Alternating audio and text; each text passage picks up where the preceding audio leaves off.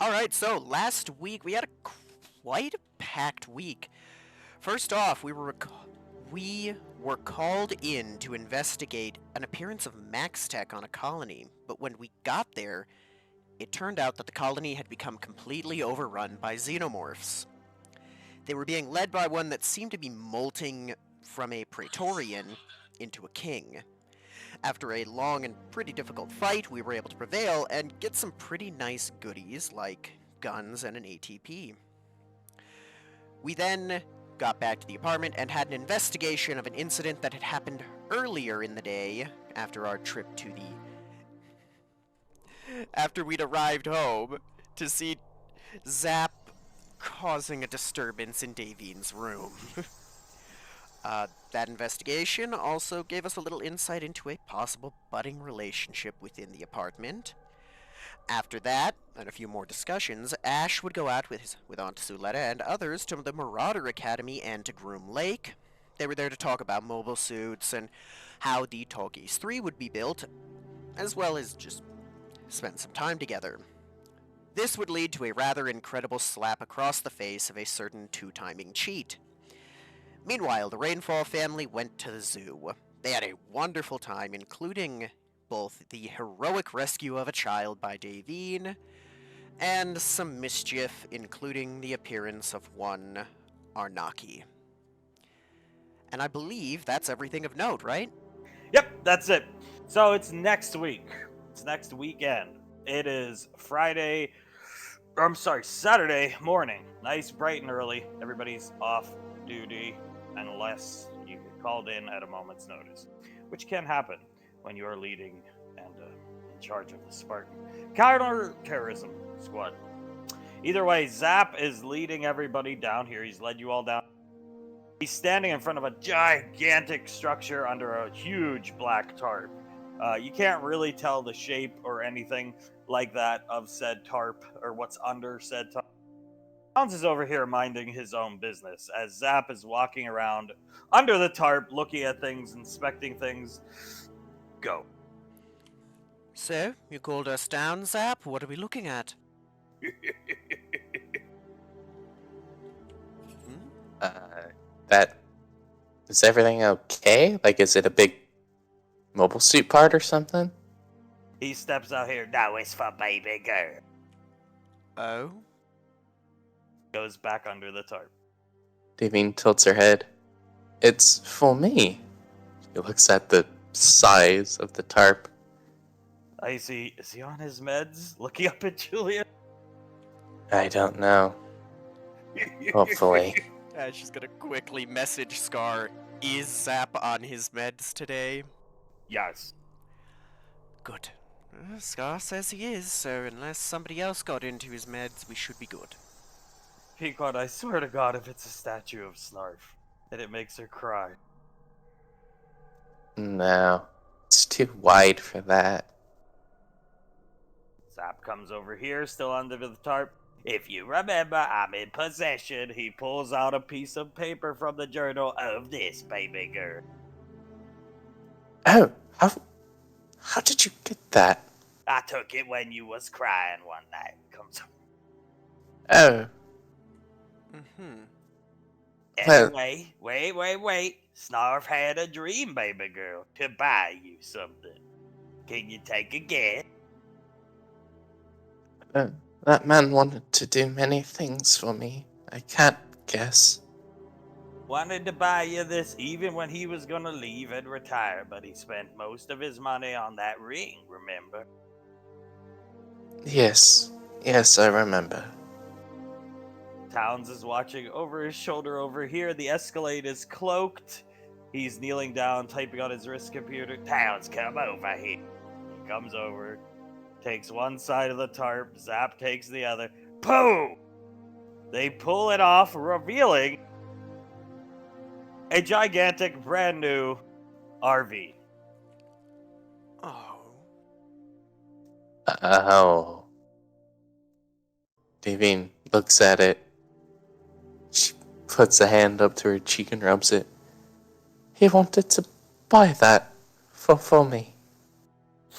Zap walking up here as Towns puts his hand on his forehead of the helmet. Oh, and walks away, not growing huge.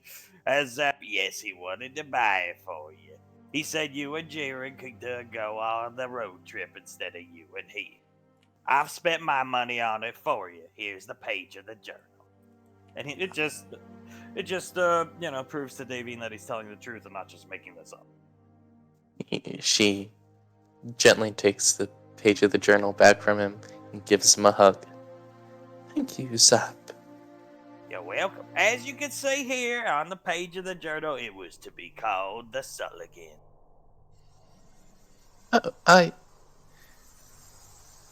Might we call it the Featherbuster instead? If that's what you'd like. He walks over here. She nods. I would much prefer it. Pequod, why Featherbuster? Filibuster. Oh, It was, Filibuster. Sorry, excuse me. it was Snoffslaff's name. Good choice, Pequod, looking down at Davine, smiling. Thank you. What She do you looked- think of it? Come on up, all y'all.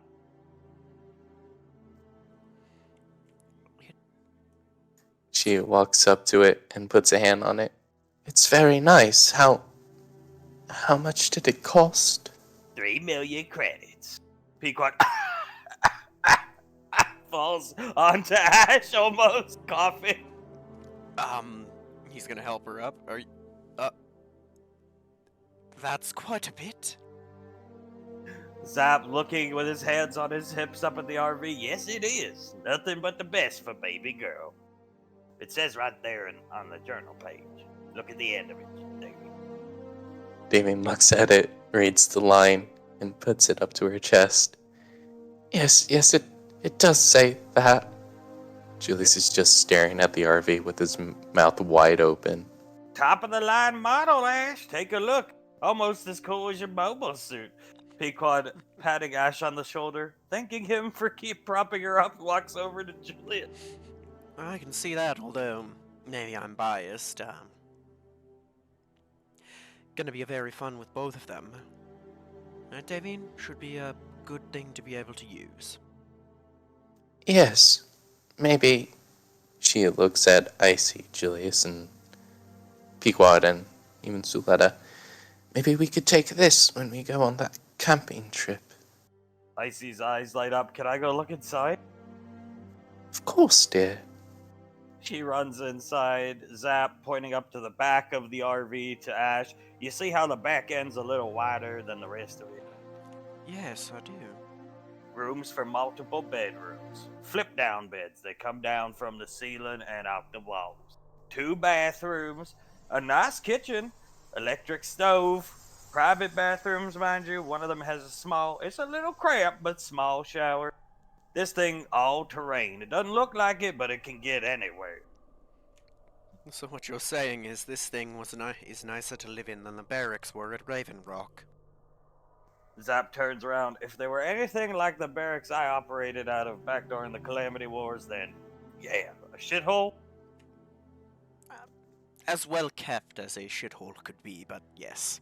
Then you would have much more fun. He puts his hand on the side of the RV in this than Raven Rock.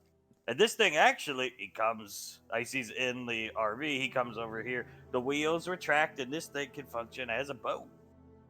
Comes over here. Look, there's propellers on the back. It points to the... Fall over. That is impressive. So that is just even more than just better than Raven Rock, with the notable exception of where I live now. This is nicer than anywhere I've ever lived. It's nicer than my place back home, I think, honestly. He puts his hand on his stomach and starts laughing as Icy pops out of the top. There's even a sunroof. Puts her head back in. Damien chuckles and looks back at Soletta. It is, very nice. Soletta crosses her arms and walks up next to Davine. Cozy, really. Yes, very cozy. We shall have fun using it. Icy's head pops out. You can just barely see her popping out of one of the windows. Oh, wow, there's access to the E-net and everything. Zap, yeah, it comes with an unlimited plan. You can access the E-net anywhere. Most powerful transceiver in the galaxy. Incredible. It's all automated too. Zap comes over here. You go to the bathroom, you don't got to worry about emptying the tanks. Even has a water resupply feature. You got to get it into the water, of course, function as a boat, but it'll filter drinking water for you. It's completely self-sufficient, and it's powered by solar, and it has gas. If you don't have it, good weather for solar energies, then you can just stop at a gas station or plug it in. It takes all 3 fuel sources. Icy pops her head out of the window again. This place is amazing. Goes back inside.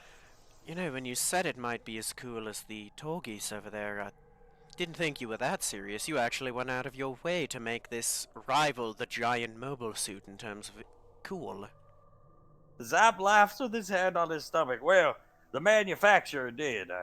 Tommy Wiseau apparently owns this company that sells these things, so I asked him for help and he cut me a deal. They're actually worth about 10 million credits. Oh. Okay. He says something like anything for Davey, and then I corrected him and said baby girl. And then he walked away in confusion. Anything for baby girl. Yeah. Head pokes out. Wow, there's even game consoles inside. Zap, you see, only the best for baby girl's family. Is there an Amalco in there? She goes back in, disappearing. You hear, no, thank God, muffled coming from inside. This is wonderful, Zap. Zap, thank you kindly. Snarf spent a lot of his money at the end on gifts for people and stuff.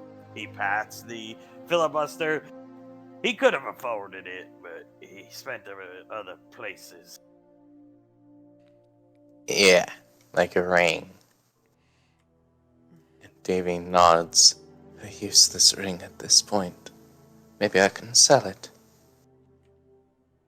Or, hold on to it. I mean, he did buy it for you, and after we have a discussion with a certain dragon, who knows? Could have been given to you for a different reason once he's back. She nods. Yes, perhaps. She looks up at the RV again. 10 million credits. Zap, yeah. Inside, everybody hears a muffled, what's this button do? And the whole front side, or side of the that you can see here, opens as if a door opening down. And Zap, oh yeah, it opens up from the side so you can cook and have a view. And eat and have a view. This thing is amazing. They don't call it the ultimate RV for nothing. No, they don't. It may actually have more features than the Nova. AC comes out of the opening looking around. That thing is incredible.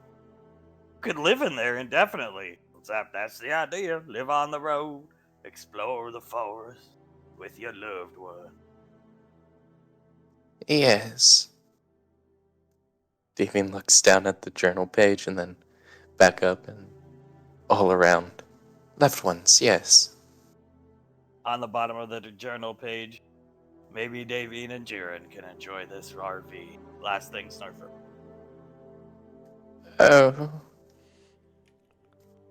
Well, puts his hand on it, walks up, puts his hand on her shoulder. Well, it may not be much of a consolation, but at least Auntie gave Jiren something very nice to enjoy. Davine sort of perks up at that and looks back at Soletta. Yes. Yes, she did. Soletta, I don't know what you're talking about. Oh, I don't know either. It must have been an edited video. Pequod grabbing Julius's wrist.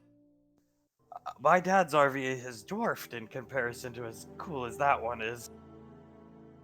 Really? Yeah. We have a better RV than General Rigo himself. Zap, oh, did I mention it can fly? Comes over here. Pequod almost falls over again. I see propping her up. Yeah, no, you forgot to mention that part, Zap. Well, in case you're in bad weather or you get stuck in the mud, you just engage the thrusters in it. It only has about 10 hours of flight time, and it can't go out of atmo. So you ain't going to different planets in it, but it is the ultimate camper. Made for a family experience. So there's one thing it can't do. Exactly. Can't leave the atmosphere, he's pointing at. You'll just have to load it onto another ship to take it somewhere to camp off Earth. Zap nods his head. Yeah, when you want to go on your trip, you have to get a ranger dropship or something to take it down. But he even bought a lot. He hands Davine the deed to a lot where it can be parked on Earth down in Nebraska. There you go. It's in your name now since he's dead. It was in his will. Oh, it's in his will. Yep. Oh. So how's it going over there, Towns? Towns awkwardly turns around. I'm taking readings of the floor. And Pequod, what? And starts walking. You mean you're taking readings of anything that might be leaching off the tall geese during its construction, right? Yes! As Pequod steps closer, Towns standing in front of her. Julius puts a hand on her shoulder. Weird SIS stuff. They have to take readings of that kind of thing. She's looking over Towns' shoulder, blinking. Get out of the way, Towns, please. He moves. You see her squinting. It almost looks like there's a faint outline of something there. Steps closer. Towns is not going to touch her, so he steps away. Zap, didn't you spill something there the other day? Something toxic? Zap is currently holding David's hand with both of his hands, rubbing it lightly, trying to comfort her. Toxic? No. He's gonna give him a look of, look of say yes while nodding. Yeah, you said you spilled some kind of not good coolant for the tall geese, right? As he's gesturing towards Pequod walking over there. Oh, yeah. Coolant for the cockpit air Freon! Yeah. Pequod, Freon? Like an air conditioner, squinting as Towns steps back. Julius picks her up and makes her look at him. Yeah, Freon. And he grits his teeth. My very good girl. I think I need some help with something upstairs. What do you need? Just help with, something. Pequod looking at you, confused, looks back. Well, if you spilled something there and there's, fumes that make it look like an outline as Icy comes and pulls this up on her wrist. Which immediately catches Pequod's attention. We knew the world would not be the same. Few of the crew laughed, Denaria cried, and Globnock was silent. I myself, upon first hearing the backstory, remembered the line from the Hindu scripture, the Bhagavad Gita, Vishnu trying to persuade the prince that he should do his duty, and to impress him, he takes on his multi-armed form, and he says, now Ash has become death, the destroyer of worlds and minds. Suletta looking at it. She has it blown up big on her wrist computer. Suletta looking at it, hand over her mouth, trying not to laugh. Lightly elbows Davy. David looks over at it and scoffs and stifles a laugh. Zap, what the hell is he talking about? Even confused, holding Davies. The way he felt when I tried to confide my past in him. Pequod cat starts cackling at the top of her lungs, and Icy smacks her lips and closes the image as Pequod, I'll help you with whatever you need up there. Oh, thank you. Thank you. And he'll, carrying her, start taking her back towards the RV. Towns, as you're carrying her, Towns is pointing to the elevator with his thumb. Julius nods. Let's go do it now. Oh, okay. Zap lets go of Davine's hand. Well, baby girl, I know Roland'd like to paint some miniatures. Oh, miniatures, yes, I would love to help him.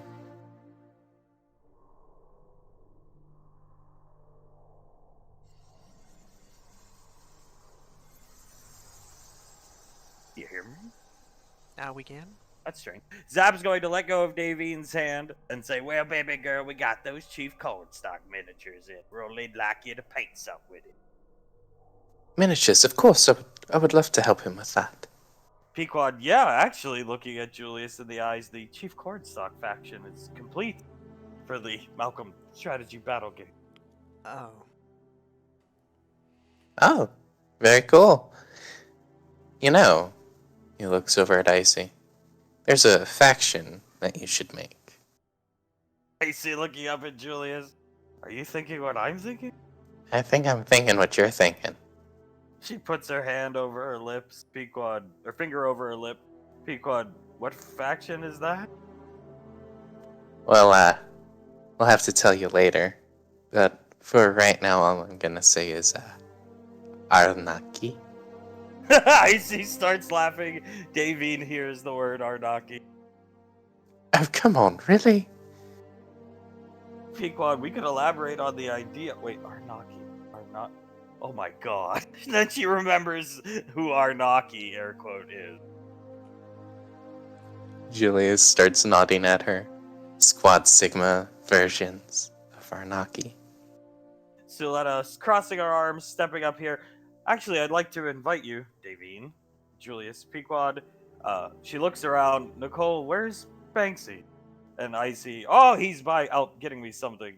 Well, you and Banksy to my house later today. Really? Yes. I would love to go with you. Only if everyone else wants to, of course.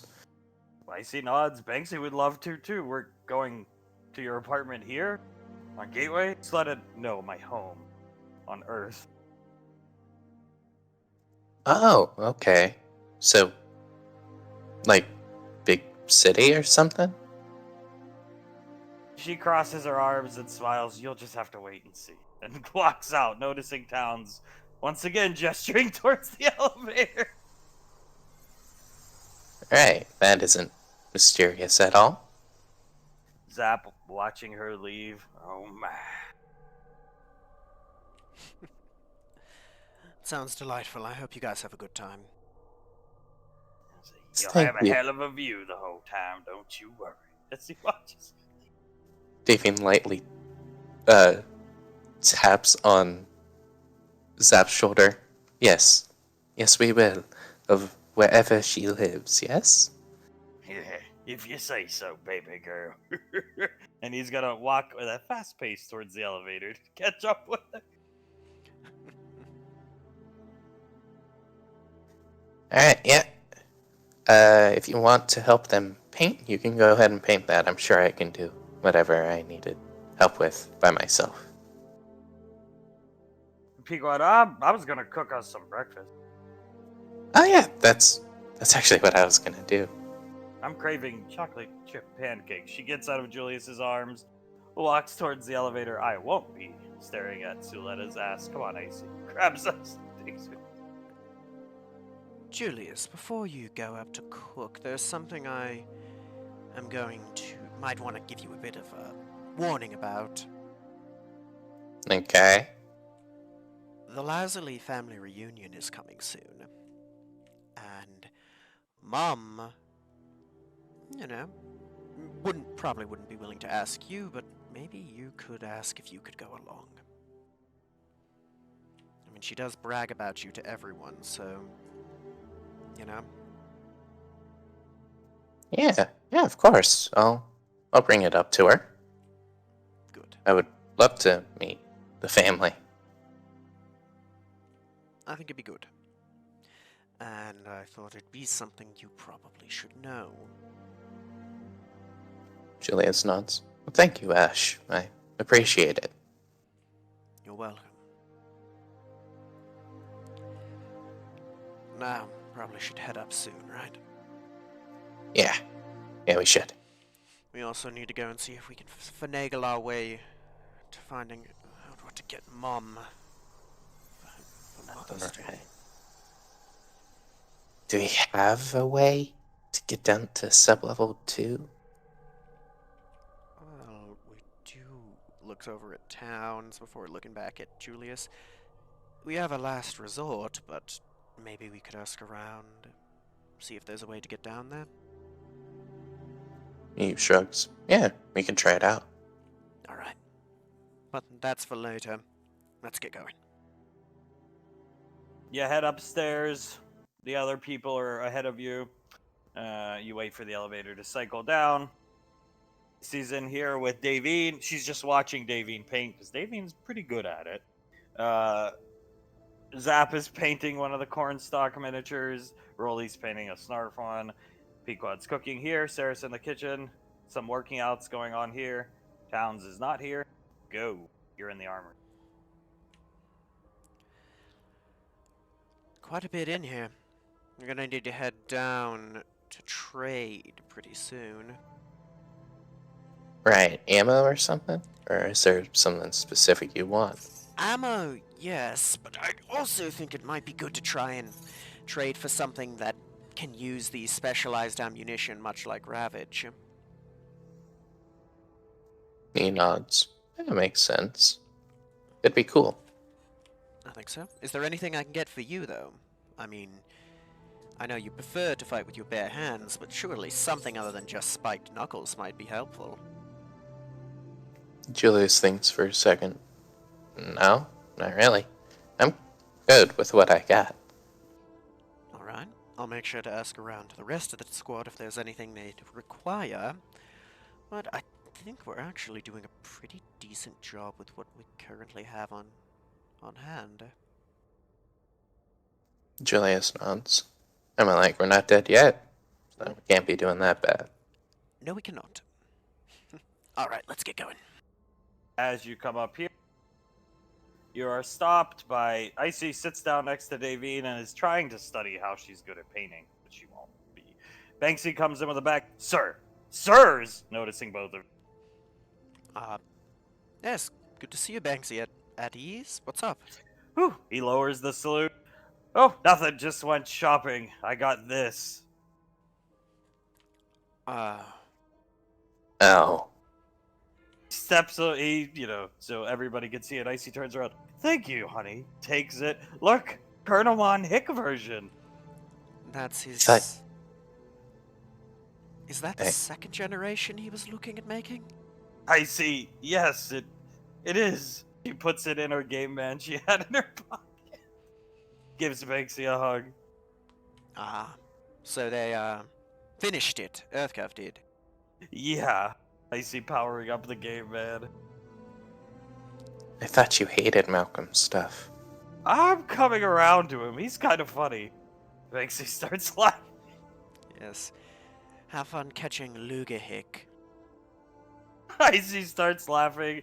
The menu boots up, and the menu is in black and white.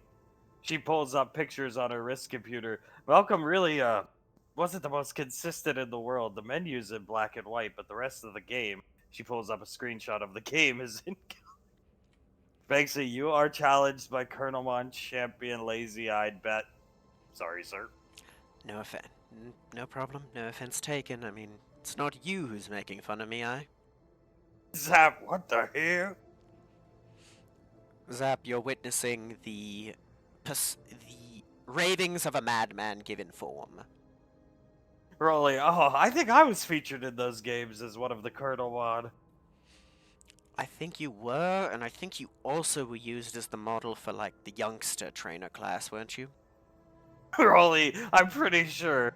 As Icy pulls up another screenshot, look, everybody you battle is just a version of Trainer Lazy-Eyed Bastard. For the most part, yes. Banksy tries not to laugh.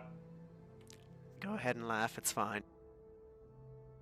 Wait a minute, what was the difference between this and Icy? The last one was Champion Lazy-Eyed Bastard.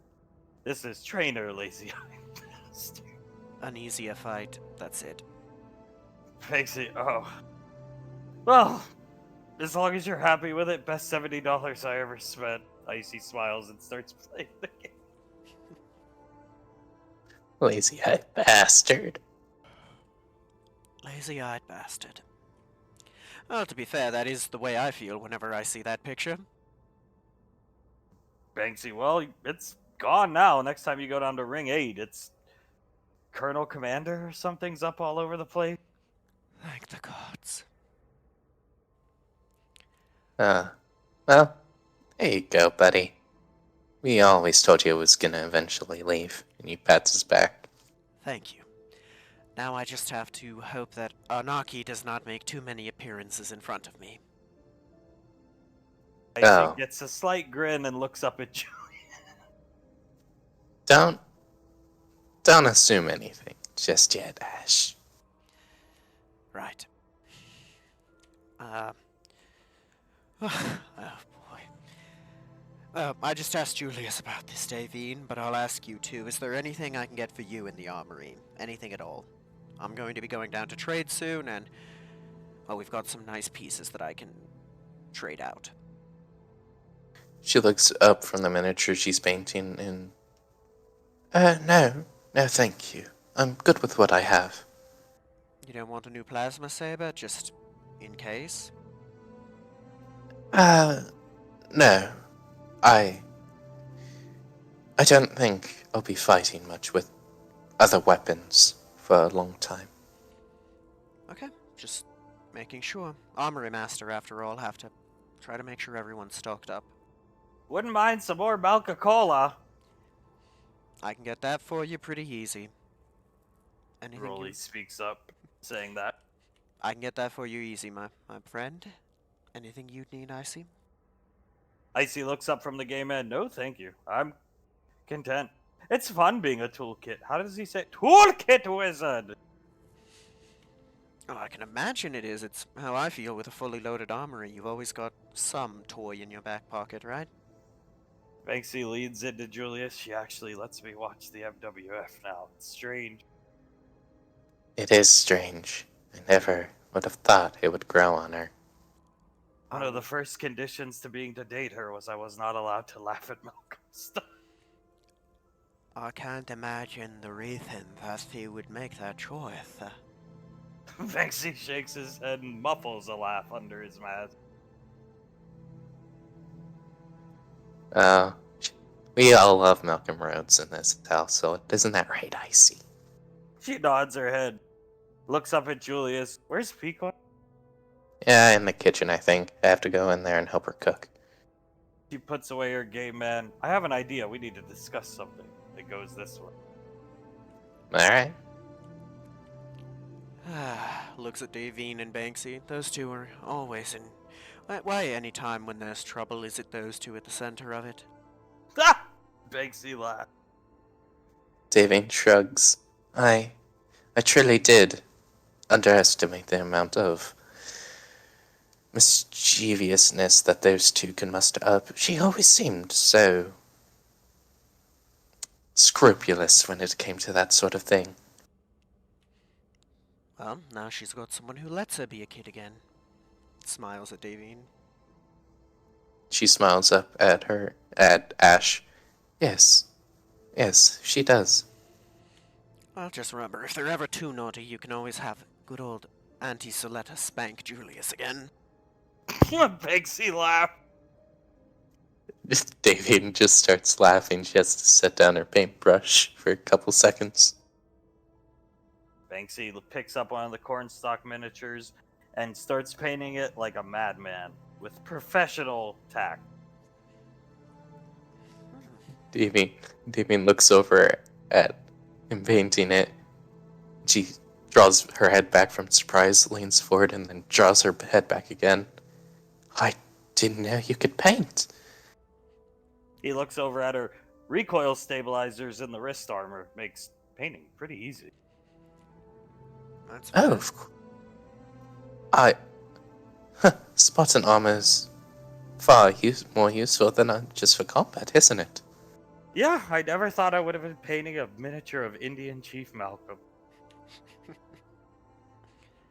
When I was at the academy, they told me I'd see many cool things and places, and I never thought I'd be here. He starts laughing.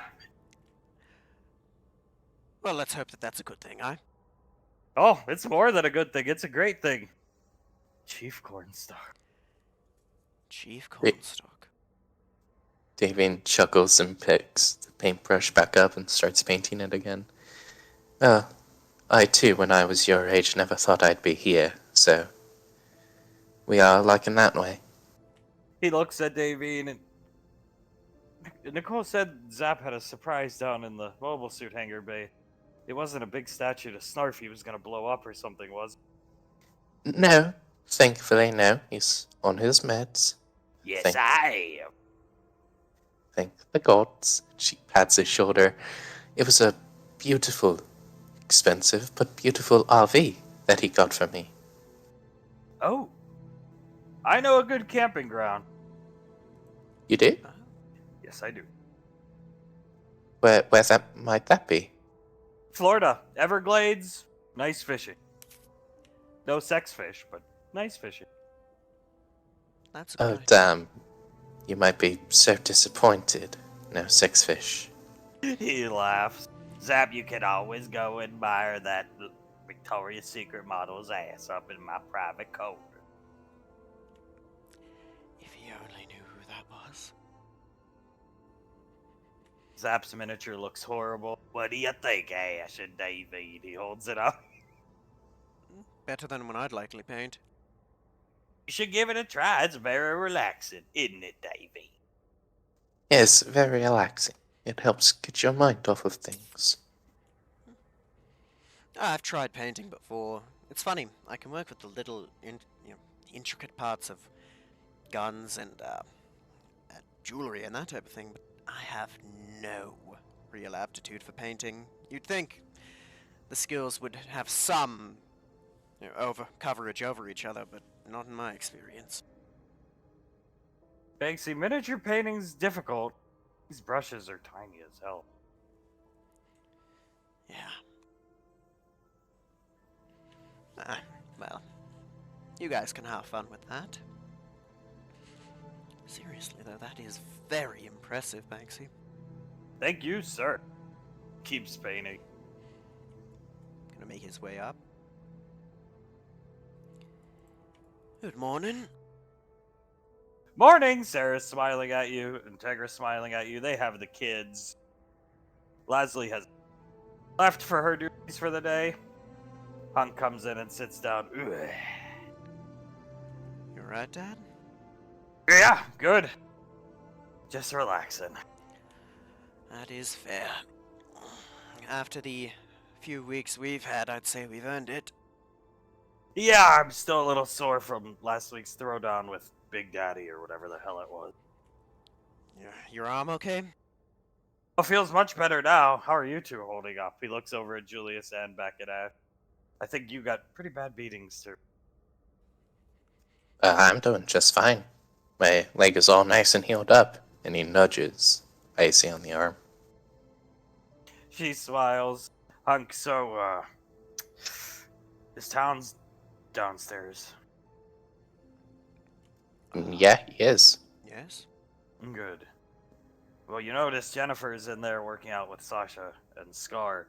We might want to start the process here of... He puts his fingers together awkwardly, hooking you-know-who up. Saris, who? We, hypothetically, there may be a plan to get two little lovebirds who have a crush on each other together. Namely, hypothetically, Jennifer and Frost. Pequod turns around, starts laughing, hands Julius a plate of chocolate chip pancakes. He'll give her a kiss, sit down, and start eating.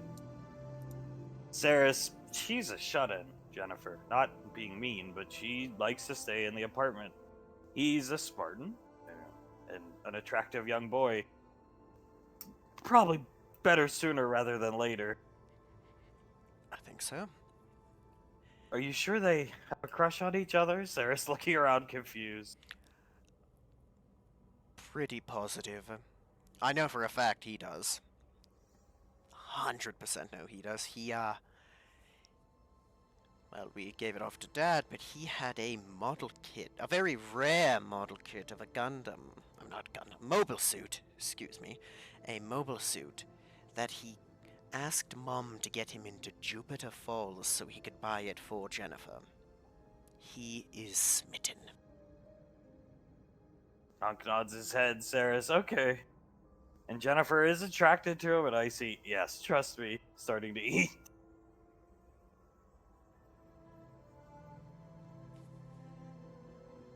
I think they'll make a good couple.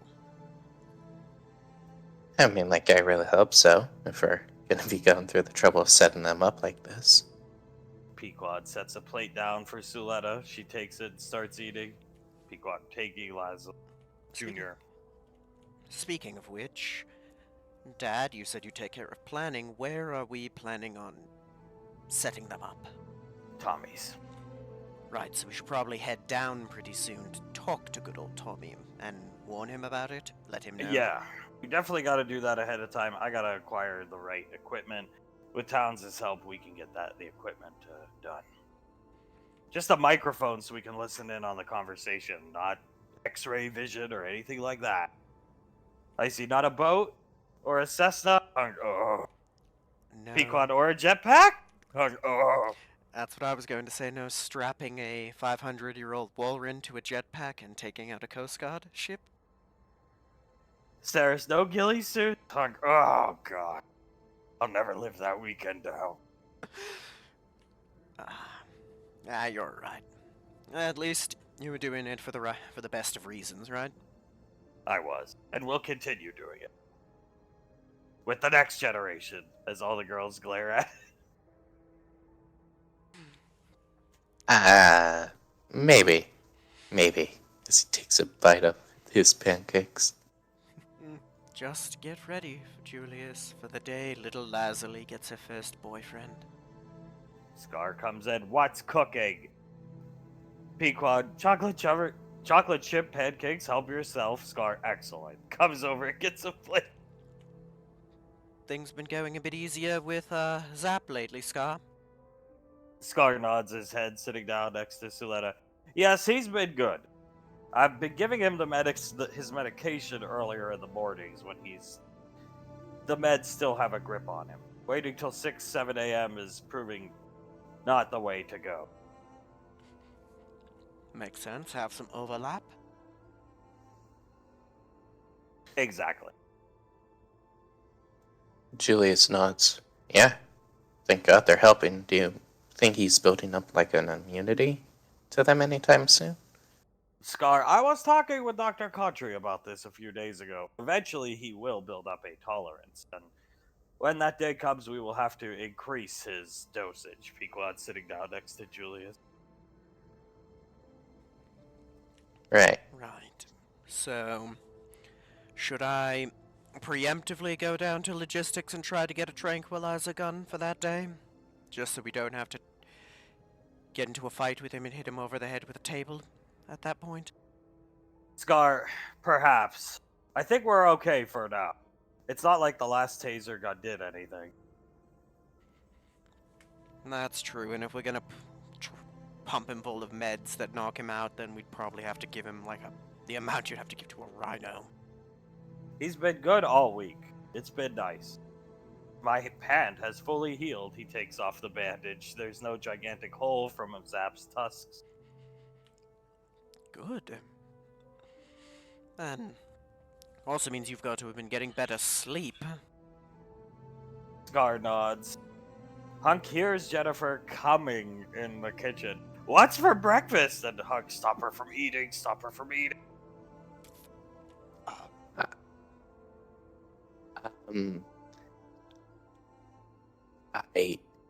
Chocolate and pancakes. Help yourself, Jennifer. As Hunk, idiot. Sorry. Jennifer, how's it been going helping with the Torgies with Zap the last few days? I know he's been actually all there.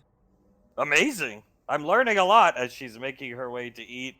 Icy and Julius's head. If she eats now, how can you convince her to go meet Frost somewhere? Actually, there's something I need your help with real quick, if you wouldn't mind. She turns around. What? If you wouldn't mind, you want to come? I have to ask Zap about something for the Torgies, and you are effectively his apprentice as well, so maybe I'd like you there as well. Hear Okay, what we talk about. sure. Alright, come on. You make his way down. They go here. Icy turning to Julius. Smooth. Yeah, thank God one of us is. Oh, dear God. Saris coming with Ash. Zap, there's something, if you don't mind, I'd like to ask you about for the Torgies. Horse. I had forgotten when we were talking over at the Marauder Academy and at Groom Lake, but I had a thought that... Am I correct that the Epion had, I believe they were called Veneer thrusters is what they were called, right? The Taugies did, yes. Yes, would it be possible to have something like that on the Torgies 3?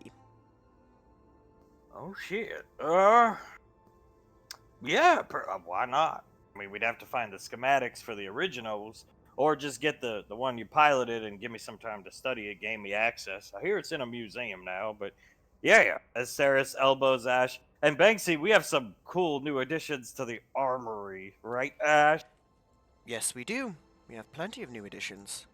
And you could come down to the armory with Jennifer, Zap, and I, right? Of course, I think it'd be very good. You can show him off. I mean, I can't imagine any of you have ever seen a smart gun, right? Banksy, I already saw it. Icy showed me. Saris, Jennifer wants to see it, don't you, Jennifer? Jennifer, what? Looking confused. Well, I'm sure the mechanisms at play letting the smart gun auto-target might be something worth studying. Perhaps something like that could be added to the Torgies, who knows? I don't know, I'd assume you would know better, right, Jennifer? Jennifer, well, I've seen it. I haven't taken a look at it. I'm still focusing most of my efforts on Davine's gear and the mobile suit. That gear is very intricate. I can imagine. Believe me, I can make older style guns, and with help, can cobble together something more modern. That's... Oh boy. That's like well, no offense to anyone here, that's like asking somebody who's only ever built miniatures to build a steam engine, if you were asked me to look at that thing. Hunk nods, agreed. And, Jennifer, I think my wife's busy nowadays. She's always down on Ring 8, and, I'd like you to come down to Tommy's with me later and, help me pick out some food for her. Then she could see a friendly face from the apartment, and we could take it up and eat lunch with her, maybe. Breakfast in about an hour or so. Jennifer, of course! Why can't Ash and Julius just do it, though? Aren't they, like, children to her? Sarah, Normally I would, and normally I do. I have a quite busy day. There's a lot of restocking at the armory that I need to do. It's one of the... Hunk, yeah, you can help Ash take account for what's needs restocked, right? I'm sure. It's one of the fun things about getting bigger ranks and bigger paychecks. It sounds nice, but you always gotta remember there's a new responsibility that comes with every new title. Jennifer, of course, I'm willing to help. Steps here. Saris, come on, let's go down to the armory. Let's go. Davine, watching all this awkwardness unfold in front of her, Hunk watches them leave. What the hell was that? Trying to set Jennifer up with Frost. Banksy chuckles. I'm gonna go do the same to him, tell him to be there, and then we're just not gonna be there. That's how it's gonna work. Oh, and I gotta go talk to Towns. I'll be back later. I'm disappearing. Davine nods, goes back to painting. Oh, just like all of them to do something like this. Is that weird? That's what family's for, baby girl. As Icy looks up at Julius, Arnaki visiting Gateway Station.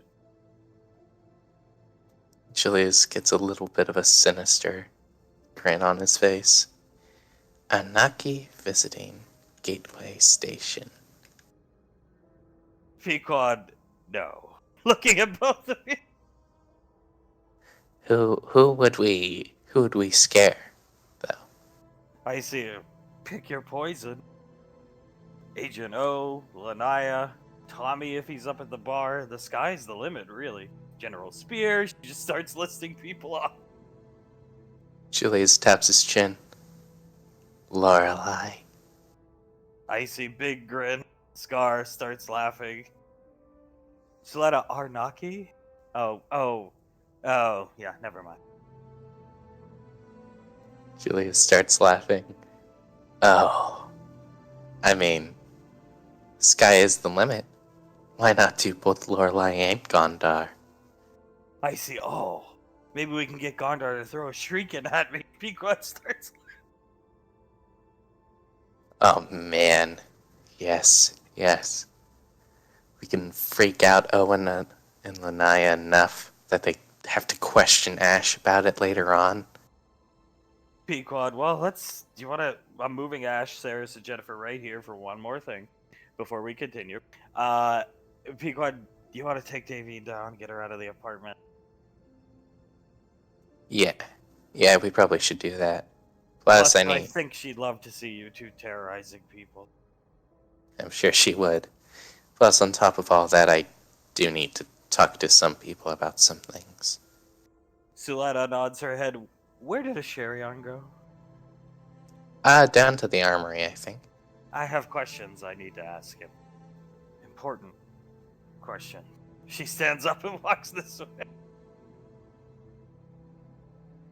I see. Let's go see what that's about. Then get Mom.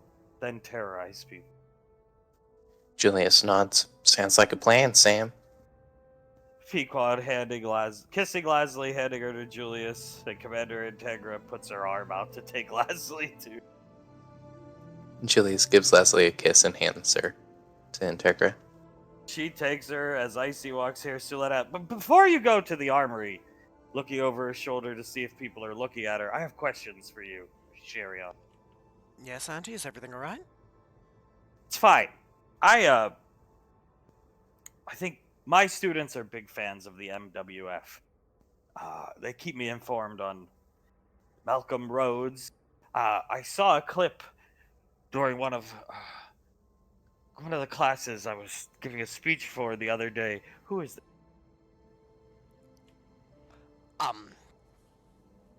I see. Wow, that looks like an actual wrestler. Did Malcolm actually hire somebody? Pequod, No. was that a princess looking at? That is Malcolm and Denaria, polymorphed to look like Malka C. and Darmel. Belker C. Banksy looking.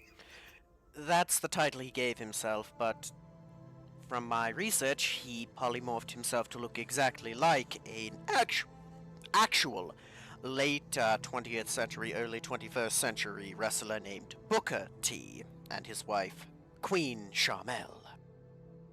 Suletta, why is he on crutches exactly? He stole a story straight from that era of wrestling and feigned a groin injury in order to avoid fighting the mime in a best of 7 series for the...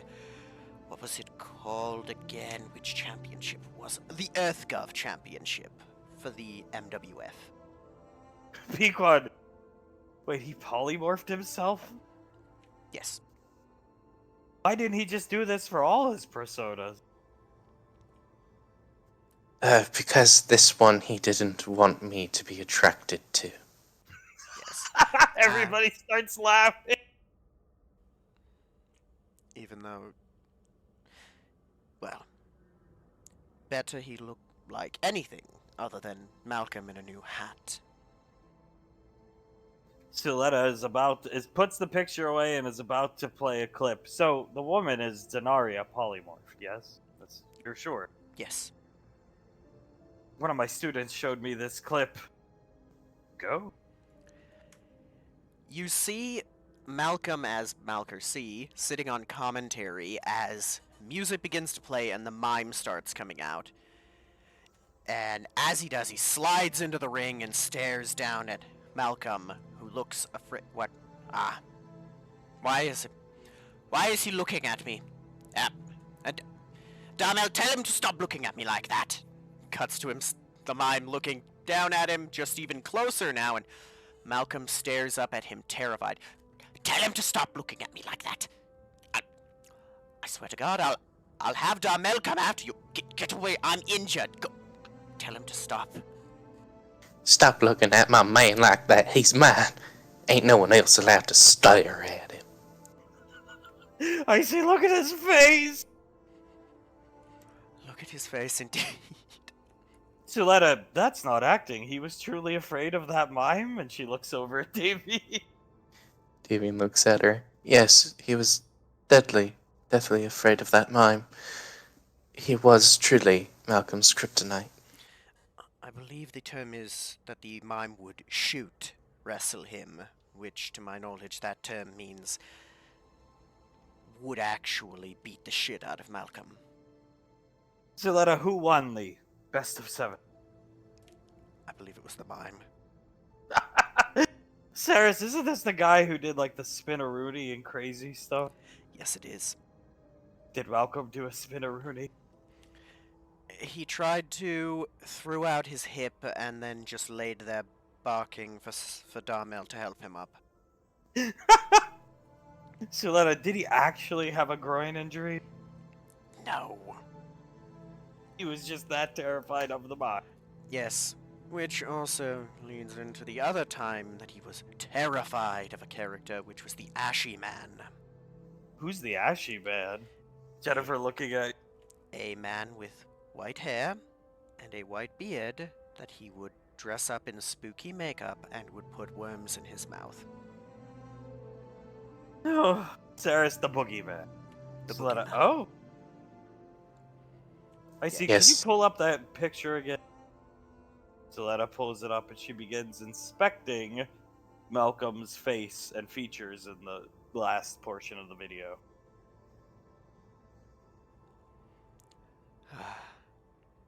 What are you looking for? And Pequod, yeah, what's wrong? And I see nothing. Just looking. Looking at it, the mime just looks like he's smiling threateningly. It's hilarious. Malcolm really looks afraid, I see, looking at this. Did he always wear suits like this? As Mal could see, yes. You should see his face afterwards, after the mime absolutely beat the shit out of Globnock in this fight. He looks even more terrified somehow. I believe that the mime was about to win and make Globnock tap before Darmel slid in the ring and smashed Globnock, or smashed the mime in the head with the crutch. Everybody starts laughing except Icy, who's studying Malcolm C with great intent. Are you getting mischievous thoughts? Nope! You can put it away now. Suletta, looking. So am I to expect that Malka C is going to make an appearance in the apartment soon? She starts laughing. Pequod, oh god. Malker C takes on Gateway Station. Well, they're gonna run out of content from the MWF soon. Maybe you can pitch Arnaki versus Malka T. Or Malka C. Jennifer, what's Arnaki? Why don't you show her Arnaki? I see. I see. Oh, no. Arnaki is an urban legend, essentially. Pequod, that's right. Or like the Wendigo. Urban legend. Jennifer, oh, okay. Yes, and what kind of legend is he? Pequod, well, it's much like the Wendigo and looking around. Native American legend. It's a punished creature that would come out of the woods and steal bad Native American, children and torment them with his ever-growing lazy eye. Icy. Out of the side of her mouth, it's Suletta, coming over here. he would eventually take the children and make them adopt him instead of him adopt them. Pequod hand on David's shoulder. You want to come down to Gateway with us for a while? Davine nods. Yes, I would love to. I think we need some adult supervision, if you know what I mean. She looks at the two of them. Oh, are they going to be doing things? I think we're going to be having some fun. Yeah. Oh my, then I should come along. Zap speaks up. Suletta, since you're still here, we all going down to the armory to look at something. I really wasn't listening. Something about smart guns, but Vernier thrusters on Ash's frame. Suletta, could that frame even support those? I'm not sure. I'm not either. I just wanted to ask. I thought with it being far more of a dueling suit that the ability to get in very quick through the use of those would be advantageous, kind of like it was for the Torgies. Suletta puts her hand out to Zap, who graciously accepts it. Let's go down to the armory and discuss. Understood.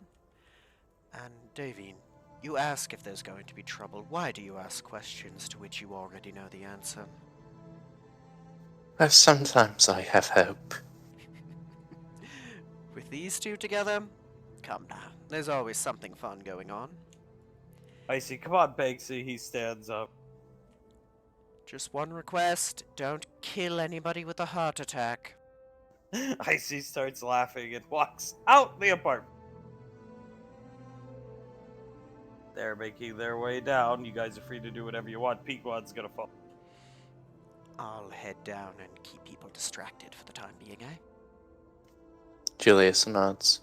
Until we meet again, Ash. And he'll follow them. Makes his way down. Alright.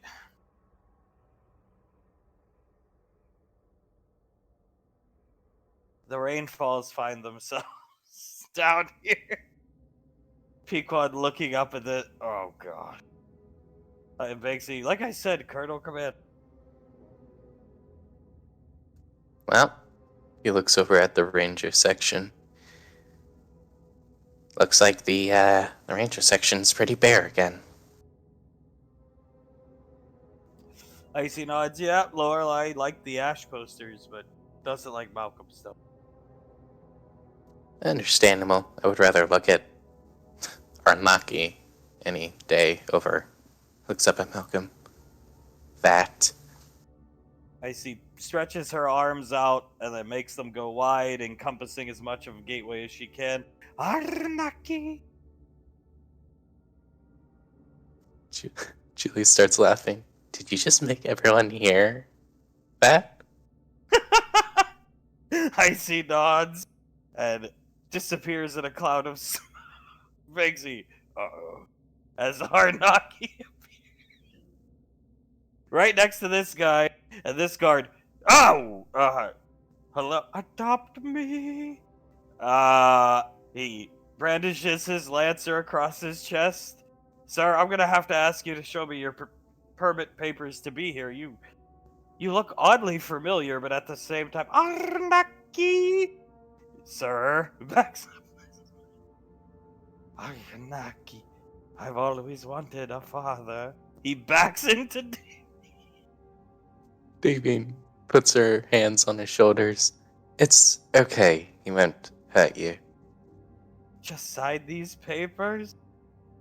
He takes the paper and looks down at it. She pulls out a fountain pen, hands it to her. I'm not adopting you. What is wrong with you? You're older than me. Arnaki! He, and quickly runs off and disappears, leaving his post empty. Oh, shit. Icy slowly starts making her way this way as Pequod. Uh-oh. I think Gondar's about to get a visit pay. Julie starts laughing as he hides behind this corner here to watch. Peacock, come on, Mom. Davine sighs, chuckles, and shakes her head. Icy is just staring at the door, staring in the door.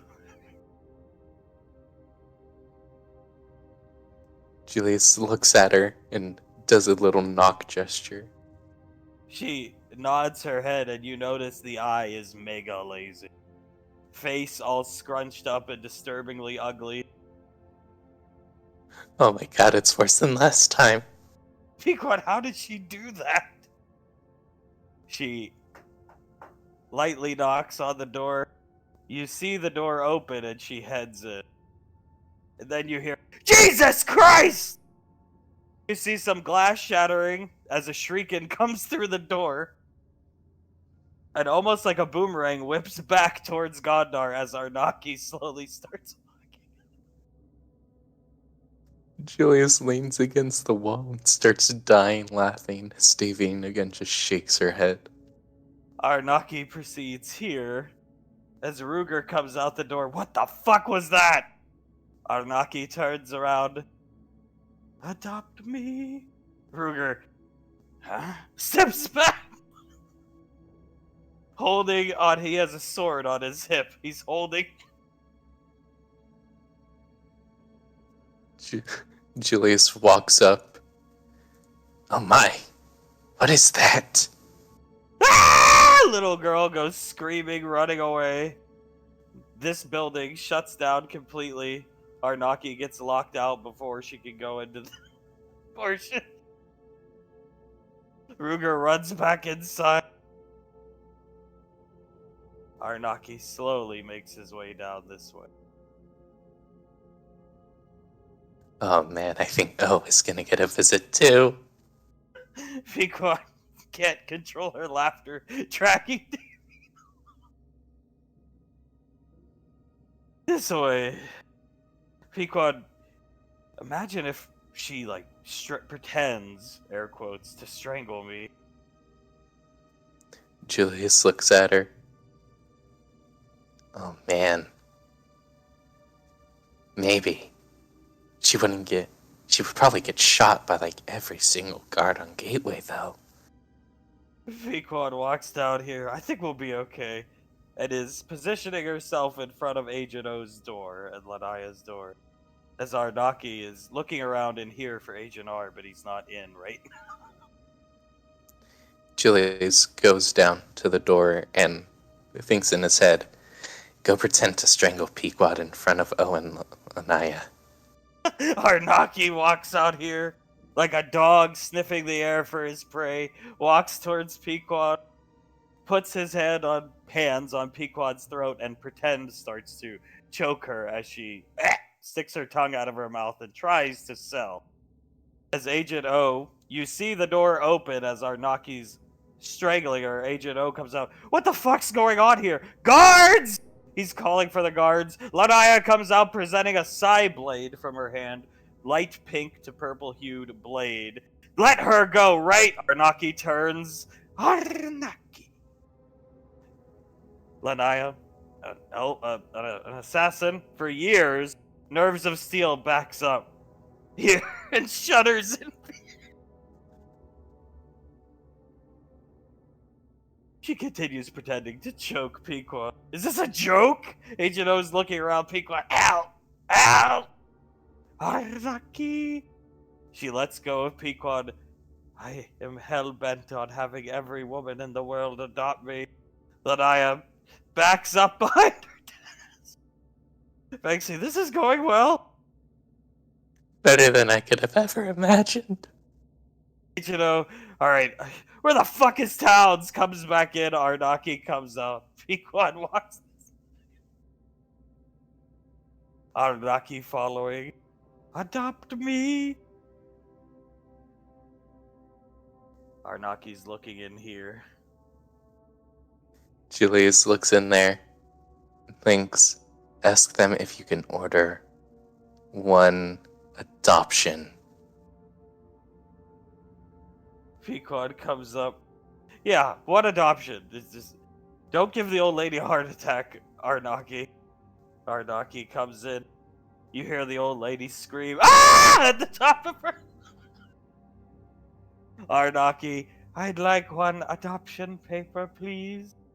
The old lady, get out! Get out, you ugly creature! Arnaki, as she's shifting in her seat running, she disappears. Her son disappears. The doors close right in front of Arnaki, and Arnaki begins to pout.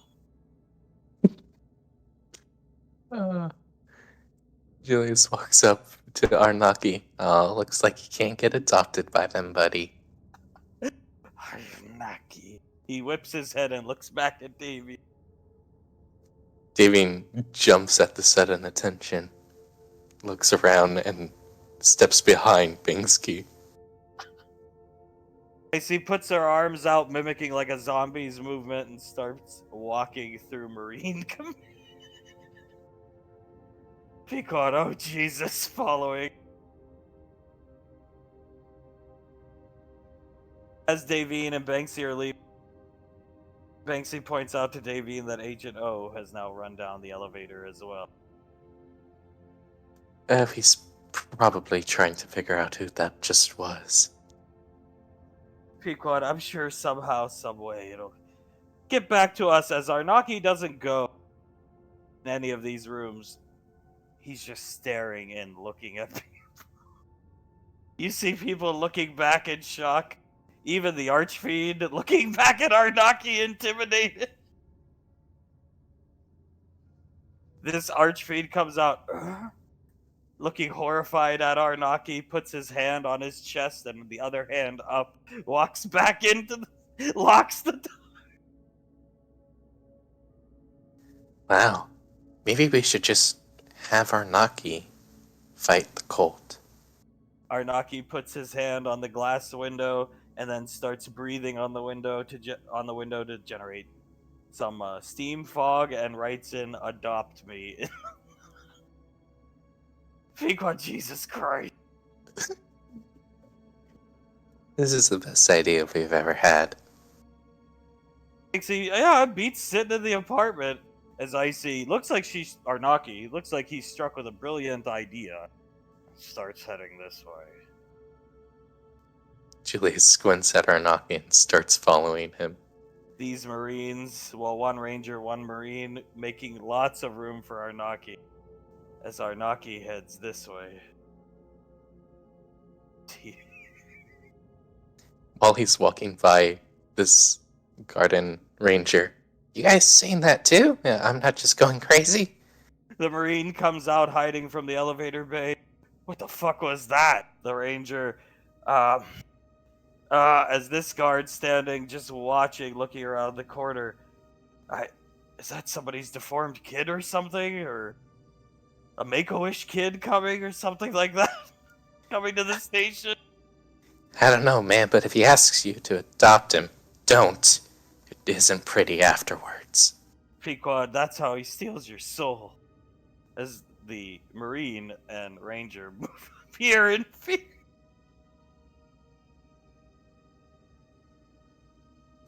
Julius walks over to here and looks at where Arnaki is looking.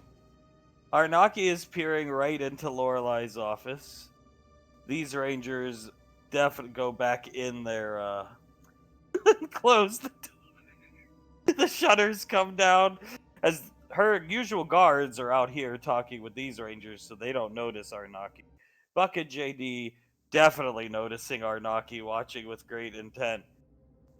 And you see Lorelai in here doing some paperwork as Arnaki makes his way to the door. Oh, this is gonna be good. Julius leans forward on the little railing that they have. Banksy's gonna help guide David up this way as Arnaki actually disappears into a cloud of smoke. And coming out of the new cloud of smoke is Melker T, making that face just staring at Pequod. Oh Christ. Julius stops leaning on the railing, pushes back, and starts laughing. General, you see her look up from her desk, look, and then look down. and then immediately look up again, staring back at Malker C, making a very confused expression. And Malker C is just staring her down with that exact expression. And she even has the headset on.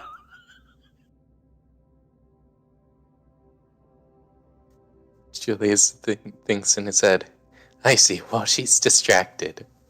Can you make an illusion of exactly that and appear behind her as Arnaki? Icy's head nods slightly as Lorelai's getting up from her desk, reaching on her hip for her sidearm. The door opens, and Arnaki appears behind her as Lorelai comes up and, wafts her hand through the illusion, making it go away. I wonder who's up to no good. And Arnaki, she just feels Arnaki's breath on the back of her neck. Lorelai turns around and falls. Julius was laughing maniacally and then he stops. Oh shit. Be quiet, she made her faint! The guard's coming out, what the hell? It's Jesus! This one backs up, brandishing his assault rifle. Arnaki! Julius runs down and bends down near Lorelai. Checks her pulse first. Banksy pushing Davine in front because he's scared of Lorelai.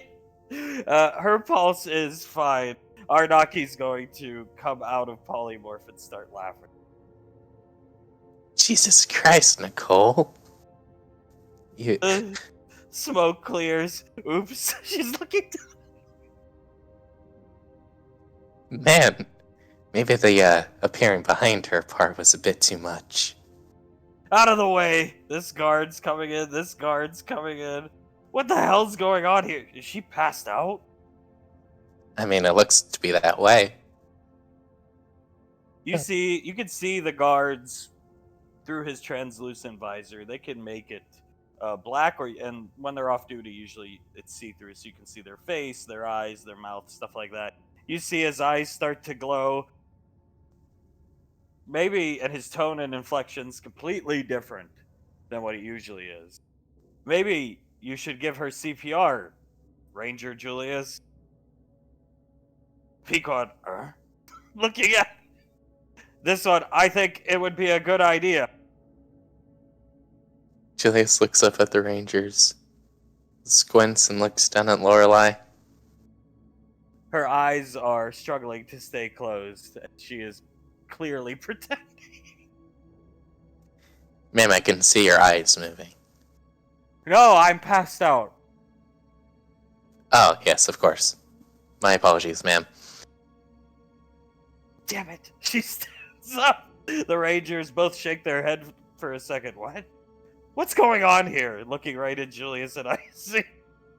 Lorelai, seems like somebody wanted to play a prank on me.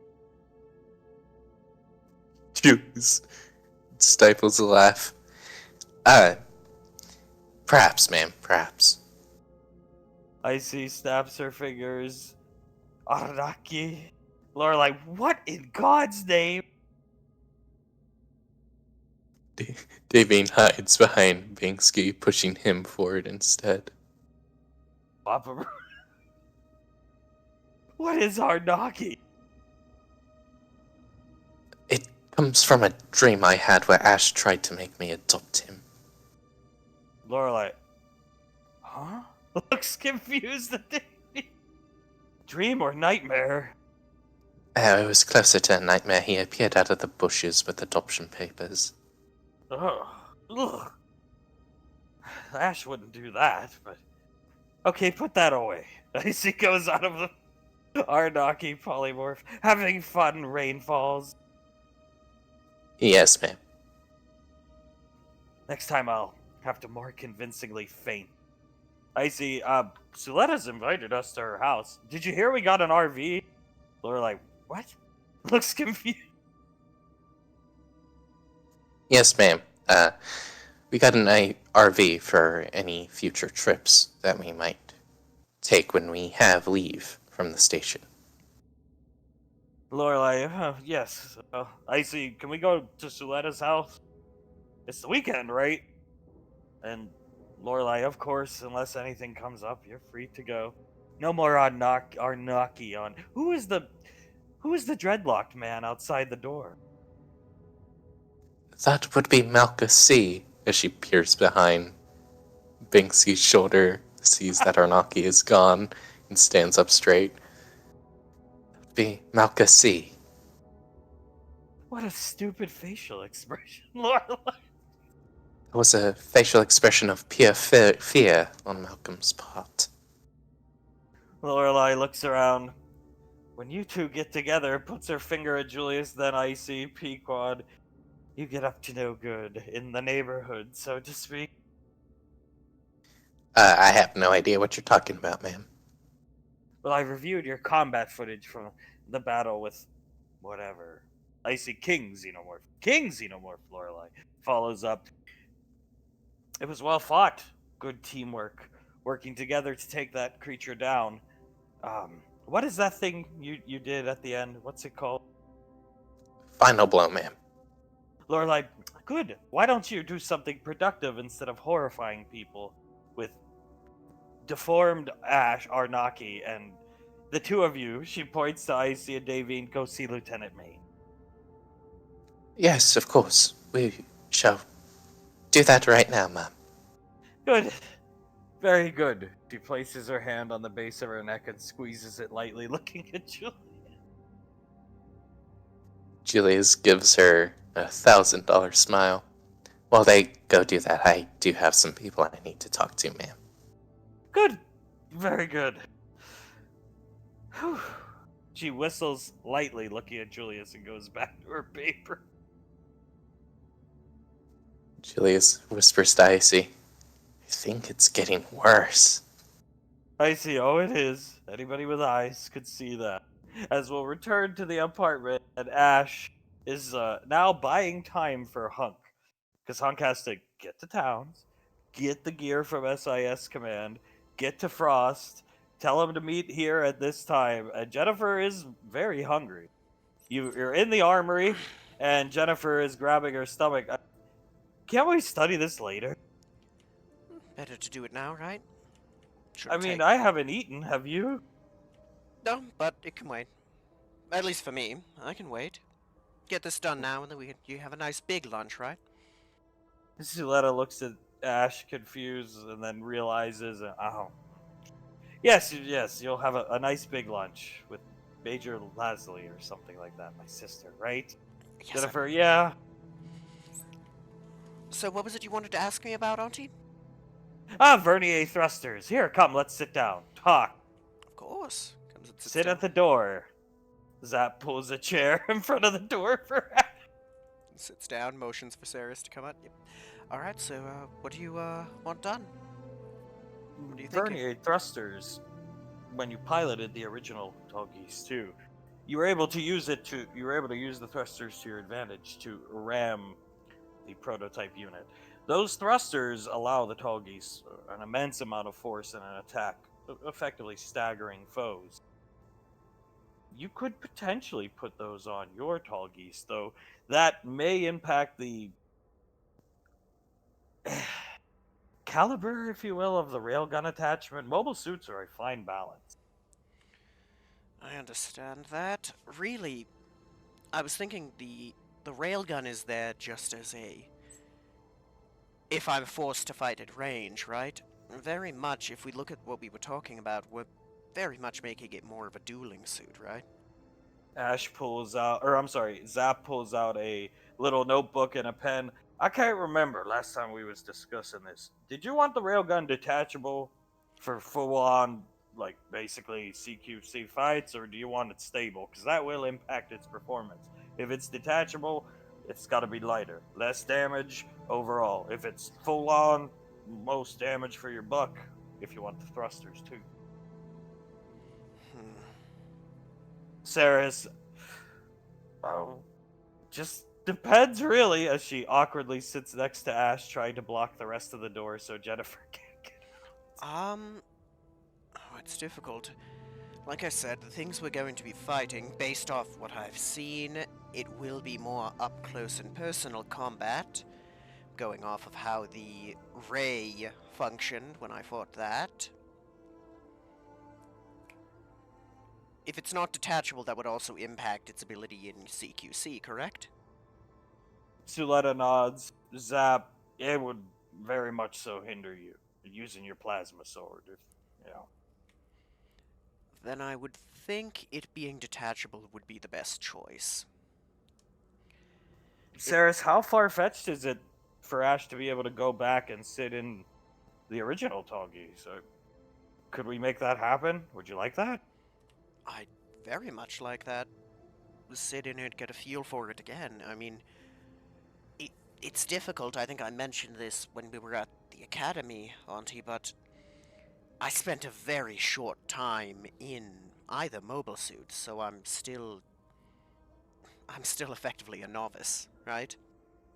Suletta nods. It would be easy to do. We could. I don't even need to accompany you, though I probably should. But I can get you access anytime, anywhere. It would take a few days. They'd have to get it out of the museum, take it to the airstrip in which you first originally piloted it. But you could play around with it there if you'd like. I think so. That may enlighten me on a bit of what I'd like to do, I believe. Use the term "play around" lightly. Don't cause any collateral damage. You see her sweating slightly. Otherwise, you'll be answering to Lorelei, as will I. Auntie, remember, I'm the responsible one, right? Yes, you are. But those things are quite destructive. Yes, they are. Again, 6 inches to the left with one of those footsteps. Jennifer, it would be cool to go there. We could stand on the ground Malcolm unleashed Monkey Boy. As Sarah's. Oh, God. Yes, you could. And you've never seen the Torgeese in person, have you, Jennifer? She shakes her head. Suletta, the Epion's a different story. It's under lock and key. I'm still shocked to this day you were given it by Lorelei, though I assume she knew what she was doing, given what was that thing? Dagon Dagon, Dagon, had yes. taken out multiple fleets, but the Epion is always kept under lock and key. There will be no getting back at that. I assumed it would. You'd have to. I assumed I would. That it would be like moving heaven and earth. Um. No, I think the Torgeese will help.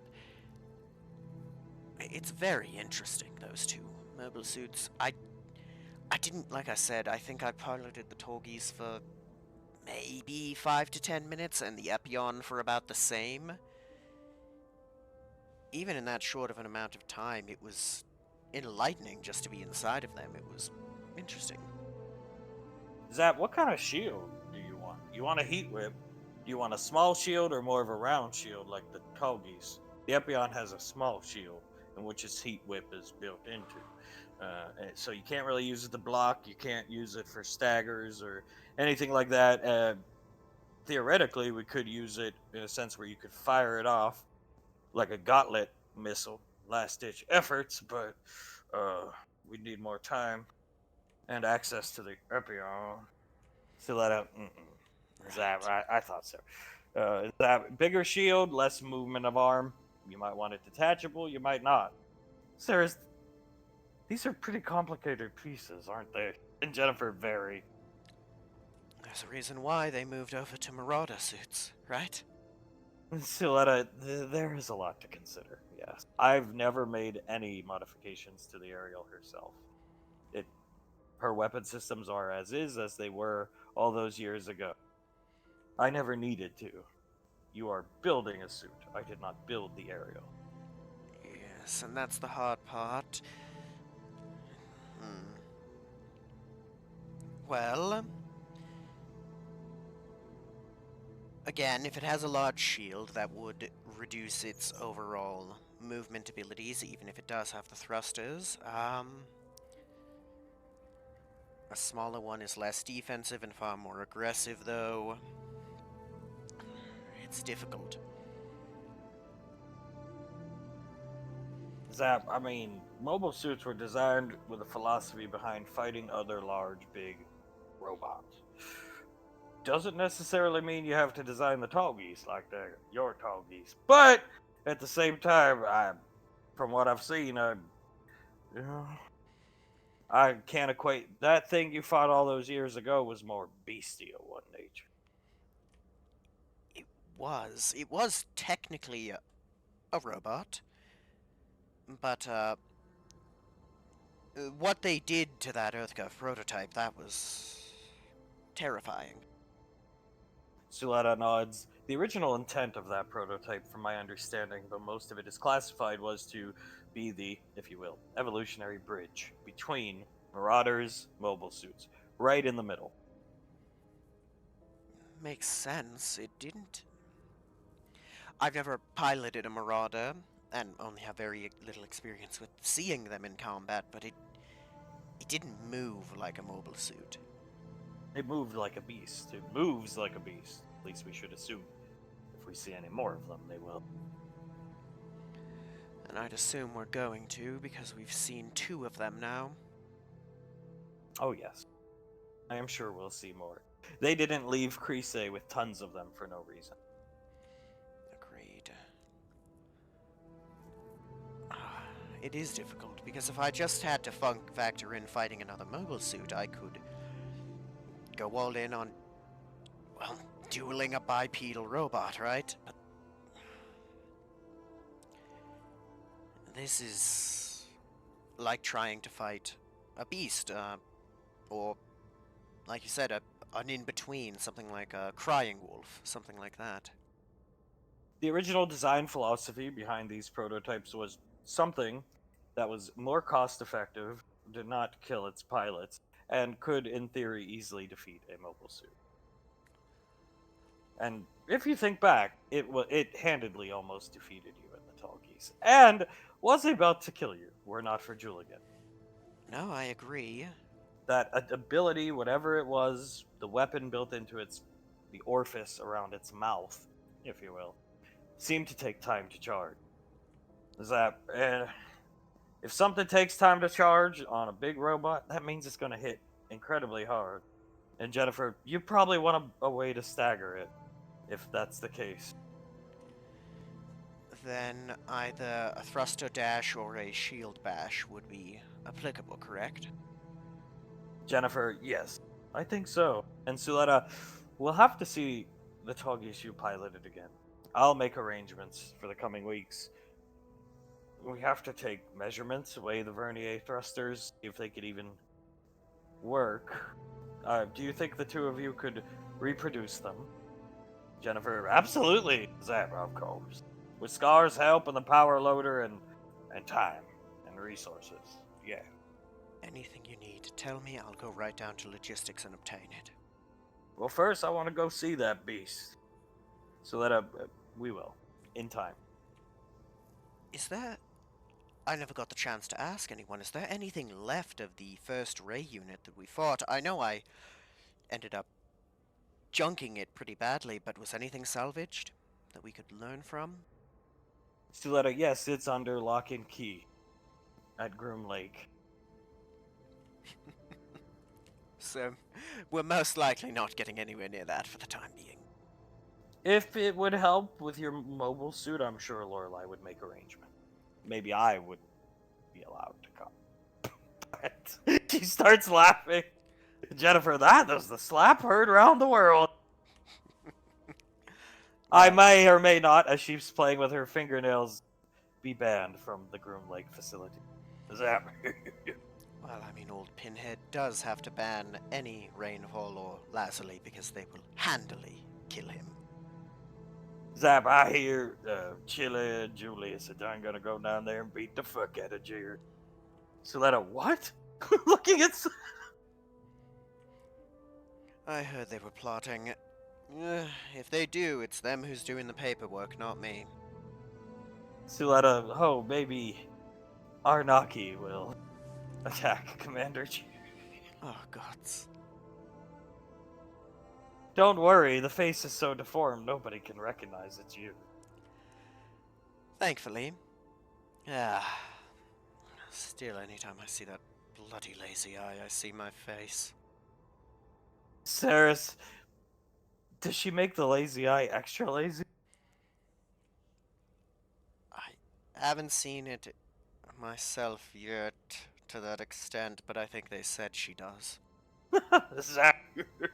Yeah. She got Scar good the other night. He still doesn't know what happened. She was just standing over his bed, looking down. Oh no. Oh, he's finally getting good sleep, and now they're gonna do that. Arnaki done attacking the private living quarters of the army. Just wait. If they're willing to prank Davine with it, they're willing to prank anyone. Gilletta, yes, I'm sure they're up to mischief down on Ring 8. Oh, there's gonna be messes for me to clean up when I go down later. Sarah starts laughing. I'll join you. Thank you, darling. Sasha and Towns come to the door. Towns looking at Ash. He coughs just like that. Towns? He gestures with his head out here. Need to talk about something? Give me one moment, everyone. I'll be right back. Jennifer, so we were coming to talk about the smart gun technology in relation to the Tallgeese, and Sarah. Another time! Comes Yeah, over. I'm sorry. Like I said, position, you get pulled in so many directions. Sarah's, Save her. my Ash is a busy man. And Jennifer, I guess. You gotta walk out. What's up? Towns, Hunk wants us down at Tommy's. Now? Yeah, we gotta brief Tommy on what we're doing, and then just remind her she needs to meet Hunk. He air quotes down there in about 20 minutes. Alright, let me do that right now. I have the mobile suit model thing. He's showing it to you right here. Brilliant. He's gonna peek in. I'm sorry, everyone. I have... SIS is requesting I do something with Towns real quick. I'll be right back. Jennifer, remember you have something with Hunk at Tommy's in like 20 minutes or so, right? Jennifer, oh yeah, we're gonna go have brunch or something with Major Lasley. Sounds like fun. Give Mum regards for me. I have a feeling that this is gonna take a while. Will do! As Sasha comes in and starts talking about the smart gun to Jennifer to buy time. He's gonna look at Suletta. Thank you. She gives you a thumbs up as there's still time for Julius to finish up whatever he needs and the Rainfalls to finish up whatever they need down here. Davine is going to take a hold of Icy's hand. I do like the suggestion of us having a little combo move together. Okay. Arnaki is ready. It will not be including Arnaki. Yes, Mom. She starts pouting. She chuckles and pats Julius on the shoulder. We'll meet with you back here once we're all done. And he nods at them.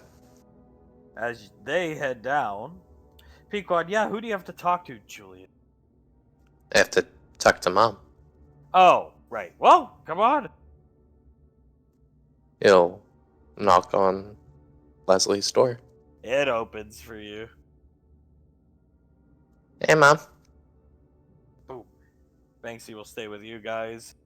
Leslie looks up. Oh, that's a face I'm happy to see. Thought you were another fan. Oh, do you get a lot of fans coming to bother you? Yes.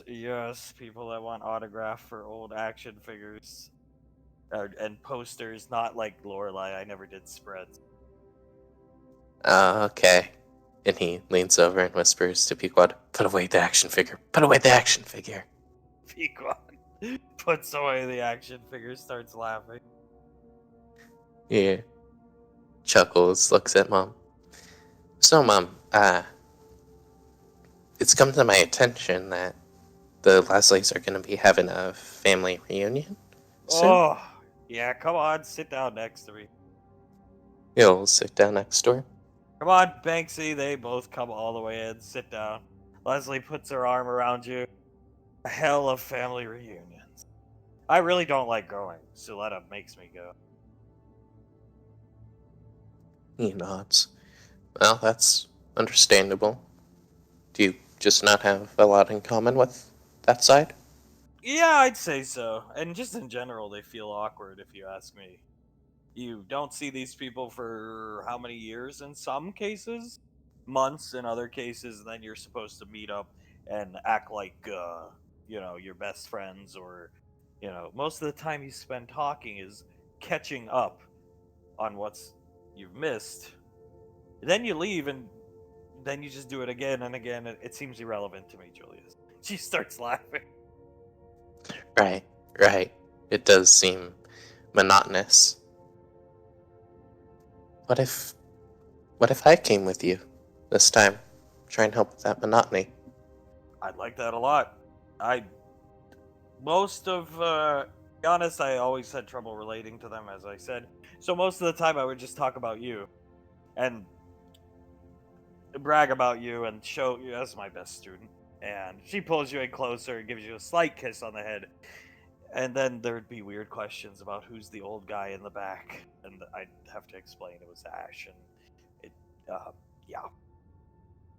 When I He, show them footage of you working out or working on your Kai moves, I remember one of my great aunts said something like to the effect of, "Is that your new husband, Laz?" And I almost vomited as Pequod starts. Julius starts laughing. Well, I'll come with you. It'll be a good talking point, and I'll make sure they bother me more than they bother you, Mom. Oh, they love to see you. She rubs your shoulders slightly, and Pequod, I'll come. Do you want Arnaki to come? Leslie, Arnaki? Is that? I heard that. I heard the name Arnaki the other night. I was in the kitchen, making a sandwich. I was stress eating, worrying about my job down here now, and I turned around and just saw what looked like a silhouette at the door, and I could hear Arnaki, and whoever it was rolled the R in Arnaki super hard. Spanksy's trying not to laugh, and then they just vanished in front of me. I honestly thought I was like tripping on psychedelics or something, like back when I was in school. Don't do that, by the way. Yes, ma'am. We won't.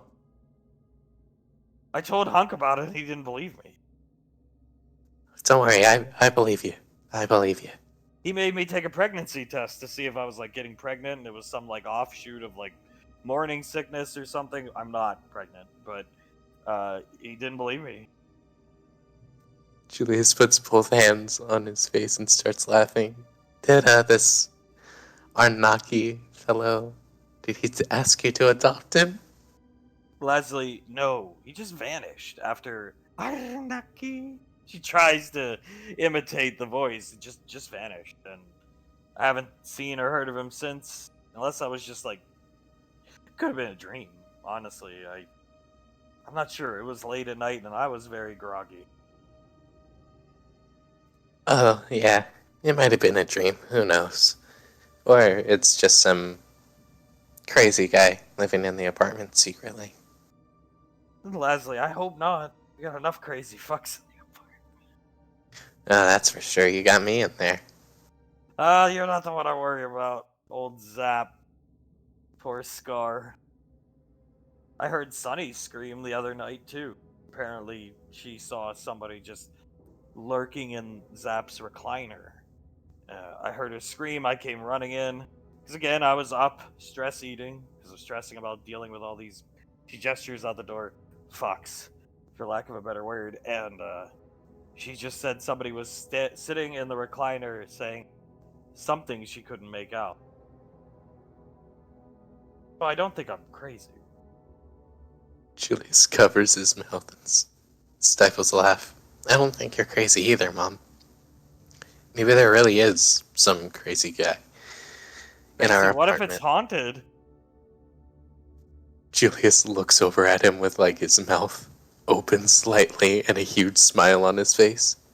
Maybe it is haunted. Pequod, Julius and I were testing the suspension on the new APC, Laz, and I swear I heard Arnaki coming from outside during our testing. Leslie, yeah, testing is one way to put it. Julius looks at her. I mean, it was freaky. The whole reason I asked if they asked you to adopt them was I didn't hear the rest of it, but I heard adoption in there. So I was just curious if it was the same occurrence, I suppose. Don't tell me we're gonna have to get a full-blown exorcist going in our apartment if it's really haunted. Now. I mean, do exorcisms really even work? Laz, I don't know. I've heard they do and don't. I really don't understand the nature of the air quote spiritual plane, I suppose, all that well. Not my place of study, but yeah, if the apartment's truly haunted, we might want to do something about it. Pequod, oh yeah, I could. My dad will come up and investigate it for us and get us the best exorcist. Yep. Maybe your dad himself will see whatever it is that we are seeing this Arnaki fella. Laz, he'll probably think I'm crazy. And Johnny and I go way back, Soletta too. But yeah. Yeah, he'll probably want to see it for himself or something like that. Well, on a bright note, I am happy you'll come to the reunion. We'll bring Ash. We should have a good time, and anybody's welcome to come. Good food, waste of time. Yeah, complete waste of time. And most of them, Suletta keeps up with the extended more than I. Most of them are quite interested in the Malcolm phenomena currently, so you guys will probably, in effect, be like stars to these people, my extended family. Yeah, well, as long as I take the focus off of you, Mom. Yeah, assuming any of us can get any sleep leading up to it with the haunting of the. I can't believe I'm saying this. I sound like one of those freaks on TV. Maybe this is the next documentary people are gonna make. Leslie, if the apartment was really, air quote, haunted, why did it just start all of a sudden? And Banksy, I don't know. Maybe the negative energy surrounding Zap prompted it. And Leslie, oh, maybe. Yeah, Master Yen told me a little bit about the spiritual plane. He said something to the lines of certain things need to happen to really trigger a spirit in purgatory to actively roam, you know? So maybe we did something, or Zap did something that is causing it. Pequod, yeah, maybe Master Yen could come to the apartment and take Arnaki head on. Julius looks at Pequod. Now that's an idea. My dad and Master Yen, maybe get old Ebenezer up to the apartment. They'll take care of it. They can take Arnaki head. Banksy finishes her sentence on. Starts laughing. Yep, maybe that's our exorcist. I'll make arrangements, Pequod speaks. Sounds like a plan. I like it. Leslie, I appreciate it. It's kind of creepy. Not a lot makes the hair on the back of my neck stand up, but this Harnaki sighting the other night, yeah. And, you write it off as it was a dream, it was sleepwalking is a thing, though I've never had it before. Hunk said I could be doing it out of anticipation of Blaze's return, which I hear is not too far off. And she smiles. But either way, when Sunny was screaming the other night and claiming she saw a figure that kind of her loose description matched what I saw, I think all the hairs on my body stood up. Julius stifles another laugh. Well, if that's happening, then it's certainly an issue. We should get people up to the apartment, try to check it out, figure out what's going on as soon as possible. Leslie looks around behind her. There's no way anybody can be behind her, but if you want to keep this between the three of us, I'll tell you. Of course. Banksy nods. Pequod nods. Scar's a pretty straight shooter. Even Scar saw something standing over his bed looking down at him. He said one of the eyes was glowing red. Oh my. Pequod, did he hear anything? And Lasley, just a hard R rolled Arnaki. That's terrible. Yeah. Pequod, yeah, I don't know what to say. Yeah.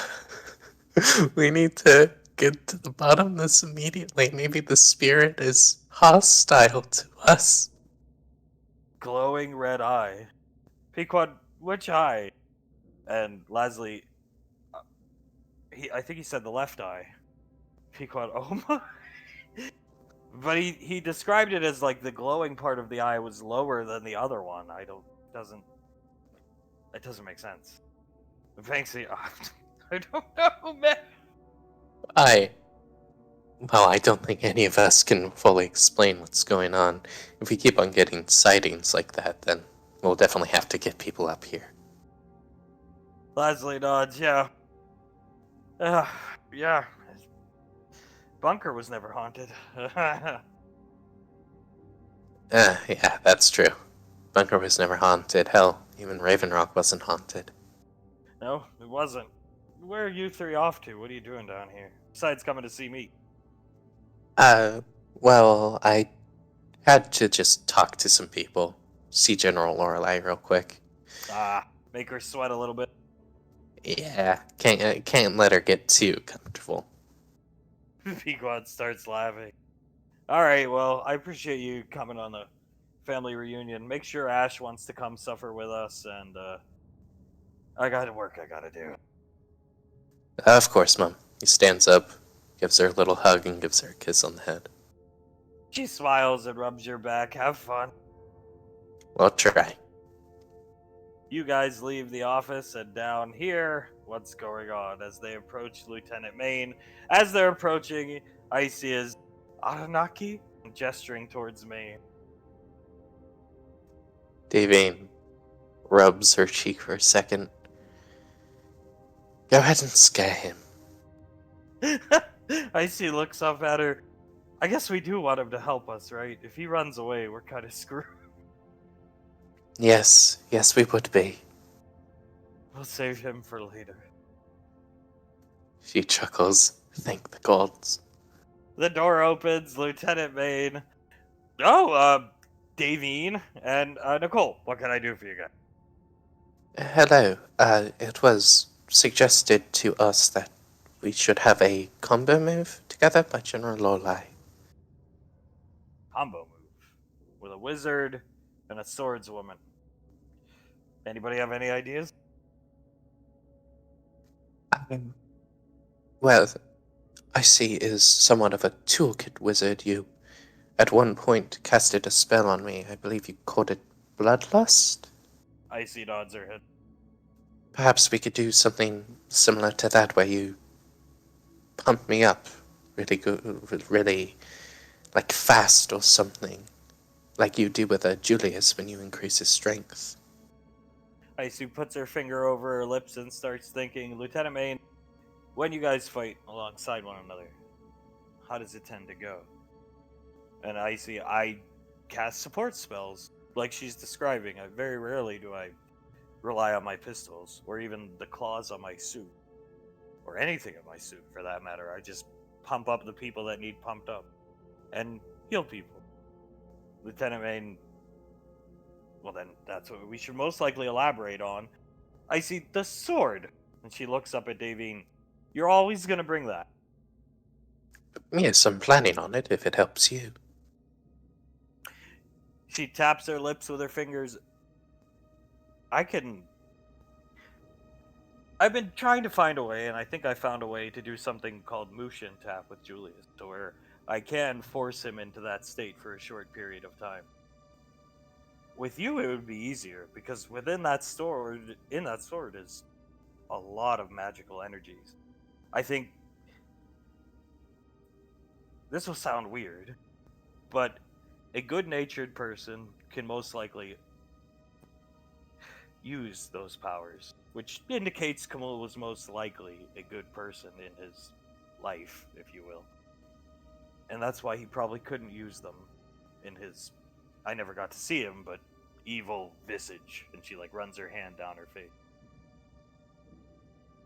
Right, of course. So, someone of good nature, if they are powerful enough or they can tap into it, can use special abilities that change them, like Julius's mission form. Icy nods her head, and it'll prove to you you're a good mom and person, and always were. She smiles at her and rubs her head a bit.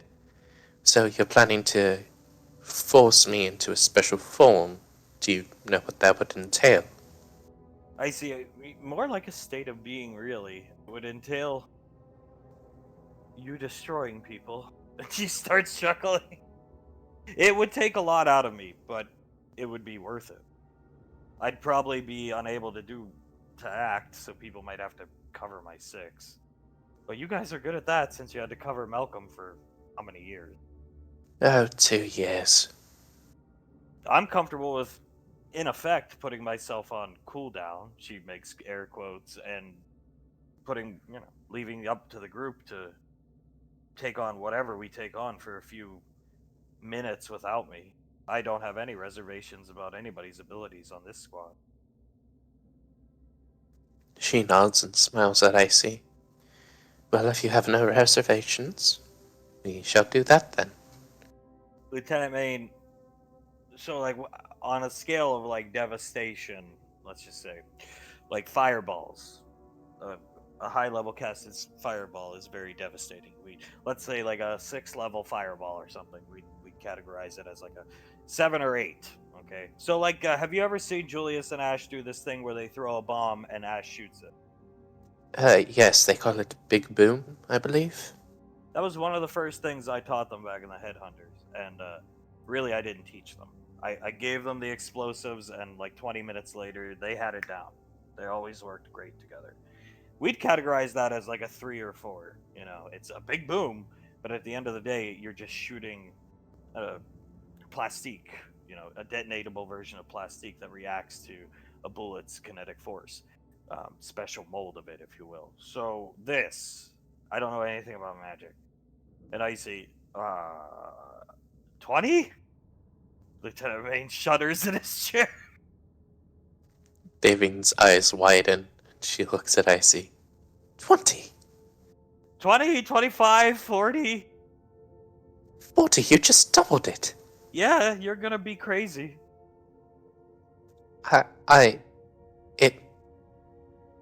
Wait, okay, so 40.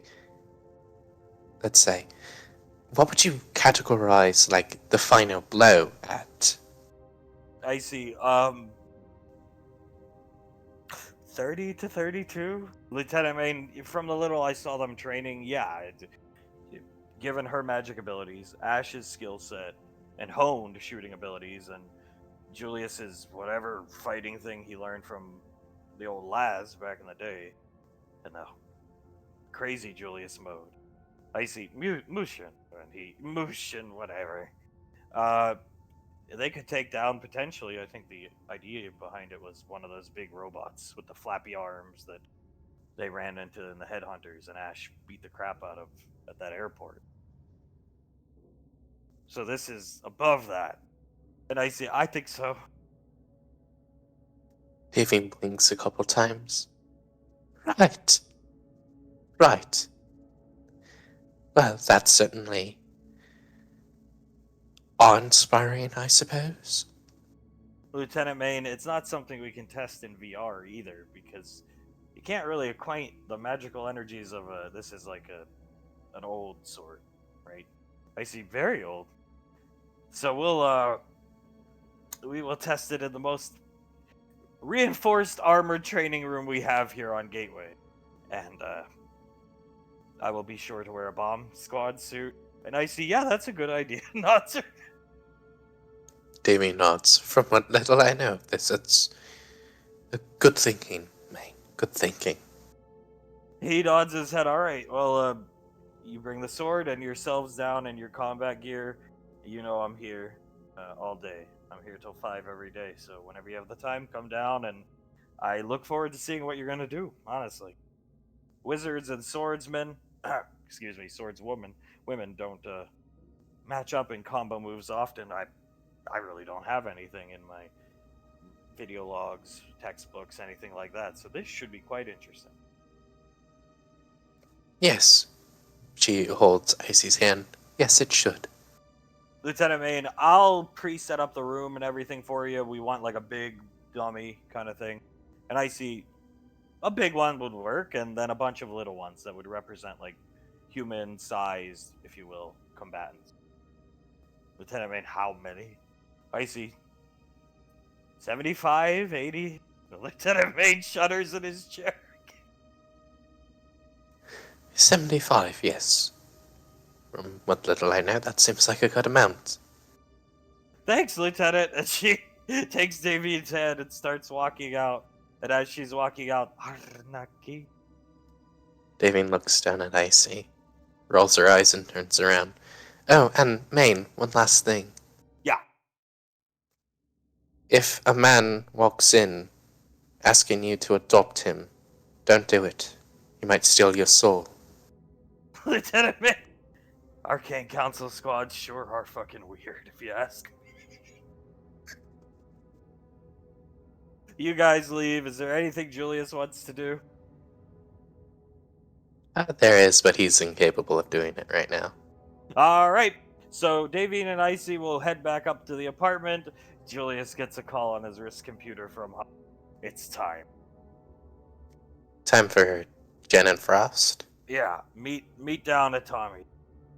Copy. Hey, Pequod, Banksy, come on. We're gonna go get the kids. You can change some diapers for a change. I'm sick of doing it. Banksy, girl. Yes, ma'am. Pequod gives Julius a kiss. I'll see you back up at the apartment. I'll see you soon. Good luck! Get Jennifer laid as Banksy starts. We'll try our best. And you all find yourself. You all are meeting up right here outside of Tommy's. You bump in with Ash and Towns. Hunk meets up with you guys. He's last in, coming in. And go ahead. Towns is looking around, kind of avoiding talking to Tommy. Ash! How you doing today? And he's gonna throw the football. Athletic. Oh, athletics? Alright.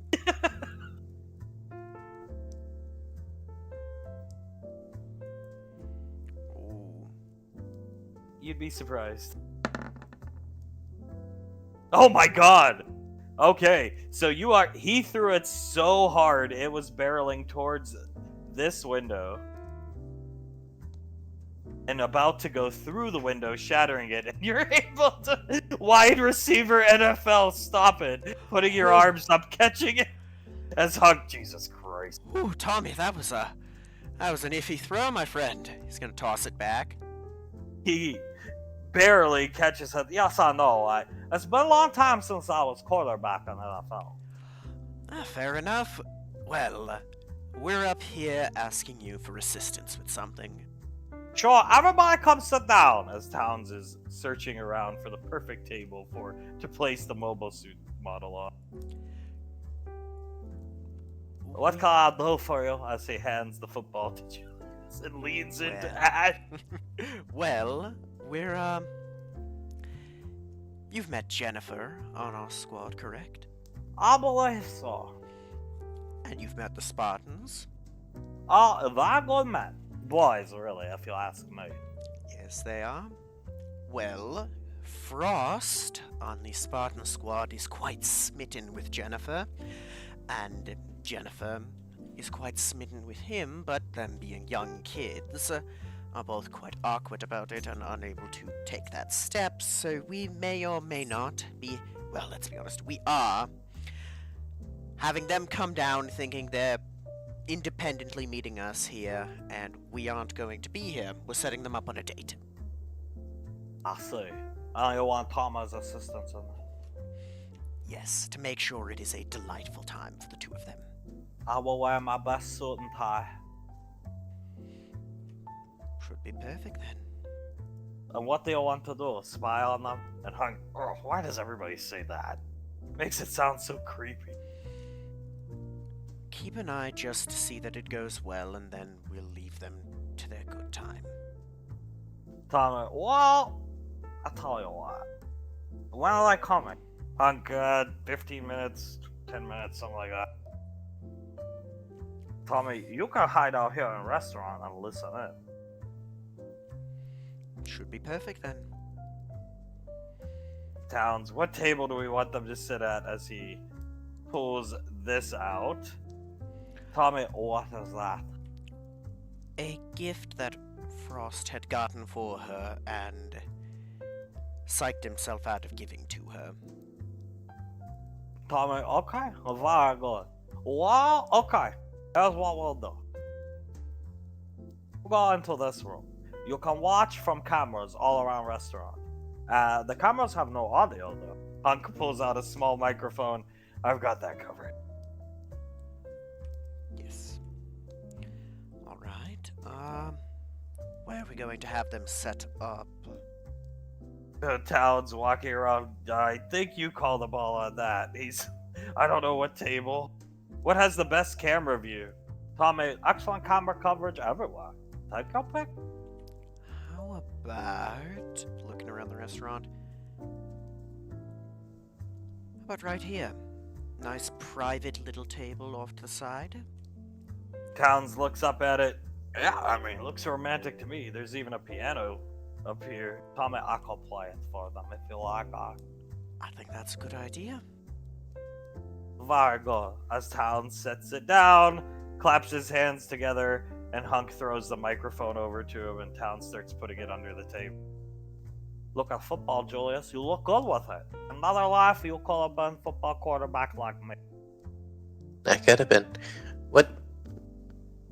When were you? Like in the early 21st century, late 20th century quarterback? Yes, I played 2001 to 2022. Back then I was known as Tom Brady, Julius. I played for Patriots. Oh, right. I honestly have never heard of Tom Brady. I might have to do some research on him. Yes, I was very handsome back then. Hunk leans into Ash. That guy was not Tom Brady. I'm sure. Yeah, I don't think so. Tommy won many Super Bowls, just so you know, Julian. Oh, nice. The Patriots must have been really good. Yes, my Super Bowls. We were based out of a state called Nebraska, actually. Hunk, they were based out of Boston, I think, Ash, or somewhere up on the East Coast, not Nebraska. Yes, I believe so. Right, Nebraska, the Nebraskan Patriots. Oh, yes, that was the name. Huh, that's really cool. I honestly really do like learning about you, Tommy. Me too. I like telling people about me. I actually need help with some things if you guys would be interested. Oh, is that Well, so? of course. Yes, he comes, leads into the bar. We're having big problems with Sandra the Alley Walker. She is ramping up efforts to kill Sangiati. This needs to be stopped. And I think we know who can stop it. As Hunk looks at Julius and Tommy's looking at you. Right. You defeated Greta very easily. And we need something done very soon. Saint was stabbed 85 times by her. Dear gods. Oh, holy. Is he alive? Yes, he is okay. Master Yan take care of him. He basically was dead. Master Yan said. Well, let's add drug-addicted, crazed old women to the list of people Julius has helped defeat for the Saint. Yes, and also having problem here at restaurant that needs looked into. Oh? What's that? Guests complaining about seeing figure, asking to adopt them. I think this place may be haunted. Yes, it might be haunted. Yes, Julius? Julius is just trying his best to not laugh might be haunted. Or it could just be some kind of prankster. You'll see, most of the time you come here, there's nobody here. You come at best time to eat at any restaurant. But when we open 6 a.m., all these men who serve EarthGov and work and guard here on station, and they come in for breakfast. Breakfast, lunch, and dinner. 3 busiest times. You're looking at basically 6 hours a day. That's when you make your biggest money. 2 hours apiece, all 3 cycles, if you will. Breakfast, lunch, dinner. And we close in between those, because much work need be done. I open for you, I let you in, because you're family to Tommy. But that means I have staff here 24/7. Many people here early in the morning, working, in building, prepping for breakfast. My employees been reporting they see this figure in the kitchen, staring at them, and they hear sound of pen clicking. And then he asks, "Adopt me." Oh, so do you think, because you lock the door, right, when you close up, Yeah, do you think absolutely. do you think he just like somehow appeared in there? I don't know. If you look on security camera footage, he no show up. You see them reacting to him there, but you don't see anything. So I think it's ghost. I think place is haunted. Only logical explanation. I asked General Lorelei about this, she said no. But I truly believe this is happening.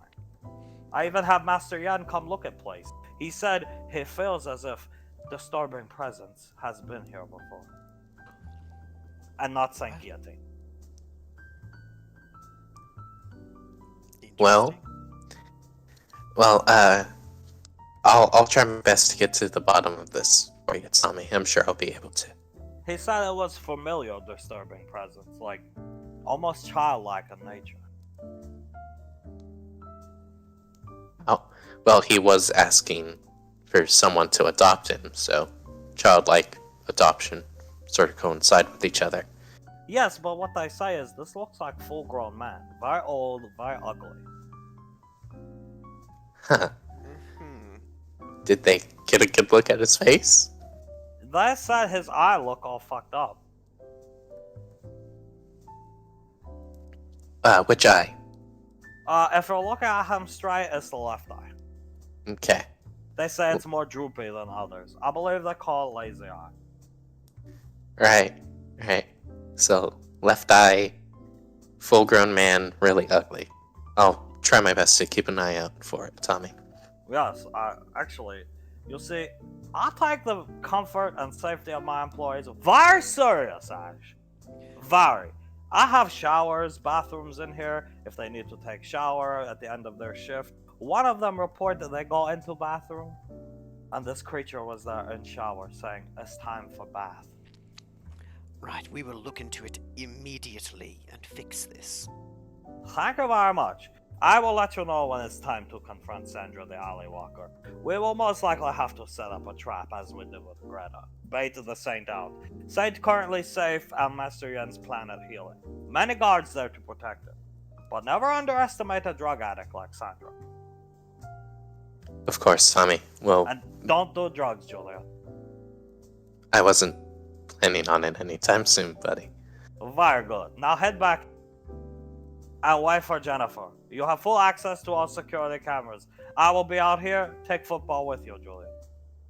Yes, sir. We'll protect you from creepy figure that's currently haunting Flint. Yes, Of course. it will. Maybe we should burn sage after this, Tommy. That's a good idea, Ash. I will get some for you. Perfect. Let's go, you two. You see these bottles of holy water I have? I have them to spray on figure if I see him. I throw them on him. It's like that movie The Exorcist. Somebody threw one of these on him, they said his head starts spinning around and pea soup starts spitting out of mouth. Julius goes behind Hunk, covers his face with his shirt, and starts laughing. Hunt, Laz mentioned some. We'll talk about it later. We can't let those two see us here. Is it ready, Towns? And Towns, yeah, we're good to go. Nice football. Thank you, Towns. Alright, well, lead the way to where we're waiting.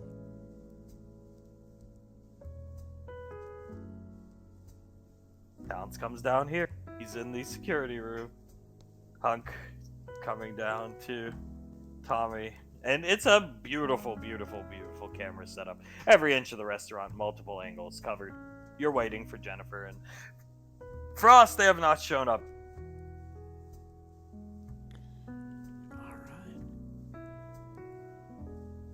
Shouldn't be too long now, right? Hunk, I hope not. I mean, I told Frost to meet us here. I just said orders from Ash, so. Perfect. Look at him. Hunk types on one of the keyboards and zooms in on Tommy. Just standing there, looking out the door. Just look at him. Quite That a man. picture. That man is wiser than all of us put combined. Somehow. Town starts. Julius has the football. Hunk, this is gonna go well, and be good for both of them, I think. I think so.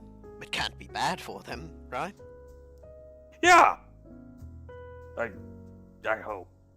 As the door opens and Jennifer shows up. Tommy, pleasure to see you. Jennifer, hi! I'm waiting here for Hunk. Tommy, yes, go sit at the table. Over there. Gee, oh. I thought we were picking up food. And Tommy just looks confused. Is not saying anything. You want to send her a message, Hunk? Tell her you'll be a little while and that she should just sit down and wait. He starts immediately typing on his wrist computer. You see her wrist computer go off, look down at it. Oh, Hunk's busy with stuff. Did you hear our apartment's haunted? Tommy, really? Yes, I think my restaurant haunted too. Go sit down at the table, loco. I'll bring you over a drink. No alcohol for you. And she, okay. And sits down. What's this? Starts looking at the model kit. Tommy, I'll do this for you. A gift, if you will. And she just looks at it, happily but confused. This Hunk, where the hell is that kid? Well, I mean, he should be here. He's good at following orders. And if it's an order from Ash, someone who he respects, he'll follow it even better. Yes. Where could he be? I don't want to message him until he's here. That's the issue. The door opens and he comes in his armor with all his gear because he's still on duty. He looks around. Sir? He's gonna Tommy, hello. Go ahead. Ash gonna quickly pull his wrist computer.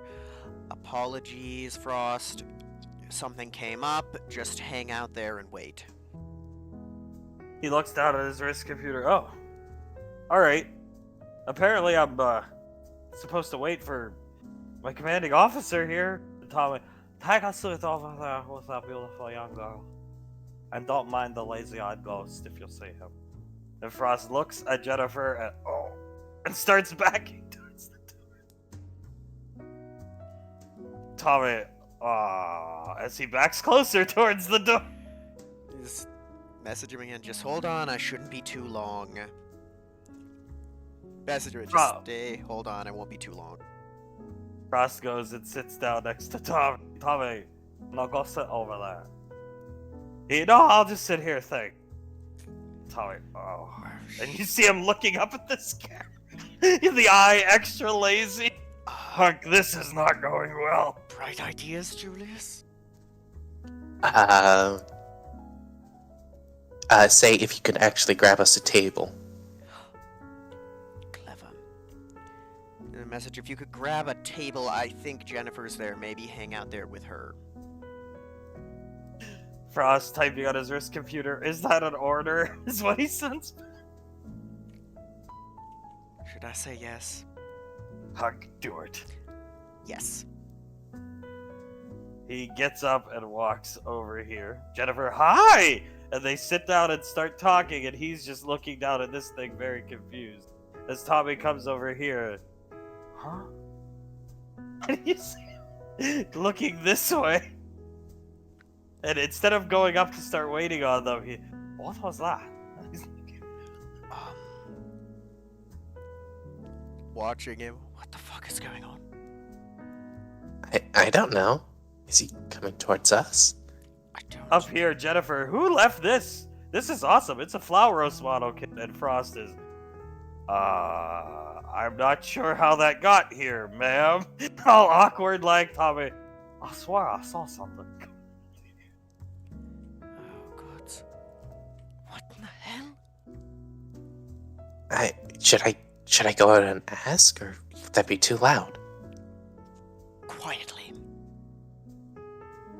Julius will quietly open the door and peek his head out and like gesture to Tommy, like, "What are you doing?"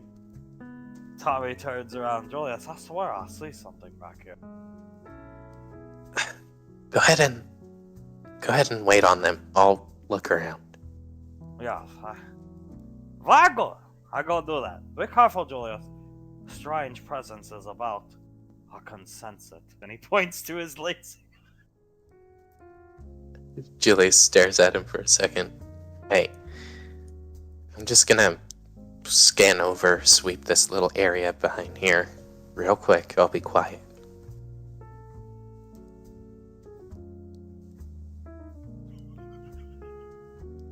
You see a specter of Arnaki just floating behind the couch.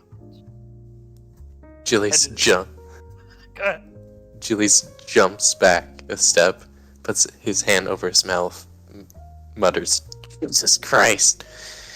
God damn it, Nicole, what are you doing?" It disappears. As you hear Tommy, and you can watch him on the camera coming up here. What can I get for you two young lovebirds today? Frost lovebirds? Jennifer, you're one of the Spartans, right? Sitting closer to him. Hunk, nature is taking its course. Yes, it is. I have an idea. Should I have Tommy let her know that Frost left that as a gift for her? Good idea.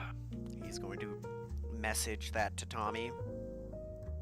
Tommy looking down at his wrist computer. Yes, this fine young man leave you this expensive model kit. He traveled all the way to Jupiter Falls on public transportation shuttles. Spent millions of credits to get there. To buy this for you. What would you like to drink? And she's just staring at him, mouth agape, eyes wide. Frost is, yeah, I did. Yeah. And they both start staring at each other, and Tommy, I just bring soda, and walks up. Boys, I think we did it. Tommy looking up at the camera, giving 2 thumbs up. Yeah, I think we did. Jennifer and Frost begin small talk, and Frost says, yeah, I went to Jupiter Falls. Major Lasley got me access. Jennifer, we go all the time for movies. You can come with us. And they just start naturally talking. He takes his helmet off, and they start having a nice time talking about all the other mobile suit models he saw there. I think we may have a new budding romance. Hunk, excellent work. Excellent work. Which means we're Yep. gonna have good old Frost around the apartment even more. Delightful. Hunk, it's good for both of them. She's a shut-in, he's awkward. It'll all be copacetic for the two of them, I think. I think so. I think it's a perfect match. Tommy comes up, gives them soda. Ooh, sets it down on the table, messages back, what is Jennifer's favorite food? Hunk. Oh, I'm not positive. Oh, shit. Tommy messages back, don't get to know your family very well. Right. Towns. Oh. Seeing the message. Right. Hug. Oh. How can we figure this out? Quick. Tommy, I'll be back in a few minutes. Just relax, enjoy your toy. I know what to do. He's going to message Scar, what is Jennifer's favorite food? Please. Scar is not messaging back. Damn it. Who else? Sunny. He's gonna message Sunny. Please, it's for something for her. Baked ziti. Sunny messages back. Thank you, Sunny. You are a lifesaver, and he's gonna message Tommy baked ziti. Tommy looking down at his wrist, kind of feel, oh, okay, back later. I can't heat this up. You hear him mumbling? I can do this. I can do this. I'll just put it in the oven, alright? When you put that cheese stuff on top, what was that? As he's looking over this. You see him look up from his wrist computer. He looks back down. Okay, how to make bike ziti? Let's go search. 5 easy steps to make bike ziti. Do I even have pasta here? He starts. Oh no. Then he looks up from the wrist computer again. What the hell? And he's looking. Am I going crazy? Damn it, Nicole, what are you doing? You don't hear anything back from her. Oh my god. Why didn't I just go into the kitchen? I don't need to be watching this. I could have cooked for them. Tommy goes out. You see from the cameras, who goes that? Nobody there, no answer. Tommy looks very disturbed. Just messages Tommy, I think you're seeing things. It's alright, mate. Tommy reaches into his back pocket, pulling out a cross. Oh no. And starts aiming it around the room. Alright, yeah, as he backs up into the kitchen, aiming the cross. Vaxidi, how do you do that? Julius, can you hear me? Over. Yeah, I can hear you. How do you cook this stuff? Don't know how. Right. Big ziti. What is the difference between this spaghetti? You see him hold a big box of angel hair, and this one, and it's ziti. What? This one short, this one long? Well, angel hair is like hair, long, thin. Ziti is like these cylindrical things that sort of hold sauce and meat better, if you really think about it. I see. So which one do I use? The ziti. It's Right. Yeah. So first, preheat the oven to 350 degrees Fahrenheit, okay? Yes. He comes over here, looking over his shoulder back this direction. How exactly do you turn this thing on again, Julius? He rubs his face. Okay, if there is a button with bake on it on the stove, press it and then set the number on the screen to 350 degrees. Towns is gonna grab Julius. Enough of this, and just cloak him and take him into the kitchen. You cook it, Tommy. Oh, excellent to see you here as you come out of cloak. Julius puts a finger up to his mouth. Shh. Alright, I'll cook it for you. Don't worry. I will guard the door. Spectres are in the area. Julius stifles a laugh as he starts cooking the big ziti.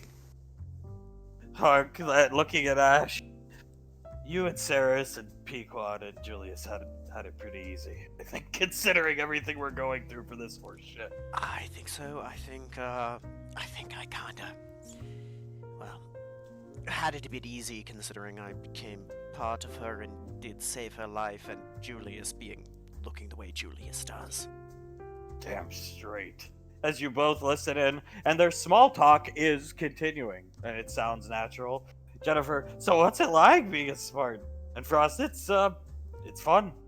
It was my dream goal. Got out of Anchorage, Alaska. I've always wanted to go to Alaska. Frost, well, we can go anytime you want. And Hung, what are they saying? You have only like one earpiece that can hear the microphone. Well, he's talking about growing up in Anchorage and how he might be able to take her there after she said she'd want to see it. Good boy. Then he's doing good. He's doing good.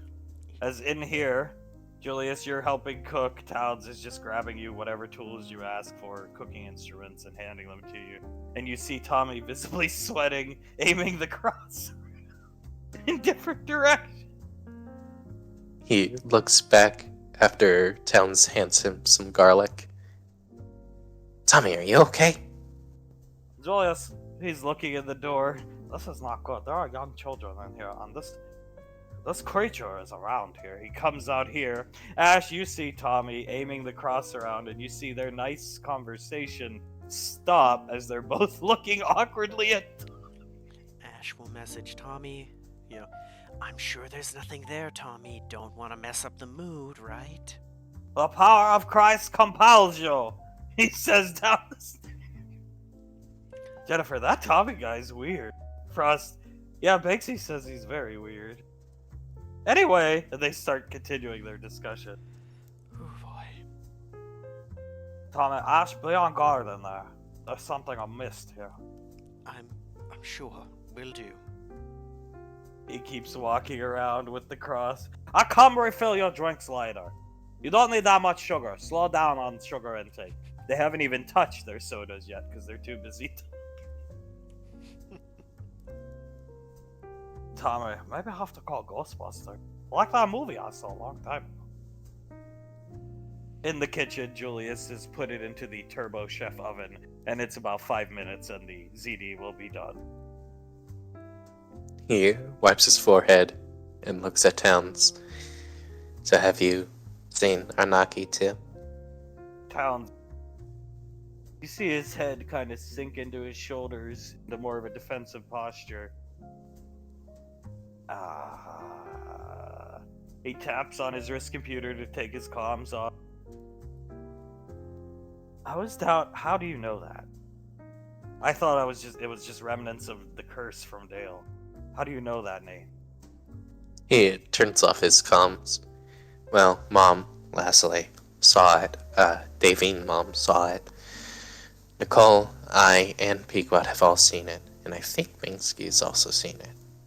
Sunny and Jennifer too, I think, so I was just curious.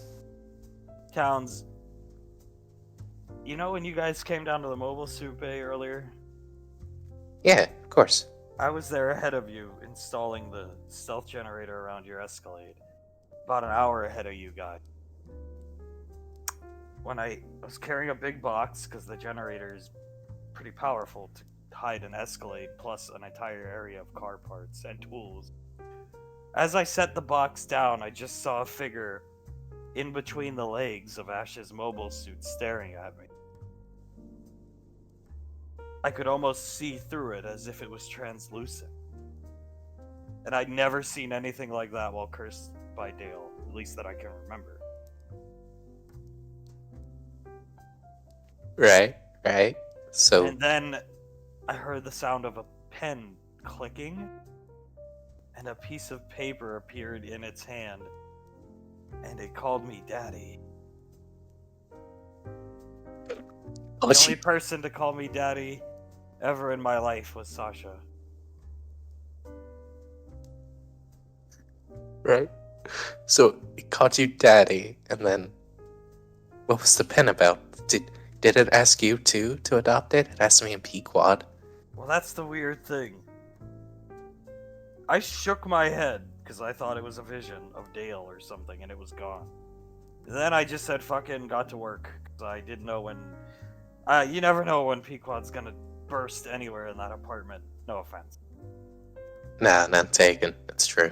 I started working, and then I felt a hand on my shoulder. I turned around, and it was still covered in darkness because I didn't have a lot of the lights on down there yet. And it was asking me to sign this paper and adopt me. But it looked like it was the person, what little I could see and make out was like 80, 90 years old, dude. Right. So. It said to me, I need a daddy. And Sasha will be my mommy. I think Nicole said something about it. Like, she tried to read its mind and she couldn't. That is disturbing. Towns, there were places people used to say were haunted in the city of Gallia, from what little I can remember. Like in the Downs. Do you remember the Downs? Right, yeah. There was an old rundown church that people said was haunted by the specter of a priest who died of starvation, and nobody ever went in the church. I think our apartment might be haunted. I mean, it's a possibility. Maybe Uh, maybe someone died there and then someone tried to raise him up but failed the ritual. it referred to itself as hard R rolled Arnaki. I can't do the can't roll his tongue like that, so that's what it sounds. It is disturbing. Don't tell anybody I said this. I don't want Sasha to think I'm going nuts.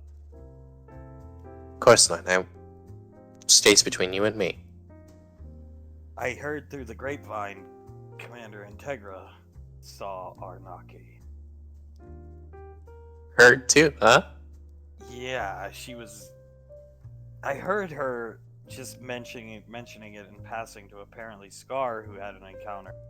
It was early in the morning. She was washing her face off, looked in the mirror, and Arnaki was. He didn't say anything, but a shrouded figure with a glowing eye was staring at her. And then when she turned around, it was gone. Oh my. It was the left eye, right? The one I saw was on the left, yeah. Damn.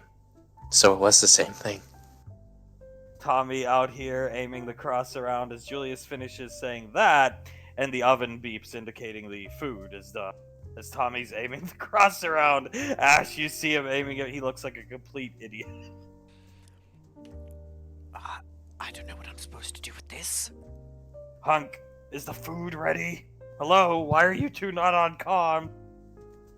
Julius turns his comms back on. Yeah, we're getting it out of the oven right now. Give us a second. Get Tommy in there to deliver it. Yep. Message is Tommy, food's done. Go get it. Vargo, I'm on my way. As he's aiming the cross at this little statue. Okay. Towns. Right, he's coming, right? Looking out the door, and Tommy is not moving. He's just scanning the room with his lazy eye. Well, he better be soon, or else this will get cold. As he finishes plating both of them and sets them on the hot plate table. Tommy, you're going, right? Come on. Ash, something is off here. I can sense it in my eye. Going down this. It's okay. Just get them their food. If something is there, Julius can deal with it. Remember, he's one of the strongest beings in the universe. Towns typing on his wrist computer. Just give me the goddamn plate. He'll take the plates off the table and hand them both. Towns cloaks himself, not realizing the plates are uncloaked.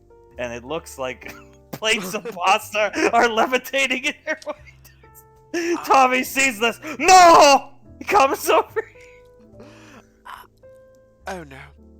As this is happening, the door opens. Tommy, I've come for my brunch. And she sees him holding a cross and levitating plates as they sit down on the table. And Jennifer and Frost haven't even noticed because they're just too busy small talking, hearts popping above her head. And Frost's same thing. As Towns comes back in, what the hell was that about? Julius is laughing. The plates weren't closed. Oh shit. I think the yield was too small on. Oops. He looks at his wrist. Lorelai's in, and Tommy's holding a cross.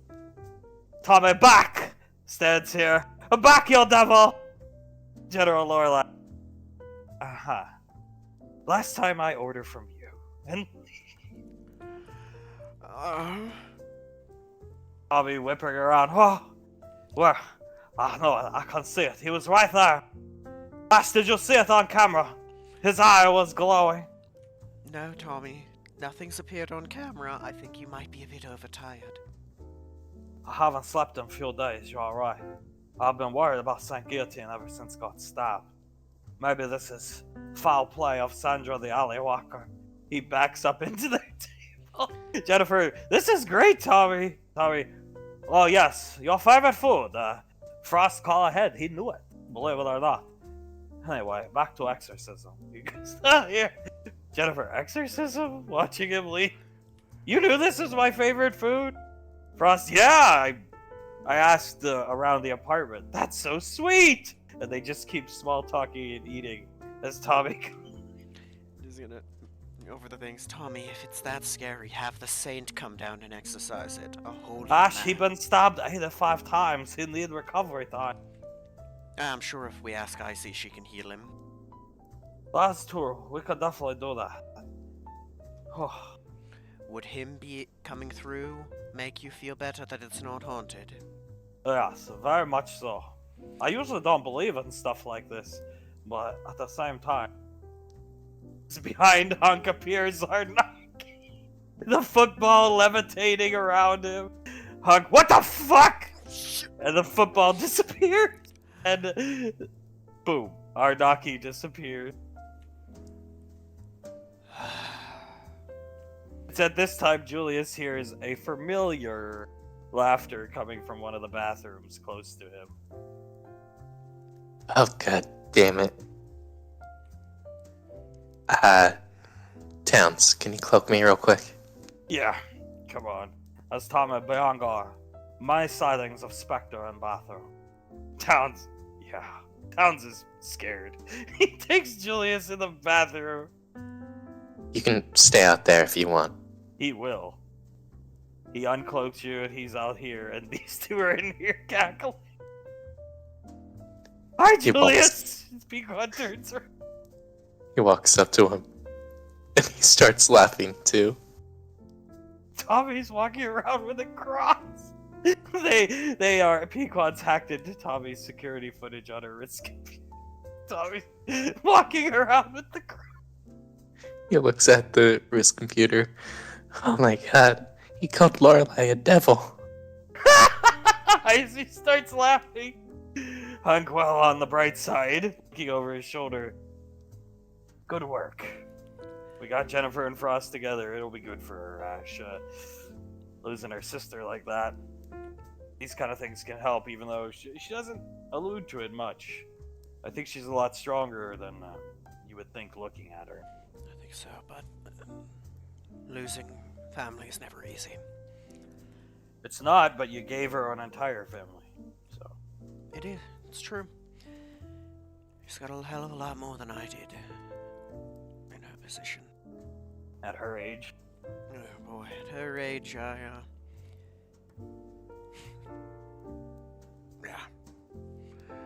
Had an old lizard folk asshole, that's what I had. Argano. Argano. Yeah. But that's, to me, that's part of the meaning of life, right, Hunk? Trying to leave a net positive, making the world a better place than you entered it. Yeah. And look at it this way, you killed the bastard, he wasn't able to do it to anybody else. So. Yeah. You know, it bothered me for a while. I don't know why, looking back. Stockholm Syndrome, maybe? I really don't regret any of the bastards I killed anymore. I'm happy because it led me to this. Led me to being able to help with, and he's gonna point to them on the monitor. That. Net positive. A net positive. I think there was a movie I watched where someone said they wanted to wash red out of their ledger, and I think I've done just that. I'd agree. Not a Malcolm movie, though. Yeah. It wasn't a Malcolm movie. No. Right? No. It was a superhero movie from the early 2000s, I believe. You planning to do anything with the pulse rifle or smart gun? I might trade the pulse rifle for some ammunition and possibly new weapons.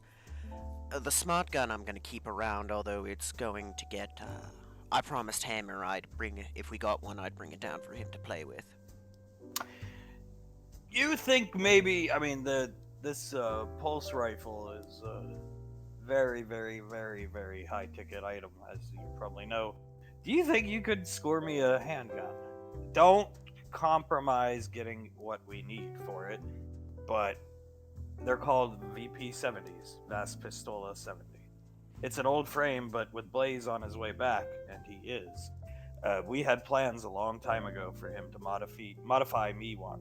The nickname for it was going to be Matilda, and it never came to pass because I went off to, much like you went off, unfortunately, the Majestic, I went off to my career, and I wasn't at the bunker that much. And then by the time, I worked things out, and we were all starting to get to know each other, and I was hanging out at the bunker more with Nicole, Lasley, and you guys. It had slipped my mind. Then he passed away, and yeah, something I've always wanted to do.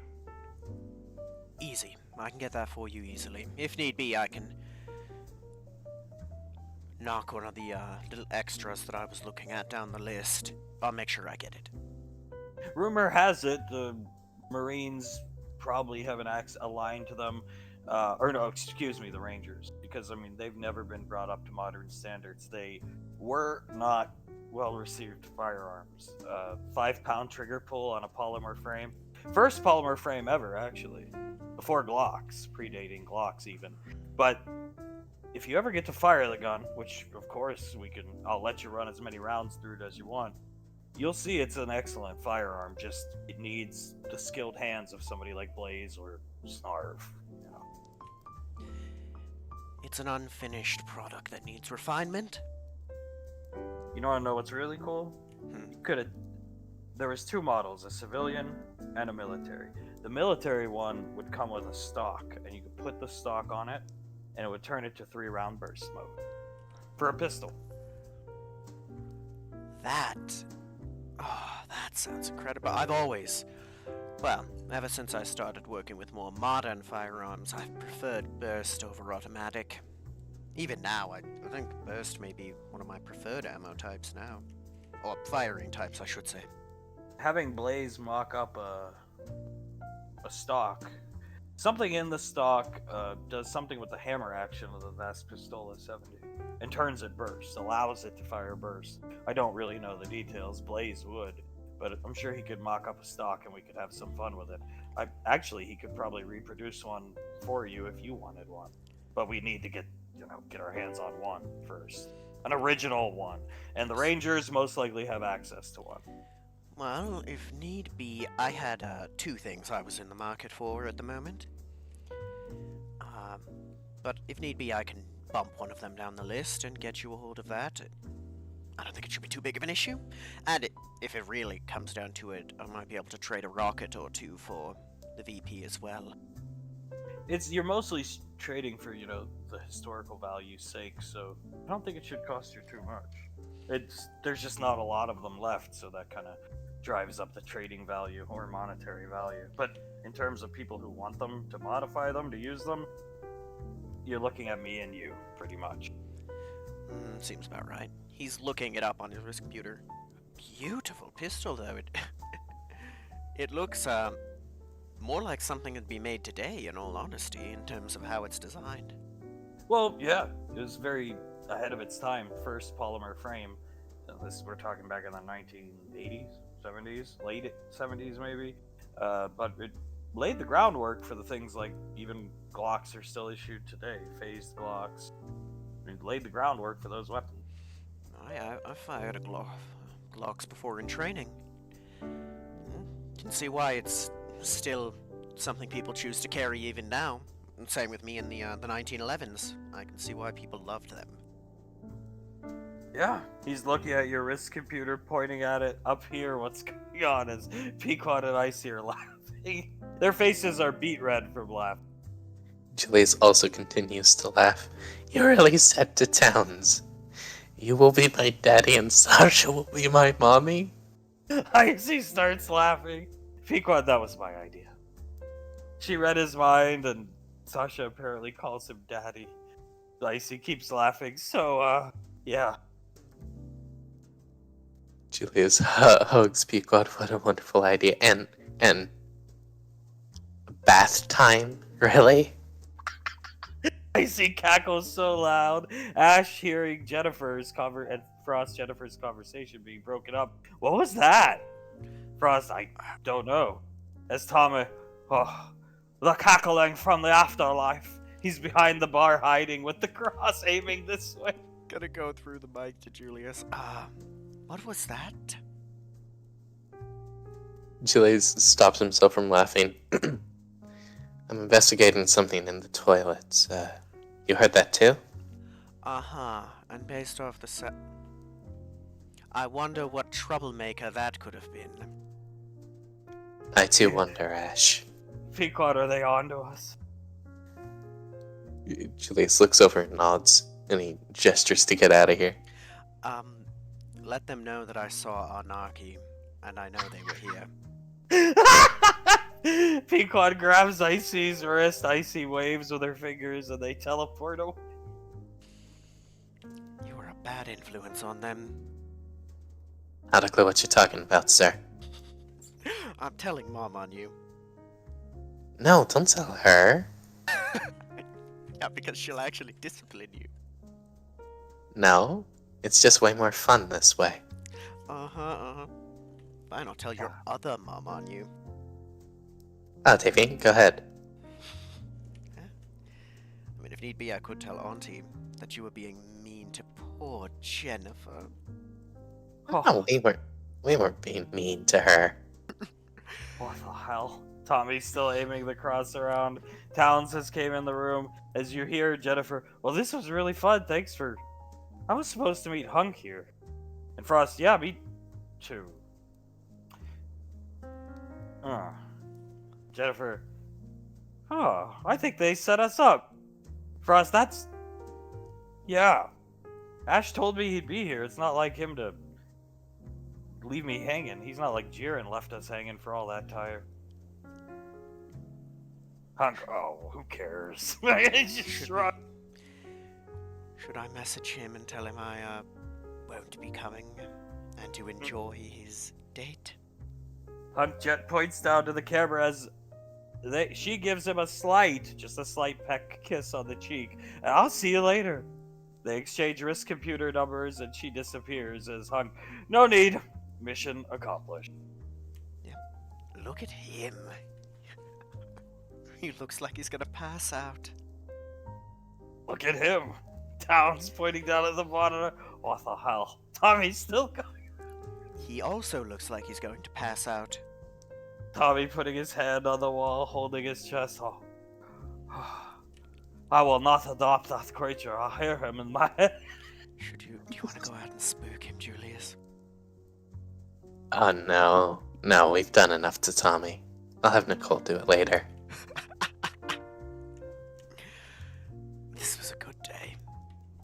As your wrist computer starts beeping at. Looks down at it. It's General Lorelei. Calling. He's going to answer. Yes, ma'am. Asherion, head down to Tommy's restaurant. Retrieve my lunch order. It was brunch, actually. And then gather your flock of Spartans and report to JSOC. We have a mission for them. This will be their first counter-terrorist hostage rescue mission. You'll be in charge. Their performance is a direct reflection on you. Yes, ma'am. Should be no problem. Understood. Get my brunch first. Understood. Wouldn't dream of leaving it, ma'am. Thank you. Frost's wrist computer starts to beep and he stands up. Oh, game time. Puts on his helmet. You okay, sir? As Tommy. Oh, Arnaki. I'll wait for Frost to head out and then grab her lunch. Speaking of which, Julius. On me. Game time. Frost leaves. Hunk, yeah, that's me too. Towns, well, it's been real. I'll go back to the apartment and make sure everybody's okay. Let everyone know. If anyone asks, let them know it went really well. Will do. All right. As Tommy's out here panting. Let's head around. Tommy. Yeah. I need to grab General Lorelei's brunch.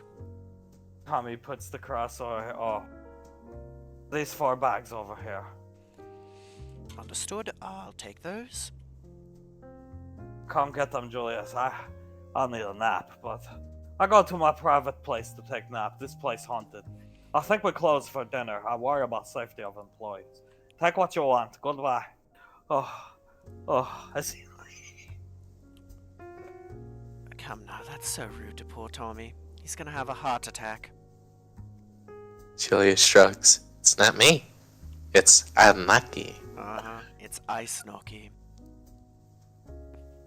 Hug, something tells me it's Ice Knocky and a certain Rico. And here I thought just Julius and Pequot were the troublemakers. Now they have a magic user who can turn the mischief up to 11. Makes a lot of damn sense. Laz told me Arnaki or some figure she saw in the doorway the other night. Now it all makes sense. I will placate them because I love my daughter. But what if it gets to the point where we're literally having exorcists come to the apartment? All I can say is record if I'm not there. He starts laughing. Will do. Yes, sir.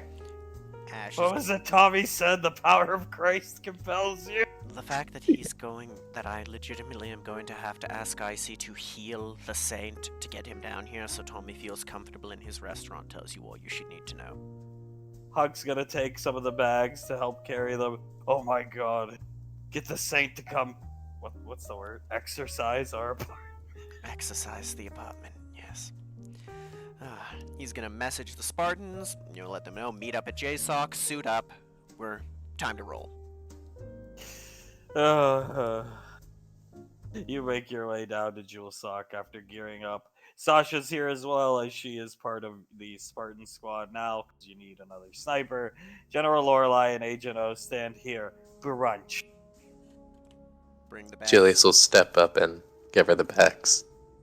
Thank you. I came to pick it up, and Mr. Wiseau was... Anyway, she hands the bag off to Agent O, who takes it to her office. Yes, something about a haunting, ma'am. So I've heard. Or at least, perhaps I've seen the culprits. Either way, very simple mission. Here's your briefing. On an independent colony, there exists a UIR holdout faction. We tend to send delegates to these independent colonies. It's all been programmed into your ship's flight computer. You'll be there within an hour. One of our delegates we send out, she has some of the best reputation among the independent colonists. She's well versed in the Malcolm colloquialisms, so she can relate to these bumpkins. Her name is Olivia Tideman. This aforementioned UIR holdout group has taken her hostage. She was with 2 EarthGov trooper guards. We don't send them unguarded. The guards have been killed. Go there, retrieve her, assess the situation. We have 0 intel. We know where they're holding her. They're making ransom demands. They want us to pay them 300 million credits. We will not be paying them a cent. You may negotiate to buy yourself time to kill them. There is no negotiation, and if should they surrender, execute them. Brutally. Yes? But all the Spartans, yes ma'am, they start saluting her. Yes, ma'am. Makes things pretty simple. Yes, ma'am. As a counterterrorism unit, you play for keeps. You never take prisoners. Understood? Yes, ma'am. Yes, ma'am. Good. Agent Hunk. She hands Hunk what looks like a big Scar 17 rifle. Not Scar, the fucking guy, the rifle. SCAR. H. Scar H heavy rifle. You'll be on marksman duty. Hunk takes it. Absolutely, ma'am. Good. I'm going to have my brunch. Report back here when you're done. Understood, ma'am. She leaves and disappears to go enjoy her brunch and share some with Agent. He's gonna take a step out. Alright, everyone. Pretty simple mission we got for us. Before we head out, we're gonna stop by the armory and you guys are gonna gear up. Copy! Anything you want to take, within reason, bring it. Can do, sir. Hunk, yeah, no smart gun and pulse rifles, though. Yeah, no smart gun, no pulse rifle, and preferably no spanker. Looking right at Cluster when he says it. He nods, types on his wrist computer, and puts the shoulder rocket away.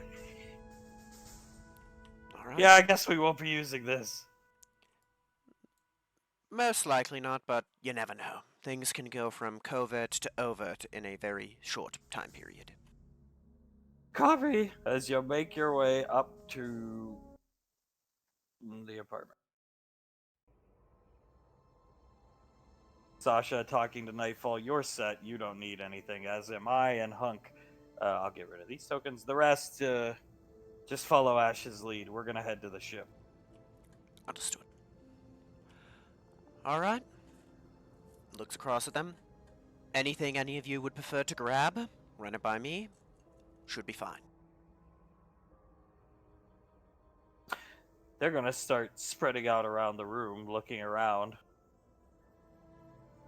As Nightfall leaves. Well, we want stuff with high penetration. Cluster, I don't know, comes in here. Dozer, why do we have just basic AKs here? Flavor, can I use my sword? Comes. You can bring it if you'd like, but remember that when we're doing something like this, one of the biggest things is speed and aggression. Once the assault begins, we want it to be over and done with before the enemy even has a moment to react. So I'd say bring high-powered weaponry that you know you're capable with and can put someone down quickly. Bring your sword.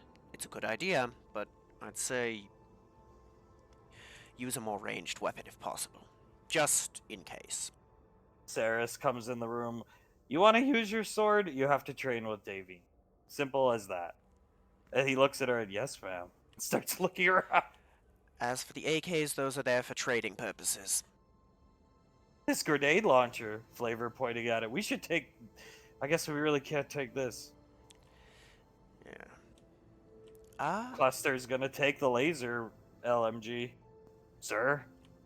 Very well. If you'd like to take that, you can. We'll let you know. It's a bit on the more experimental prototype side. If you're firing it, it uses similar tech to the smart gun. If you're firing it unscoped, uses 10% of the charge. The scoped shot, I believe, uses 25% of the charge. Frost is gonna If you'd point up at this pistol. If you'd like to take silence, go right ahead. Dozer's gonna. You know, I'd love to put a few rounds through. And he points to Jiren's AN-94. Prick's AN-94. You know what? Bring it back in one piece. We got a deal. Banksy's gonna come over. Looking at Pequod's M14. That one you'd have to ask him and the Miss Rico about. Not mine to hand out. He nods his head. You can call her down if you want, Julie. Julius will nod. I'll ask her. He'll go over here. Just call her up real quick. Honey, do you think it's okay if Bingsky uses your M14? She does not answer the call, but she shows up here. Arnaki! She says at the top of her lungs. Frost jumps. Huh? Oh, hi, man. What do you need, Julius? She looks at you with a smile. He smiles at her, rolls his eyes slightly. Bingsky wants to know if he can use your M14. Absolutely. I mean, are you a marksman? Banksy, no, but maybe I shouldn't. And she, no, just take off the scope. Snarf made it easily detachable. He did, because he was a miracle worker. Banksy, thank you, ma'am, and puts it on his back. High penetration. Cluster, we need a shotgun to get through doors, I think. Well, Or we could just bust through. You could. I'd bring the shotgun just in case. We have 2 in the armory currently. We have this one right here. Standard, I believe, is a Max Tech variant. And we have lever action. This one's void infused, so limited ammo. Which would you prefer? Both probably can do the job.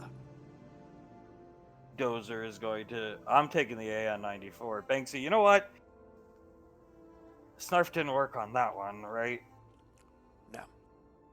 I'll leave this here, and I'll be the breacher on this mission. And he takes it. That's what Jiren was training me to do anyway. Point Understood. man. Understood. All right. And he's gonna go in here. And anything for you, Flavor? Flavor, the only thing I can really think of is that he's pointing up to the plasma rifle. Jiren promised us we'd get to shoot some plasma weaponry, but then he started hiding in his office and disappearing to see other women, apparently. Right. She looks around. Oh, Davine's not here. Thank God. Have fun, guys. Be safe, everybody. Kisses Ash on the back of the neck and walks out. Love you too, dear. I don't see an issue with bringing the plasma rifle. You'll have to be you're accurate with your shots. I trust that you can use it, correct? Yes, sir. Good. Bring it, if that's what you'd like to bring. I'll get you some hardened rounds for the shotgun, Banksy. Copy. I'm assuming they'd have access to those as part of their outfitting, Yep. right? Absolutely. Make sure you have some of those to use in conjunction with that, and I believe we are all kitted up and ready to go. Julius, I know you don't prefer guns, but do you want to grab anything? Julius looks around. And he walks over to the Magnum. Mind if I take this? If you think you can handle it, Julius, that thing has, the old girl's not the easiest to fire. Julius shrugs. I've always sort of wanted to try and fire it, but right now is not the best time. I'll stick to what I stick to. Here, he'll pull Ravage out and go to hand it to Julius, just in case. Alright, just in case, though. Alright. You take it. Pequod, I assume Lorelei has the Nova on autopilot, but I'll come. I'll fly. I like keeping my skill set warmed up, just in case. Alright, sounds good. Do you want to come, Icy? She comes up, jumps in Bakesy's arms, gives him a hug and a kiss. No, I'm gonna stay here with Davine. Just be safe. And she pats him on the helmet, gives him another kiss, and Arnaki. He starts laughing, and Cluster, Arnaki? And he's just looking confused. Flavor, isn't that the name we heard coming from the bathroom in the barracks? Cluster, not now. We need to stay focused. Yes, we do. Think of it as a private joke between them. Alright, we're all kitted up? Let's move out. As you leave, Pequod whispering to Julius, Arnaki was haunting their barracks the other day. Oh, dear Jesus, you two get up to so much while I'm not around. You're on the Nova. Everybody's here and ready to go. Sasha and Pequod are just up here talking. You're free to do whatever you want. Alright. Sunny is here, of course, but... Yep. Alright, everyone. Now, some of you have seen combat already, but the rest have not, so... Anyone got any jitters? Anything you want to talk about before we get there? No, sir. All of them mostly say no, sir. We've been training for a long time for this, and it's more exciting than anything. Anticipation builds. Flavor, speaking up. And no, I won't use my sword, I promise. Alright.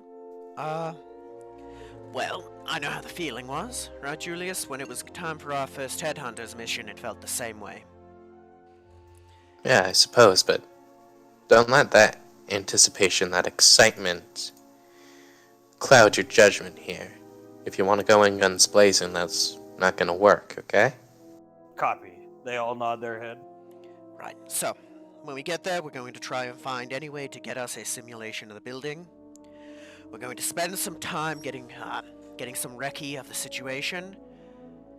Find any tangos, anyone that's in there, and then we'll plan our course of action off of that. Understood? They nod their head. Hunk, yeah. We just work as a team, stay tight, cover each other's sixes. The main goal here is to win. Get Miss Olivia Tideman, whatever her name is, out alive and unspoiled.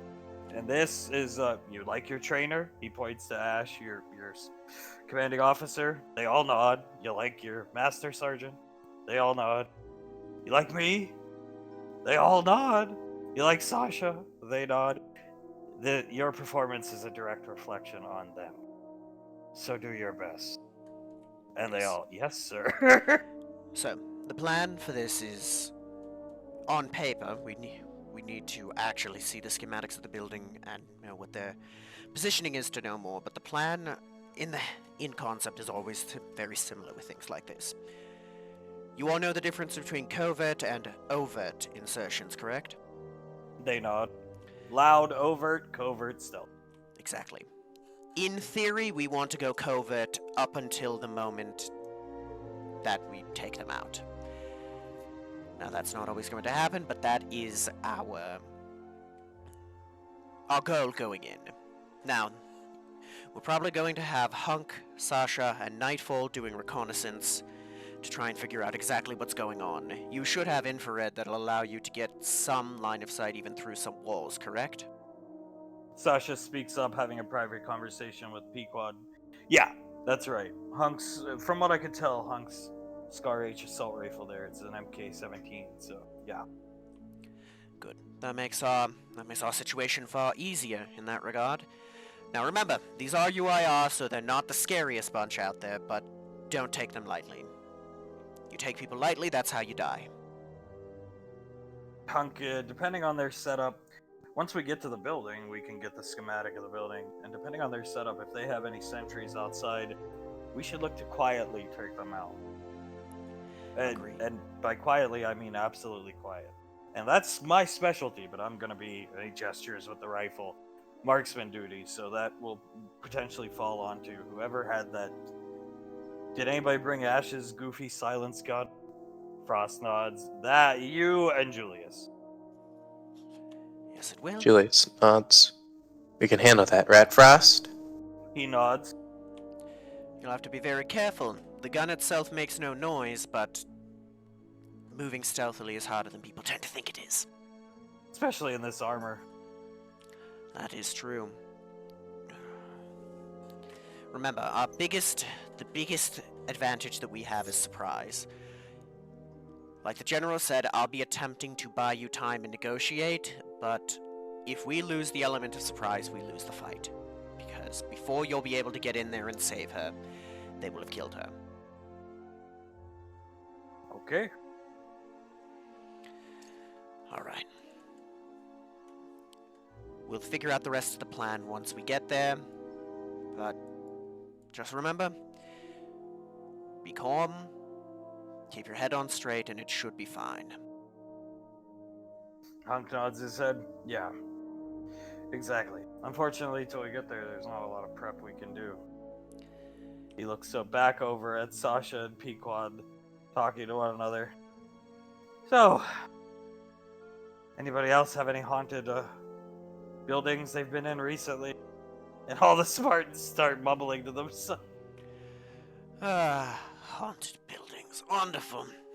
Well, look on the bright side. You're not dealing with zombies. Flavor, he always does this with Julius, usually. Elbows Julius lightly and gestures towards his wrist computer. He looks at it.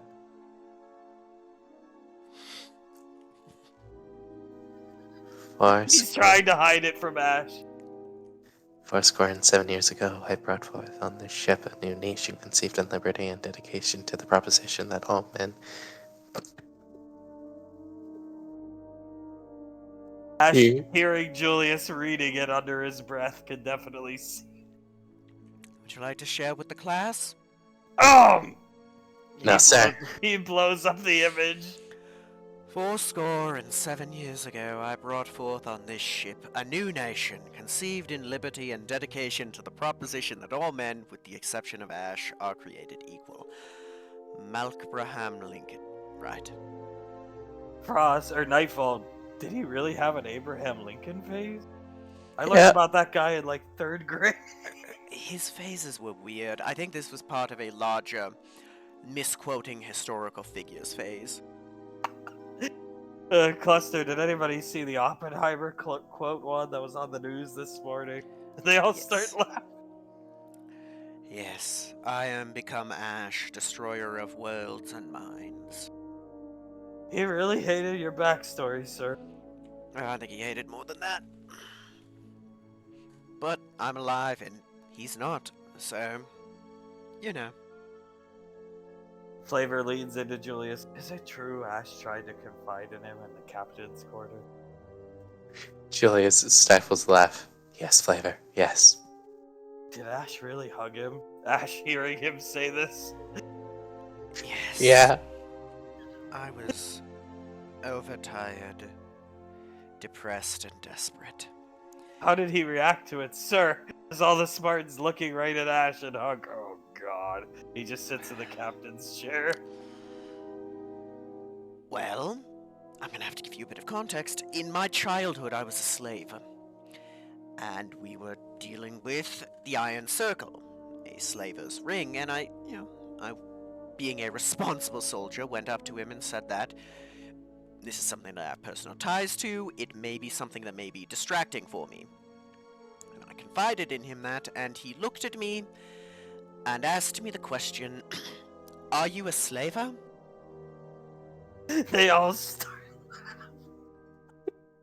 Nightfall. So it's true that Squad Sigma did take out the Iron Circle. It's never been confirmed, at least official records. Yes, we did. We took out the Iron Circle, and I believe there was what remained of Flauro Squad, I believe they were called. Actually, let me see right here. He's gonna start digging through his stuff. I believe I actually have a trophy of that on me still. Let me see. Right?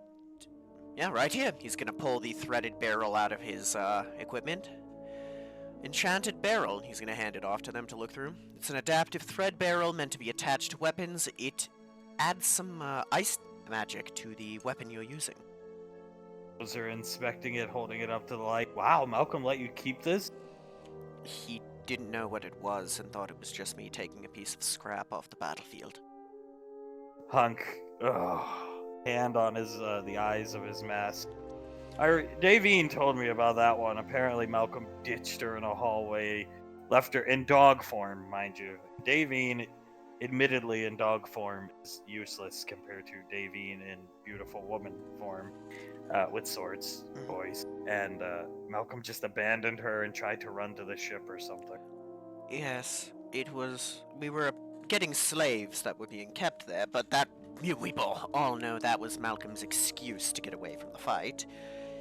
What was it, Well, Julius and I were off fighting, I believe his name was Kepler, down another hallway. He was a rogue exoframe who ran the Iron Circle. Malcolm and her were fighting somebody. Malcolm opened the doors for the slaves and then ran off, having Davine handle them, and I believe, let me see, I do have his point of view footage still, and he's gonna press play, and you see from Malcolm's point of view, his hand swinging at the airlock to the Majestic. Go! Go! Go! Go! I have it! I have this! I'm sure Davine is doing fine! Go! Go! Now, They all start laughing. Go ahead. mind you, this was also during the point in the fight where Kepler had me hostage and was threatening to blow my brains out. Oh, they all start laughing. Stop laughing and look at you. Holy shit. He nods. Luckily, our exoframe took charge while our captain, colonel, at the time we all believed, was there yelling, "Go!" to slaves to get on the ship and into the cargo bay. Now, Julius, you're forgetting the best part. Malcolm heard over the radio what was going on and said, just kill Kepler. After all, the Arcane Council owes us. They'll resurrect Julius. Hug, yeah. I'm sure that is how you get on Davine's good side. Yep, letting her son die. Because the Arcane Council, whom, mind you, had put an official hit out on Malcolm's head by this point, apparently owed us. Cluster, I heard a rumor they had SIS Assassin, that cool-looking, like, pink glowy hot elf lady, Lanaya. And Cluster, yeah, her. She was coming after Malcolm with Rangers. And Sasha, it's true. It It's just true. goes back to talking to people. So you remember that big news story about Lord Nemes being killed? Yeah. Lanaya was set up there waiting for Malcolm to land. She missed him there. She missed him on the Emu planet. Didn't she miss him by just a couple days? Sasha, yes. But we didn't. Yes. There's a handful of times that Lanaya missed him by days, or I believe there was one instance. I don't know if this is true, but wasn't she waiting to kill him after the Dagon fight as well? Sasha, I can't confirm or deny, but I mean, most likely, yeah. Yeah. I'm pretty sure in that one we missed her by minutes. Yeah, there was a reason why Malcolm wanted to get to the ship as quickly as he could that day. Aside from wanting to raid Stonewall's tomb again. Flavor elbowing Julius. He pulls up a page of the Jurassic Galaxy Amalco game collection being launched next week. Lets Julius read it, and then shows Julius a screenshot from one of the games. Julius covers his mouth and he gestures for Flavor to put it away. Ash hears it, Flavor, he can't control his laugh. Looks back. Oh, dear God. Why did he use that face? I didn't look like that for almost a year afterwards. Dozer, you mean the lazy eye, Ash? Yes. Believe it or not, that's real. Fucking hit me in the face with a plate and fucked my eye up. Oh, Frost, what game's that from? Jurassic Galaxy tie-in game. Oh, yay, he made a game out of us. For the second time nearly being eviscerated by raptors. Cluster, what was your first mission in the Headhunters? Was it the Raptor? No. It was actually a mission to try and find this special android that was birthed. Sunny, in fact. Yes. We had to find evidence going around this nightclub. We found where the birthing took place, and then we got ambushed by this mercenary group. A mercenary group armed by and assumedly hired by Max Tech. Yeah, things got kinda sketchy there for a moment. We managed to pull it out with the help of, believe it or not, our future wives coming through and helping us fight them off. Pequod hearing that turns around. Oh, Seattle! That was fun. I got to blow some guy apart with the chain gun on the Lovebird. Yeah, you didn't get to play with the weapons on the Lovebird very often. No, not too often. I mean, yeah, it's different operating weapons on a ship. It's not as personal. Yeah. It's like a video game. And then I remember I killed some guy. Weren't we undercover? Pequod speaks up. Yes, the assassination attempt on what was her name? The girl on Mars, the one you put in the hospital. Oh, that cunt. The Spartans all We saw that girl at a comic convention one time, and she flirted with me, so my wife put her in the hospital. Sasha, she was on a respirator for 3 months. Yeah. The Raptor mission, believe it or not, that was Sasha's Ranger mission to become a full-fledged Ranger, her test. She nods her head. Yes, it was. We were tasked with investigating an island with a maelstrom around it on an independent colony. The ship we were bringing in capsized and we were shipwrecked there. We found a Max Tech facility, but on the way there we were attacked by velociraptors. Sasha tackled one off a cliff down over a waterfall into a river. Pequod was badly bitten on the leg by one, and then Julius and I got her across a bridge, cut it, and then managed to hide away in the what's the word? Oh, in the command area, the lab area that Max Tech had set up. We got placed under siege there, and through us blowing up the generator that caused the maelstrom, Rangers were able to come down and pick us up. They nod. Pequod, yeah, good times. Better times now, but good times. And she starts cracking her knuckles, thinking back to that girl hitting on Julius. I'd say Breathe, dear. Breathe. I'd say good times for you. I mean, that is where he first manned up and kissed you.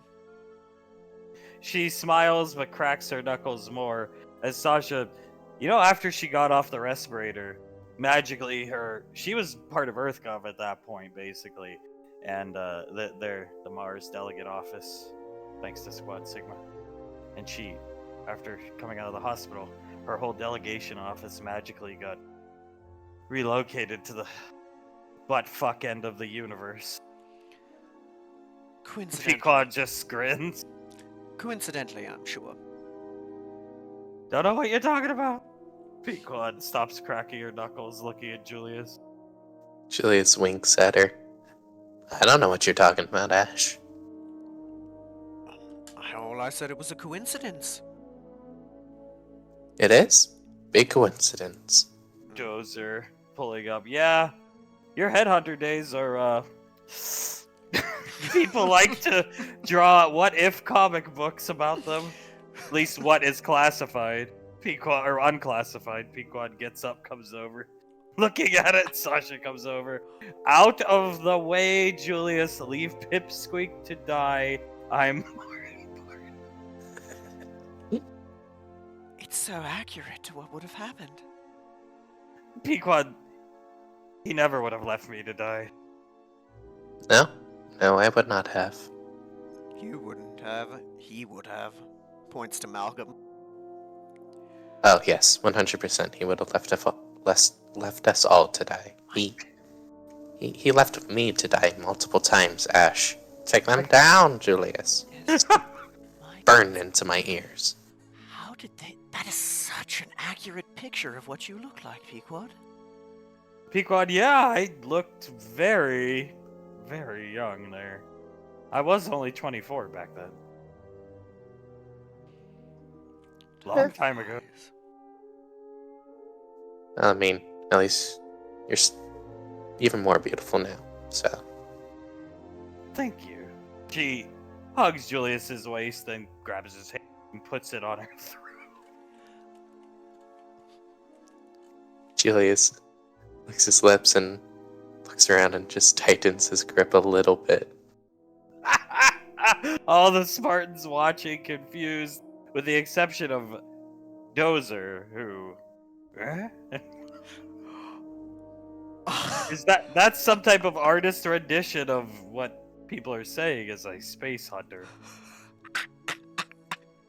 Sasha, how dare... I'm not reading that one. Just fucking looks away. How dare you laugh at me? Julius will kill you for that. Pequod, is that the time I threatened that guy? The alien? That's representing what? The time I intimidated a space hunter. Yes, the time you became a clan chieftain and intimidated the space hunter that I would not have been able to kill because I was very weak back then.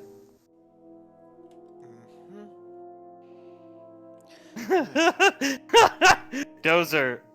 Oh. Wow. This one's banned. I can only see it because of my military access. Oh, dear Jesus. Oh, no. Aha! Stands up in his chair. Dozer, I'm not laughing, sir! Oh my god. Sasha, Banksy looks annoyed at the picture, and Dozer... She was, Oh boy, that was a very fun mission. Oh man, that was the right after the first time we met, I believe. Dad? Yes. And Sasha, not funny, but probably accurate to Malcolm. Honestly, what I know of Malcolm. Icy was 16 at the time, wasn't she? Yes, she was underage. She had just turned 16. I remember because she gave you a heart attack and then nearly gave me one too. Yeah. Yeah. Probably is accurate.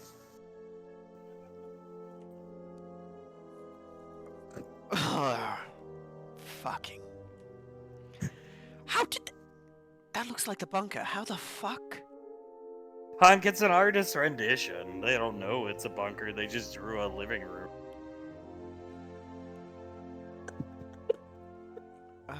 No, They not spelled mine. Saris's fucking name wrong. Fucking morons. Well, if they're pretending it's Malcolm, then that's probably what he would have called her. Yeah, I think hearing him talk on the bridge one time, he was mumbling to himself, no, Ash could not be married to the beautiful vampire that is Saratoga, so that is extremely accurate. It is, and... Well, art has a way of imitating life, and that looks like the moment where I, broke down and wanted to tell Saris everything about myself, because it was early on in our relationship, and you... Bit of advice for everyone here. If you're in a relationship, don't keep secrets like that. About your past, about yourself. They nod their head. Looks back at them. Right, you two? No, just go ahead and air all our dirty laundry, Ash. I don't know what you're talking about. I'm just asking the Master Sergeant for confirmation on what I said. Yes, very good idea. Tell everything. No secrets between two people in love. And he looks over at Frost specifically. He nods his head. Yes, sir. Remember, when you're in a... This may not be about what we're about to do, but it's good advice. When you're in a relationship of pretty much any kind, but especially a romantic one, if you're in that kind of relationship, it's a two-way street. You're supposed to be able to lean on each other and trust each other. Wow, Dr. Condry? Is that Dr. Artist rendition of Condry? She looks hot. Cluster space.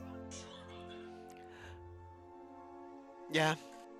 Sasha, yeah. Malcolm gave him the first lazy eye. Yeah, he didn't even give it to me. The fucker wouldn't have been capable. Flavor, was that little redheaded girl in the one about Captain anyway, that one was weird. Anyway, who was the little baby in the one? And Pequod, I guess it's an artist rendition of baby android Sonny. I believe so, yeah. Flavor, is she like a full android? Half. Huh.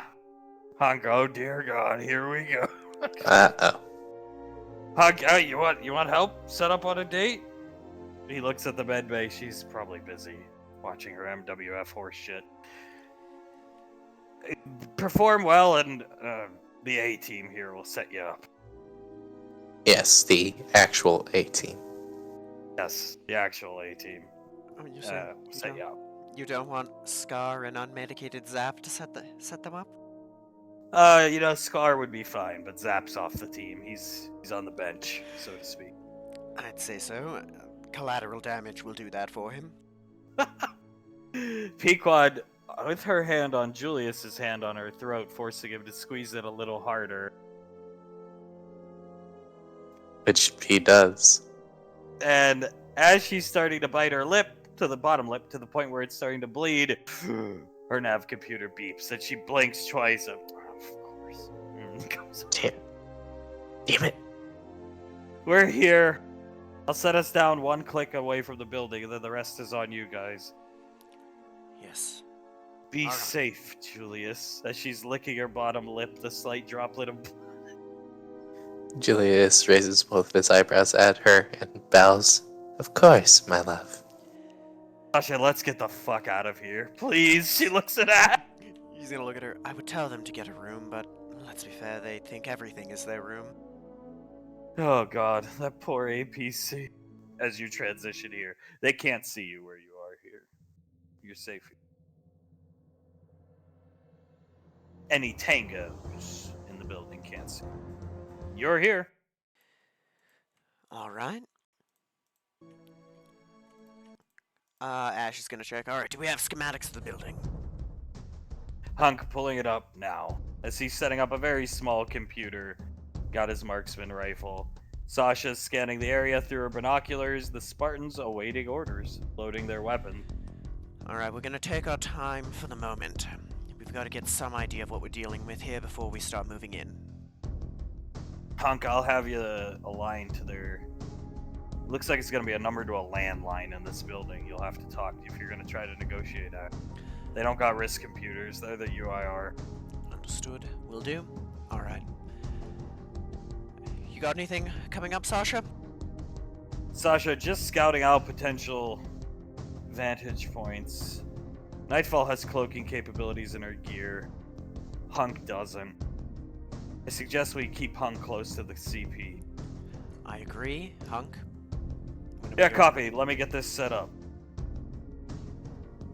I trust you to help find vantage points, Sasha. Once I get a hold of the schematics, we can begin our work from there. Sasha, you have a grappling hook.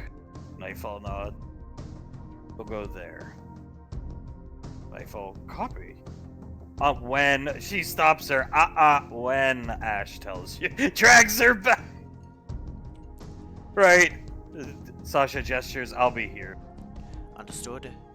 You all should have buttons on the side of your rifles. Press them when you see a target. Understood? Copy. Nightfall says, as Hunk finishes setting up the computer, you have a layout of the building on the inside. He puts the silencer on his rifle, and he's lying prone here. He's not gonna expose himself. Okay. Ash is gonna take a look based off of the schematic about how big are the insides of each of the buildings. All one floor. Every building's just one floor. Alright. All one floor.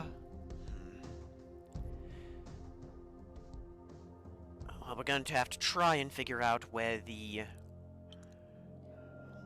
main hostage area of this is. Where the main contingent of them is. Sasha, you're free to move out. Carefully, stealthily. Nightfall, you too. Quietly. And they will easily get into position. And as they do so, they have eyes on Pop. Pop. Pop. The first two aren't moving. This guy is padding up and down, pathing. But never going into this building here. Oh, this one? Yep. Alright, we've got 3 tangos. Understood. Any line of sight inside the main building? Sasha working on it. Understood. Alright, we're probably going to have to split you up into 2 squads. One would probably be Frost and Julius to be able to take out these sentries very quietly. Julius will nod and step near Frost. For the time being, we're going... Another guy coming out of the building here. Understood, that's 4. Another guy coming out of the building here. 5. Okay, we're going to have to be careful with this. Take out the sentries. Anything on them? Anything on the other buildings yet? Nightfall scanning this building. You laying back to your computer. You got your hostage. Got one guy in the room and one larger guard outside the room. Okay, that makes things simpler. Let's take a count. We have 1, 2, 3, 4, 5, 6, 7 tangos. And there are 1, 2, 3. 9 of you. I'd say a pretty simple plan here. We have the more covert group with Julius and Frost go take out. See what they're looking. Sasha, you have two snipers, one marksman. Our rifles are silenced. Yes. If possible, I'd like to have you also be ready for shooting those ones out, so give me one moment. Nightfall relays back. Direct line of sight on him. Sasha and I have a direct line of sight on him.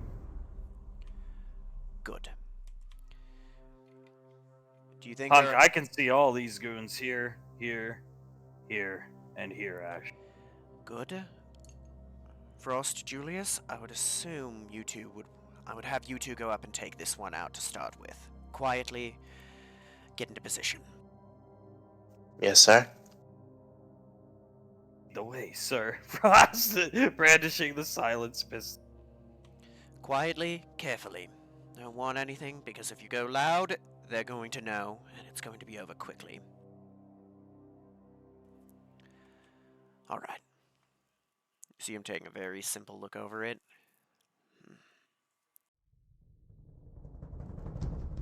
You two can take out the ones inside the building. Are you sure there's no other tangos inside the building? Sasha, positive. Good. That makes Nightfall, things simple. positive. Whole building's clear. Looks like their main forces are outside anticipating an attack. Understood. Ash would know. Do the other Spartans also have cloaking in their armor, or no? No, just Nightfall. Alright. See, I'm thinking...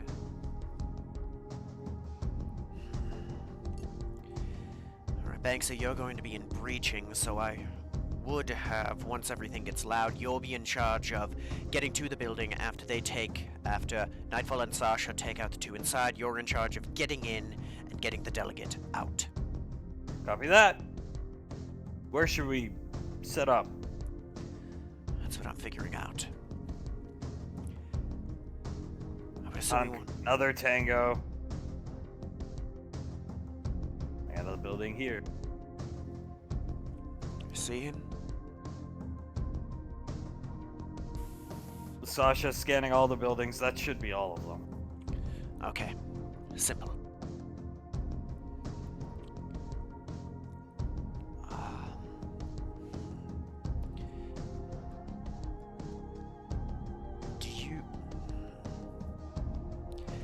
Do you think you can get to here without being seen? Who? The main group. Right here. Yeah, absolutely. Understood. Awaiting orders. Banksy speaks. Apologies, being careful, don't want to mess this up. Move out quietly. They do. Alright.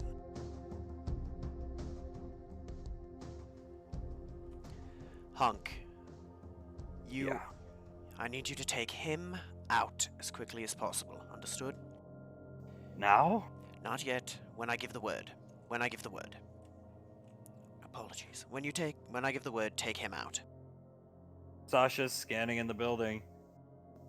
We might want to have... She's looking around. Might want to dedicate sniper support to some of these guys outside. I think 4 Spartans can handle 2 UIR punks inside.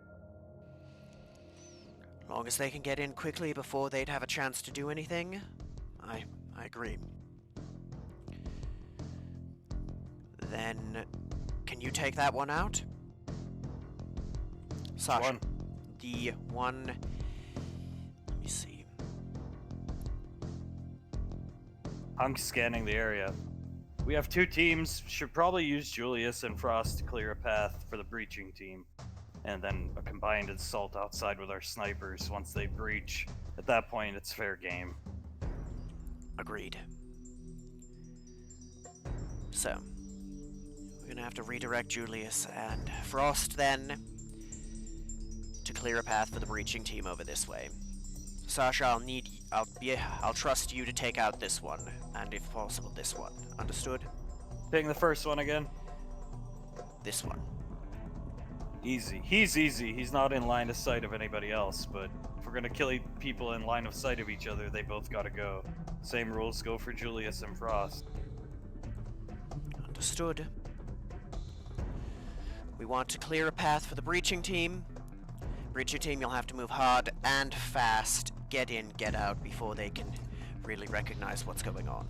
Understood? Front door? Looking around at it, front door would probably be the most efficient option, yes. Or could we go through the long hallway? Looking at the schematics, how many doors and walls are in between in these areas? One here. 1, 2 here. So it just leads from the door to where they are. Mm-hmm. Front door. We're going to take the people out that are blocking your way. You're going to get in, take those two out, get her out. Understood? Banksy, copy. Alright. Julius and Frost. You two... Julius, can I trust you to take this one out? Frost goes behind Julius. Can I trust you to be quick enough to take this one out, Julius? Julius looks at him, nods. Alright, yeah, sure, but this one is in line of sight. So, if Sasha takes out that one, when that one's out of line of sight, then that one, I take out that one at the same time. Hunk can take him. Okay, that one. Nightfall, you can take him, correct? They start talking. Nightfall, you can take him? Nightfall, yeah. Clear line of sight. So Frost would have to take out that one. Yes. Do you think you can with the pistol, Frost? Absolutely. Good, then we have our game plan. You take them out, breaching team moves up, hit goes in hard and fast. Understood? Yes, sir. Who's making the first move? Sniper team first. Everyone get into position, get ready. Frost, lead the way, sir. To Julius. Julius looks at Frost. We're sort of across the map from each other. Oh. You need to Where's my go. entry point then? I'm waiting orders. Frost, move down. Can you get to here without being seen? It should give you Yes. clear line. Go down there, get there quickly. That should give you clear line of sight on yours. Hunk slightly groans. Come on. Understood. Everyone in position. Yes. Good. Stand by. Stand by. Go.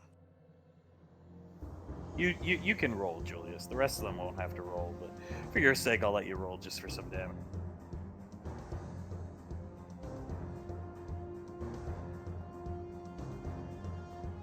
You can describe how you killed the guy. Oh God, how's this guy die? Julius jumps on top of him, and before he can scream, he crushes his windpipe and punctures it with the spike brass knuckles.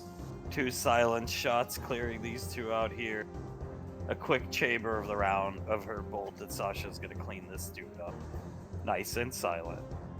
Frost, getting closer to make sure he hits with the pistol, is easily able to double tap this guy down and slam up against the side of the building. Breaching squad, move in. There you go. Quietly, this guy coming up here, looking around. He's coming down to probably talk to this guy here. Uh-oh. Take him out. Hunk, take him Who? out. Hunk, take him out. Hunk, the guy comes right here, and the dude's head explodes. Hunk, assign orders by name. Understood. Breaching squad in position. Sir! Banksy speaks. Stand by. Go. Banksy shoots the door down, comes in, blows this guy out, and Frost and Flavor had their fun during the siege of Kabul. Though Cluster was there, he gets to have a little more fun and just blows this guy's head away with his assault rifle. They didn't even need to flashbang. Alright, get her out quickly. They're gonna bag her. Not bag, attack, kill, but grab her and run her out this way. Ooh, she's covered in blood, shock, coming to add. Alright, everyone. We're going to exfil now. Come on. Good work. Coffee.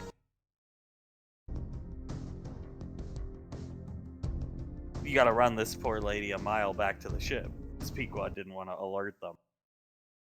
But you got her. Excuse me, hand came off my push to talk.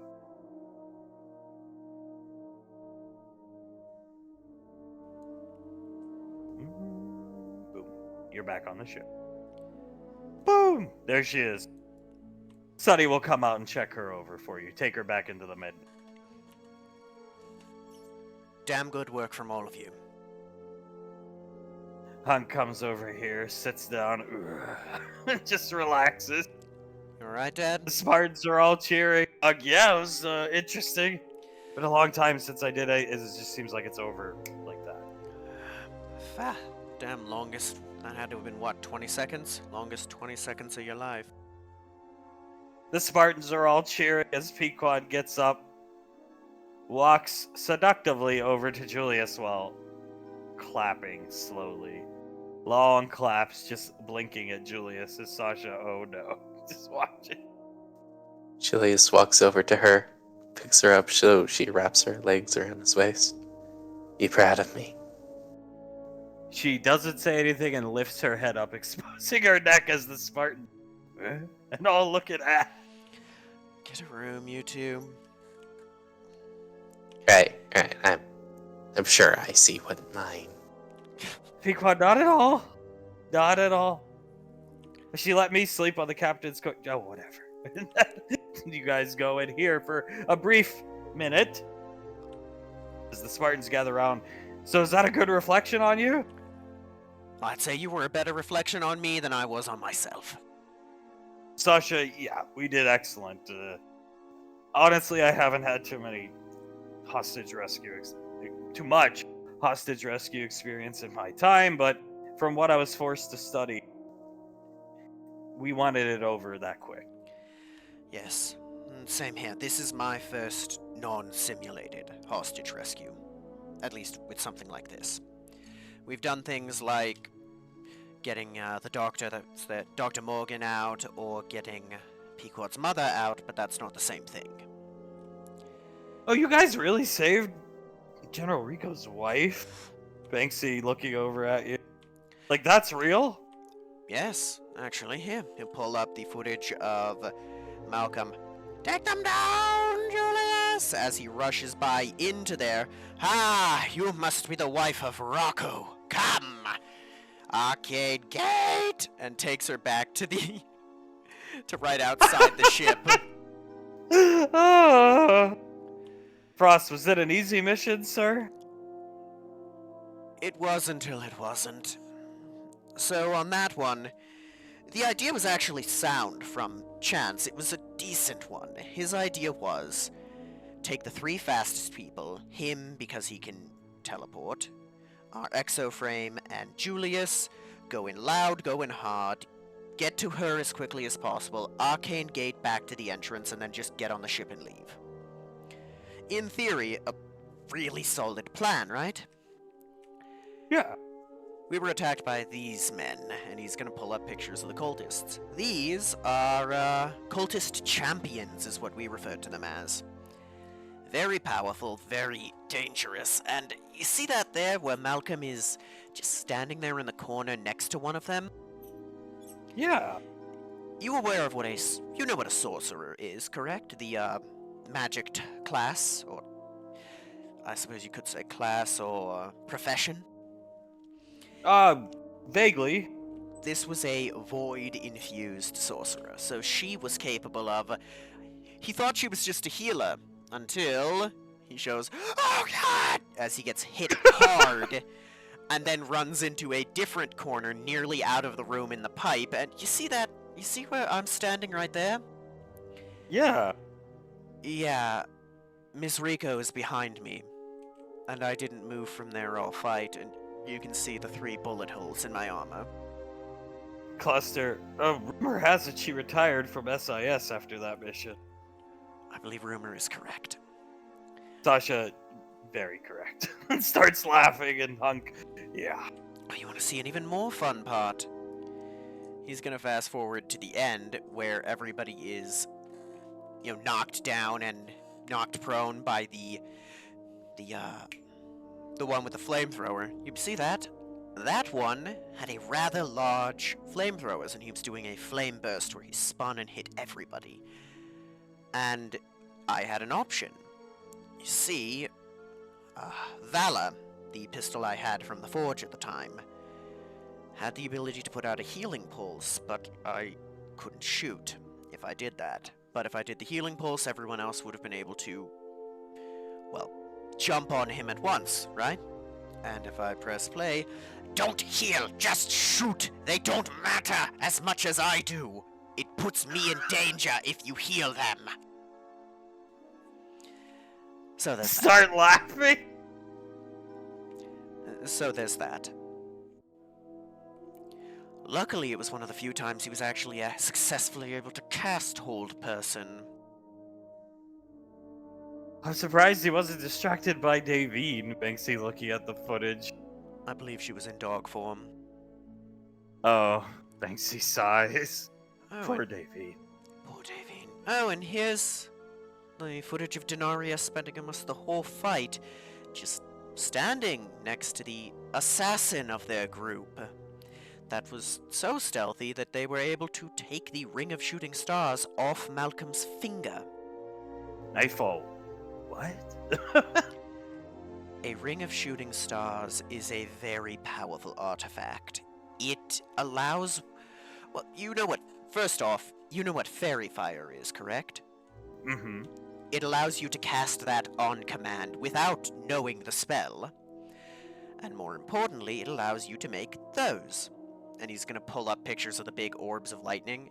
Very powerful orbs of lightning energy that you can move around the battlefield.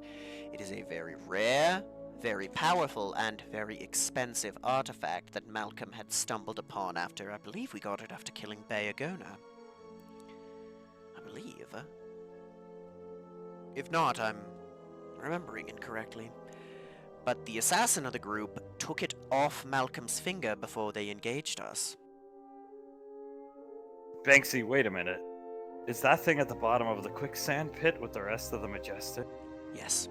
Ouch. Along He's with- shocked. Along with an even rarer artifact. Flavor speaks up the Escalade?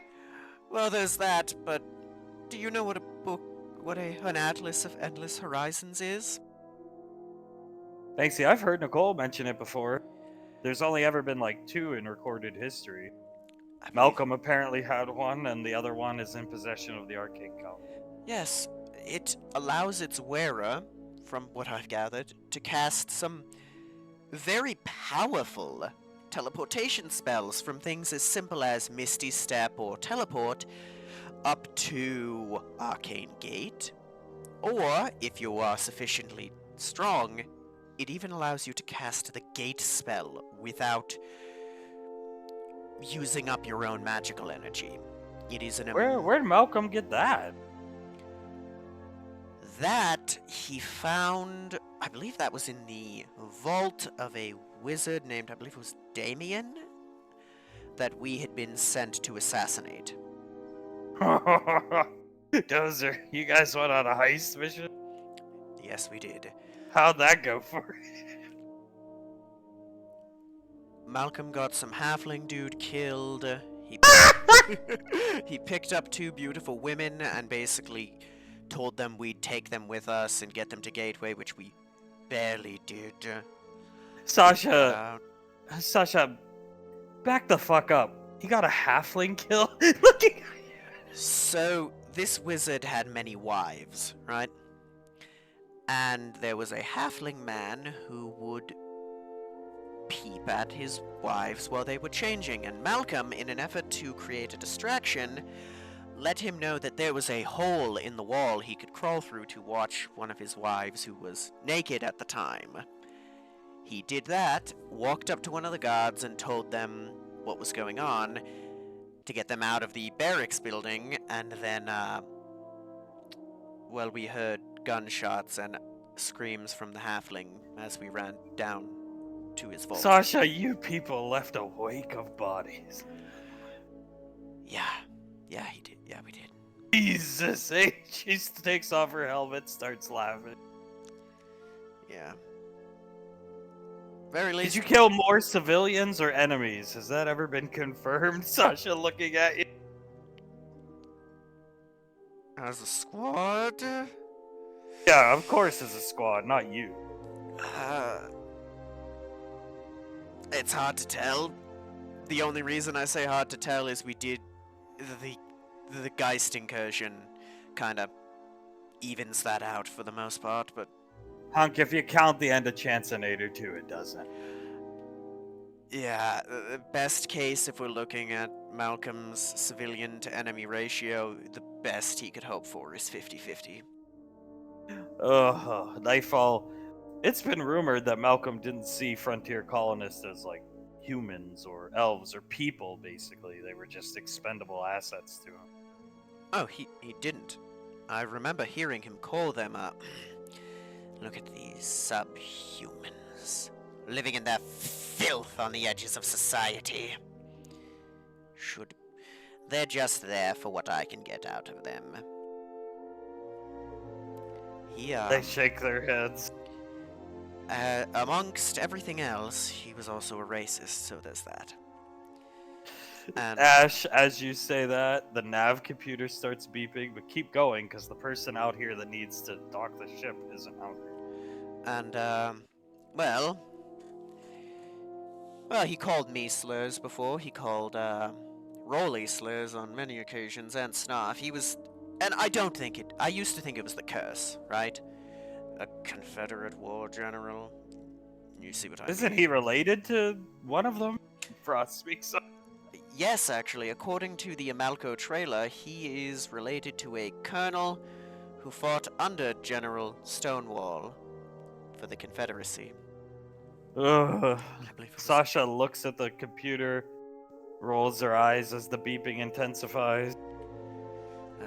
I believe his name was Colonel Augustus Chance of the Confederacy. Sasha, well, I guess we'll just crash into the side of Gateway. That's fine, too. Ah, shit. One moment. He's gonna walk down and bang on the door. Yeah, what's up? Nav computer's beeping. Oh, shit. Be gone. Inhales sharply, comes out, her hair all messed up. You catch a glimpse of Julius's outfit's all fucked up and everything, and there's no fixing it in time. She comes right to the computer and takes you guys in for landing. Just be careful she doesn't need to wear her scarf when you're done. Uh-huh. Right on. Alright, boys. But, yeah, there's a lot of interesting shit to talk about with Malcolm, like all the times Denaria managed to get swallowed by large creatures. The old lady? She managed to get either swallowed or covered in vomit or something like that on like 6 occasions. Sasha, yeah, the old lady. And somehow, every time, she got vomited back into my arms. Sasha starts laughing. Hunk, yeah. MWF, Darmel or something I saw last night. So, you know how we had you positioned for the mission today, correct? Yeah. Tried to have everyone in a good position. If it were Denaria, I would have told her to go where Frost was, and she would have ran up over by where the pool was on that estate. Or the time where we were fighting Carnotauruses, theropod dinosaurs, and she decided to climb up on a building that put her at biting height. The Spartans all, oh. Well, she was mental. Flavor speaking. She was doing that before she went mental. Hunk groans "Ugh," and walks off the ship, and Sunny leading the delegate off the ship. But that's our alert. Time to go report to the general, eh? Yes, sir. As you make your way back, Pequod goes up to the apartment. Disheveled Julius is here. You're not gonna try and fix that? I wear it as a trophy, Ash. She'll probably be into it. Lorelei comes out, wiping her mouth with a napkin. Mhm. Mm. And her eyes narrow onto Julius. Julius stands at attention and salutes her. As What does happened to him? She comes over here. Ash. I'll let him explain, ma'am. A hostile roughed me up real good, ma'am. Uh-huh. She's just staring at Julius. Those hickeys on your neck. He was sucking your neck in combat? I think he was trying to become a vampire, ma'am. Oh, I'm sure. I've been informed the delegate was brought through. I got the message from Sunny. Excellent work. She claps her hands together 3 times lightly. Thank you, ma'am. All the Spartans, Sasha, Hunk, Julius, they all performed exceptionally. I have nothing but praise for them. Very good. Unfortunately for you, this will probably not be your last time doing this. This is why this squad exists. Commander Jiren threw the opportunity away to teach you. You have 4 very good teachers, not counting the other members of Alpha 9. Flavor, I'd like Davey to teach me how to use a sword. And General Lorelei, I'm sure her son, as she licks her bottom lip looking at Julius, could put in a good word for you. Or her daughter. Or daughter-in-law. Or future son-in-law, gestures dismissively at Bix. We will, ma'am. We'll get her to teach him. Lorelei is gonna come up here and grab Julius by the chin, lift his head, and start inspecting his neck. Is there an issue, ma'am? She comes in to the point where you can almost feel her nose on your neck. Hunk. Oh, God. Ma'am? She inhales sharply and lets go. Smiles at you and dismissed. Off duty. Have fun. And wipes some sweat off her brow and disappears. Thank you, ma'am. As soon as she leaves the room, Julius just shivers. Oh, God, that was creepy. Hunk, you know, most men would actually like that coming from her. Well, I'm not most men, am I? No, it would scare me too, but still, she's a babe. Don't tell her I said that. She could probably already sense he thought it. Not too bad. Just have Zap tell her he thinks so. I'm not the only one that looks at that picture of her ass in the apartment. I know that. Well done, everyone. Looks around. Wow, they're all gonna group up. Well done. You all did phenomenally. Your first mission, you kept your nerves straight, you got the job done clean, quick, and fast. Efficiently. We're gonna have to keep doing that every time. But I think with this group, we've got something going. Any of you want to borrow things from the armory for missions like this again, we'll be doing that from now on, and any of you want any specific or specialized training, ask me and I will organize it with any member of the squad. Miss Davy, and when she's up to it, sir. We'll put in a good word. I already have Sasha, so I'm good. Understood? Anyone else? The rest shake their head. Good to go. Alright. Well. Sasha, hand the weapons over. She takes a couple of them, hands them to Banksy, takes the other ones. We'll be taking these back to our army. You want to practice with them? We can bring them down to the kill house, but they gotta go back where they go when we're done playing. Understood? Sir, they all salute you guys. Frost, let me tell you guys about my date. And they all start leaving. Can we go somewhere not the haunted bunker? And you hear a knife fall. Arnaki. As they leave. How about this, kids? They're gone. They walked off. Well, let them know that, as a reward, Banksy, let them know that as a reward, I'll be paying for them to have a nice day out at the bar on Gateway. Yes, sir. I'll see him tomorrow morning. He's got an armful of your weapons. Do you want some help? I got it! I got it! As he heads for the elevator. Sasha laughing, following it. I was gonna tell them. I think they deserve it, right, Dad? Yeah, I'd say so. I'd say so. Little positive reinforcement goes a long way, and haunting their bunker goes a long way too, apparently. She said Arnaki, right? Yeah, Arnaki. Well, Pequod and Nicole. There's something else when they get together. And you don't help from what I hear from David. He points at you. Why would I help? Yeah, I- I encourage it. I'm an encouraging person, Dad, don't you know? Encouraging big brother and husband. that's code for bad influence. He starts laughing. Tell me something. When I was down at SIS getting they let me in the armory. Me and Lanaya go way back.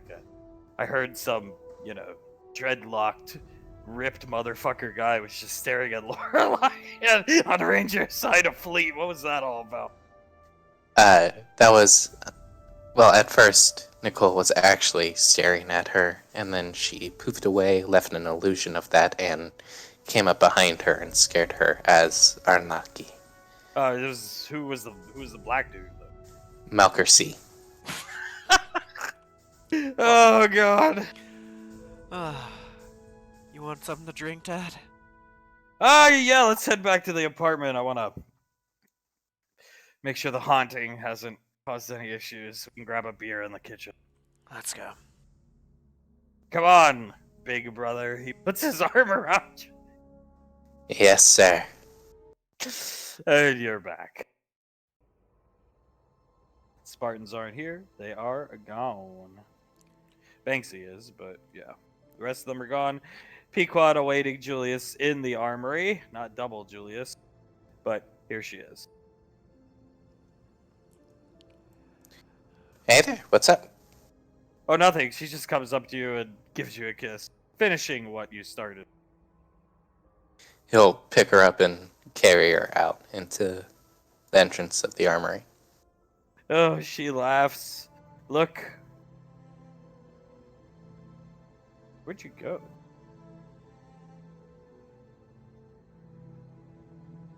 I'm right here.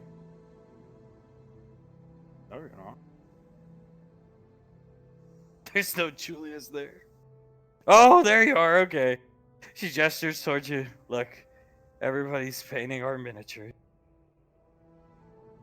You should be proud. I am. Did Lorelai notice your neck? She sniffed it. Pequod starts laughing. Icy hugging Banksy turns around. She sniffed your neck.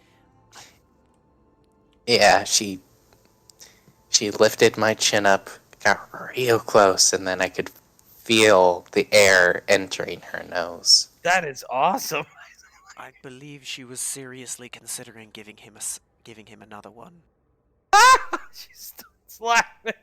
That's amazing. We have the ultimate bargaining chip with Lorelai too. If only dragons were attracted to Julius. Pequod starts laughing after Icy says, You two really would pimp Julius out to a dragon. Shame. Icy laughs and stops hugging Banksy and starts playing. You hear the Colonel Mon game being played. Pequod, I would like a Colonel Mon game. I'll get right on it, baby. Thank you. Let's go to the kitchen. Yeah, let's go. He picks her up again and he'll carry her into the kitchen. Again, Banksy, you did phenomenally. Proud of you. Thank you, sir. It was a blast. I've been waiting to actually see some duty. Well, hopefully it's not the last. Well, terrorist-wise, hopefully we don't have to do it often, but hopefully we're able to fight again relatively soon. I'd love to have you on missions with the squad itself as well. I trust Anytime, any place. you. Perfect. And again, well done. You did very well, I see. Good. She smiles up at him, lifts his mask, gives him a kiss. Just like he did well, just like he is at painting. Good at painting. And he's holding it, showing it to Davine. Here's a new Snarf one. Vivian is looking at it, smiling. You did very well, Linsky. I'm proud of you. You can keep it by your bed, and hopefully nobody crushes this one. Speaking of which, where the hell is he? He's looking around for Seth. You want me to go out and look for him? No. He'll turn up somewhere. Probably making trouble somewhere. Alright, well, I'm gonna go and see how Mom's doing. See you guys in a bit. Yep. Gonna make his way up. Hello, Mom. Heard you guys had a mission. We did. It went, well, it went as well as a hostage rescue can. Bad guys Oh. all dead. The one hostage rescued. No casualties. No injuries. Lorelai was happy with the result. Yes, she was, ma'am. Happy. Good. If distracted, yes. Sasha comes in, sits down. Distracted's an understatement. We do have a pretty good bargaining chip. Maybe I should have given her CPR. Pequod, Just- she's the one woman you don't go too far, but I don't actually get, jealous of her. It's just funny.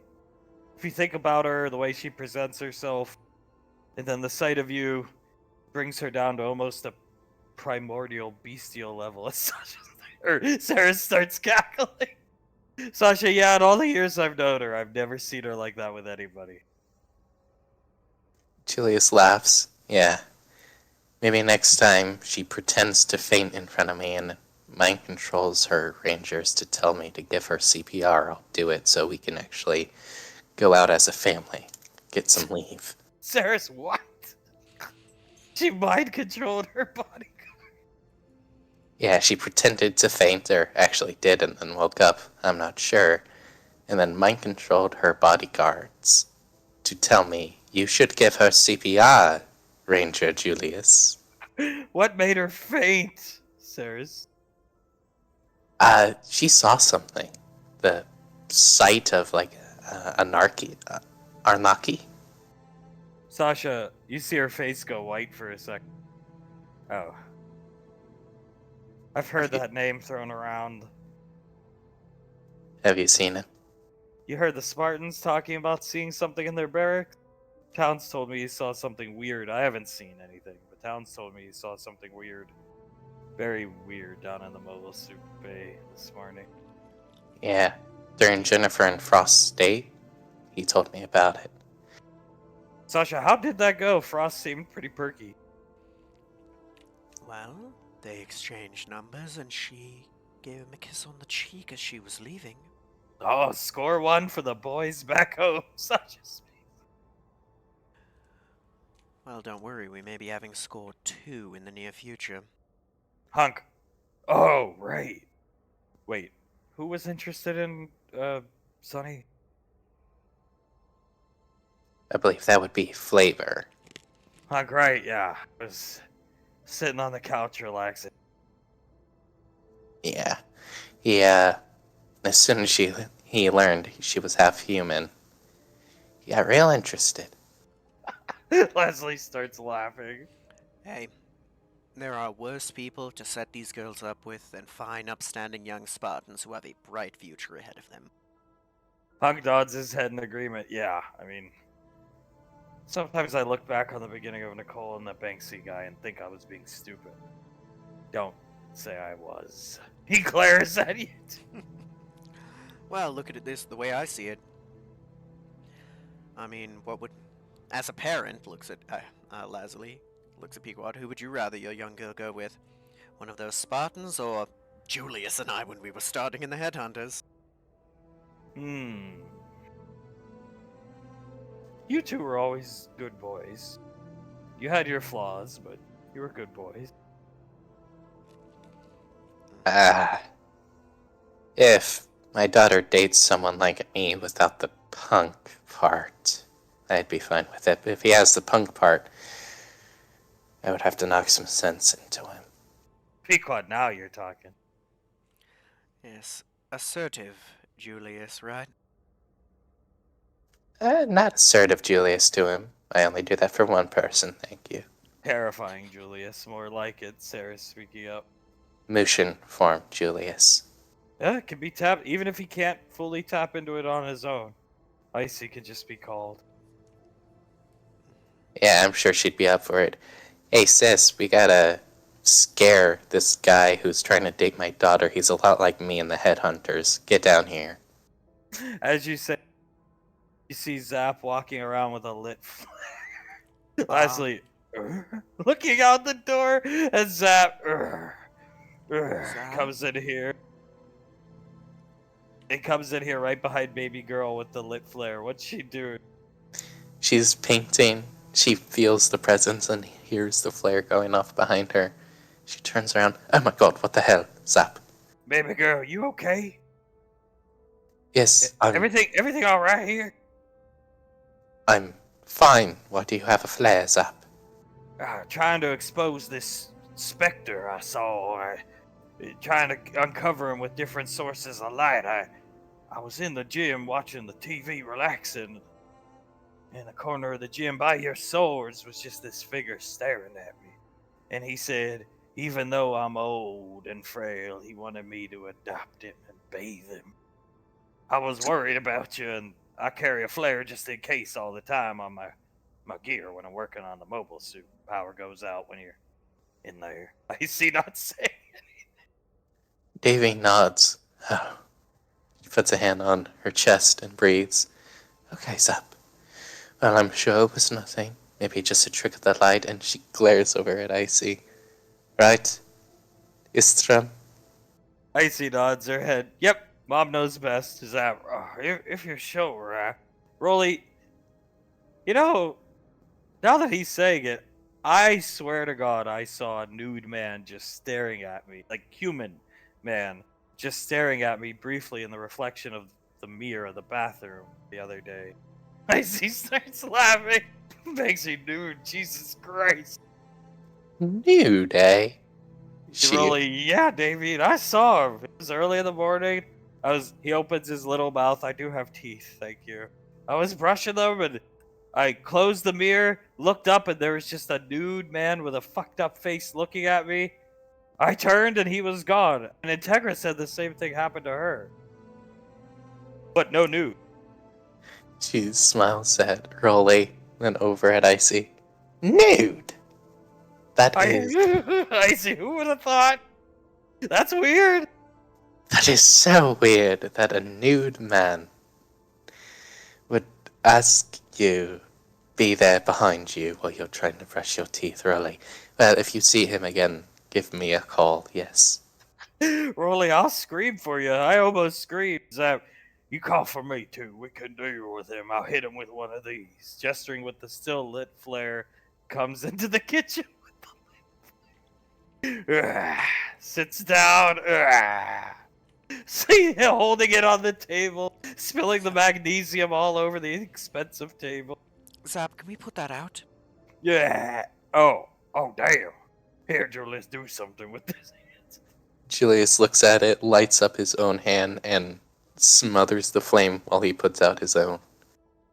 Oh, the flame goes out. Sarah's looking shocked. Down here, Icy looks over at Davine. Arnaki. Really? Terrorizing poor Zap? Rolly has gotten up to go start playing SWOTOR so he doesn't hear this. As Icy shrugs. I swear, you two, Pequod included, get up to so much crap. Oh, she starts laughing and goes back to painting. As that. So all he does is groan and sit down again now that the flare's gone. So, he looks at the flare in his hand.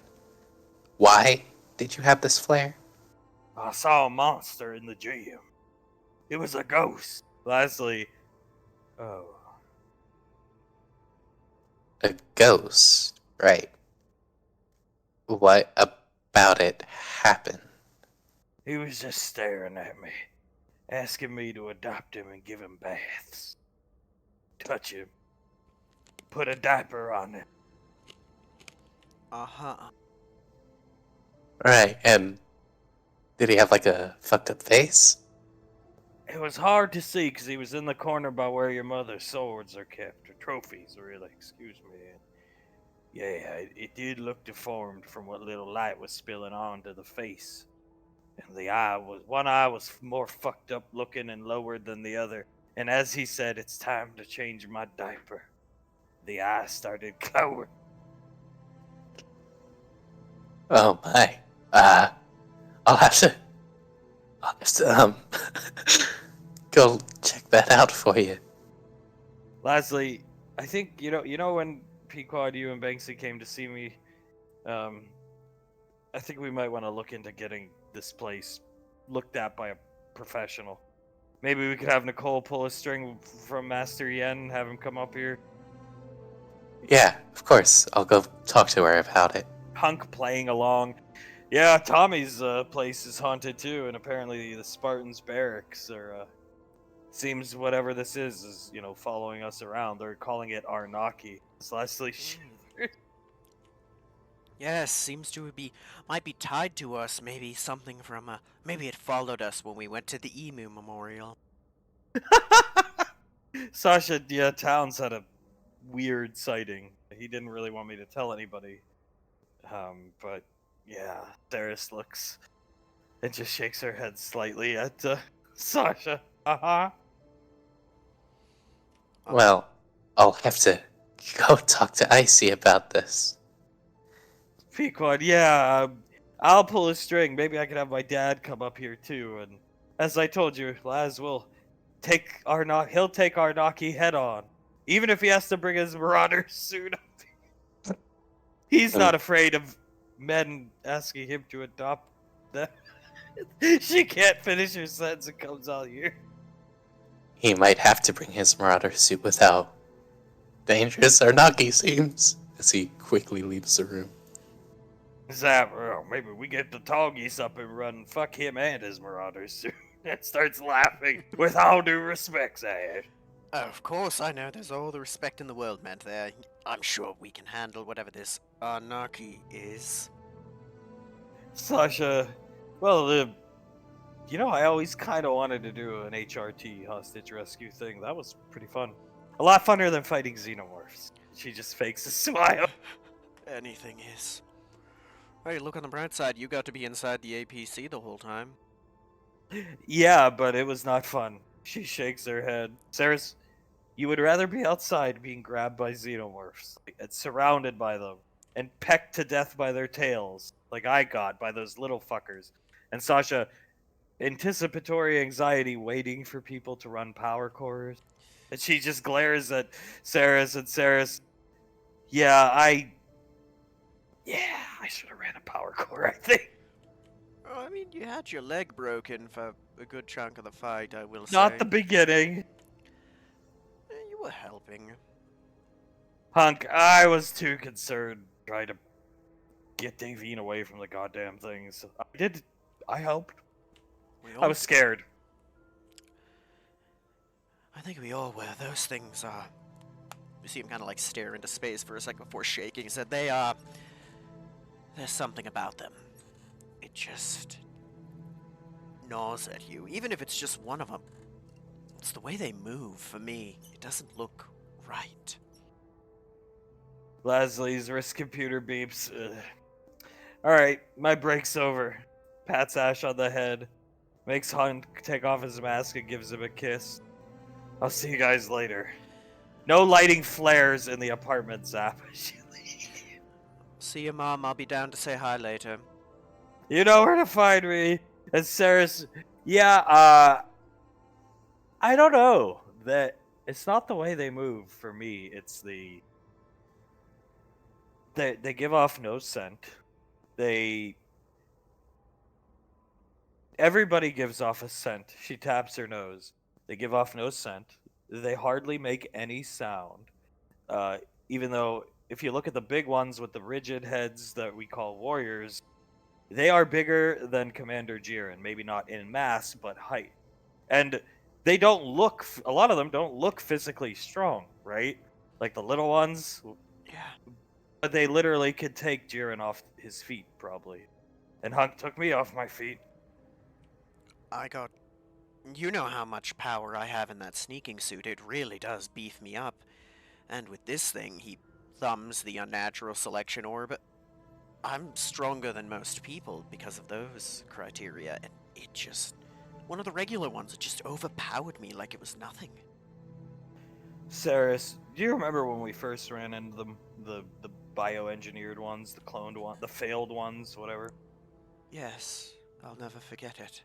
If they hadn't had, in their hive, had they had human, elf, whatever, remains decaying, I would have never known something was off when I got on that planet.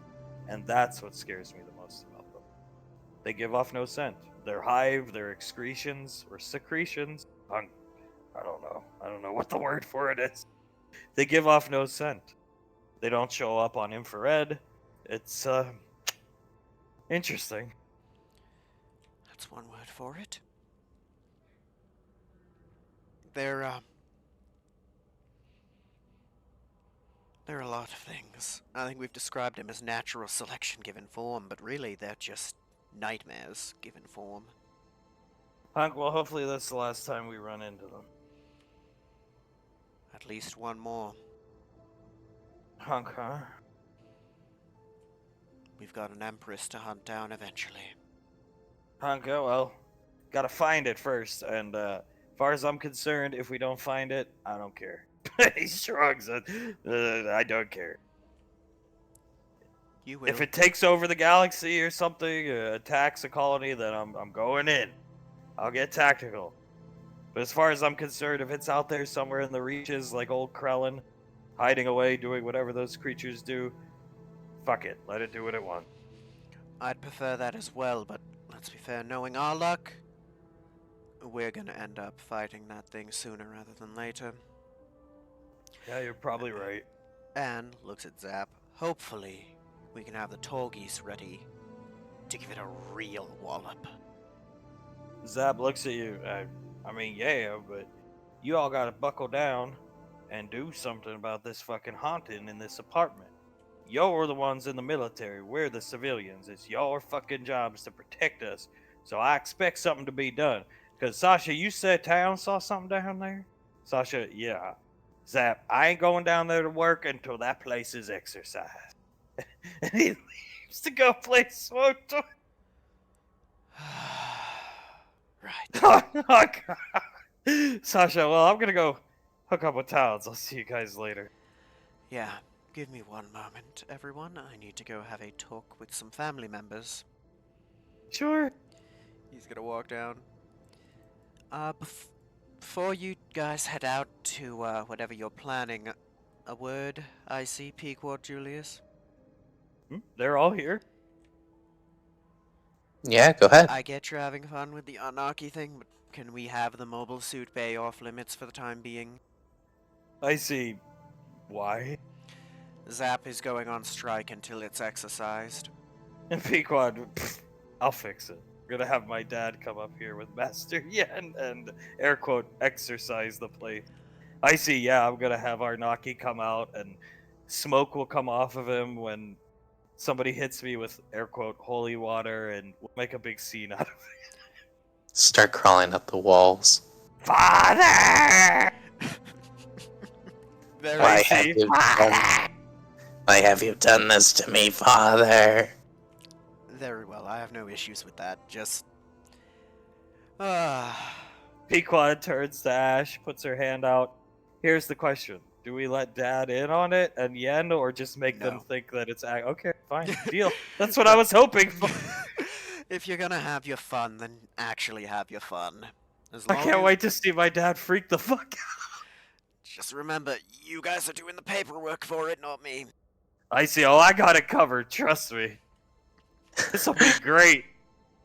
I'll come out of Davine's new RV. I'll rise out of the sun. have smoke coming out of the sunroof. All with the you. windows makes you speak. Red lights from all around the RV. You could, Arnaki! could also skitter down from the cockpit down the front of the Togies, Oh, Icy starts laughing. crawling downwards around it like you're a fucking spider. That's a good idea. Pequod is taking notes, but yeah, we'll have Dad and Yen come up probably sometime a couple days from now next week. And General Rico will exercise the place. Just another, Pequod speaks up, commendation for his excellent career. Perfect. Yep, My- professional exorcist. Just don't give poor Yen a heart attack. That's my only limit. Pequod is gonna give him a call right now. Julia sees her dialing the number in. You're gonna let her call him? Yeah, we'll let her call her. All right, she punches in the number. He comes up. Daughter, oh! She's spinning the camera of the wrist computer around. Hello, Davine. Hello, sir. Hello, Nicole, Banksy, son-in-law, Ash. How you guys doing? Doing good, sir? Good to see you. What do we need? Why are we calling me at this hour? I'm quite busy. Pequod, Dad, we have a problem up here that Julius and Ash will tell you all about. I'm embarrassed to say, and she elbows Davine lightly in the shoulder. Well, sir, it's quite simple. We believe that the apartment is haunted. There have been multiple sightings on all accounts of pretty much every person living here, including Commander Integra, Major Lazuli, and Suleta. On every single front, there have been sightings of a man with presumably one lazy eye with a terribly messed up face asking people to adopt him. Hold the phone there. Hang on. I got a stack of papers right over here. You see him moving around. He turns the camera on his computer because it's coming from his computer down. You see the stack of papers? Yes, This sir. is just on my desk as of this morning. Apparently, similar sightings happened on Ring 8 today, and Mr. Wiseau filed a direct complaint to the Gateway Business Bureau about his restaurant being haunted. Banksy, yeah, our barracks are haunted too. We've seen Arnaki. General Rico, Arnaki, you say? Looks confused. That's the name given to the specter that people have been seeing. Miss Davine, are you okay? Is everything fine up there? Yes, sir. Everything is perfectly okay. Just the sightings of Arnaki can be a bit unnerving. I understand. Well, I assure you, I'll see this through. It seems like the highest concentration of sightings are from you guys, as opposed to Ring 8 and Tommy's.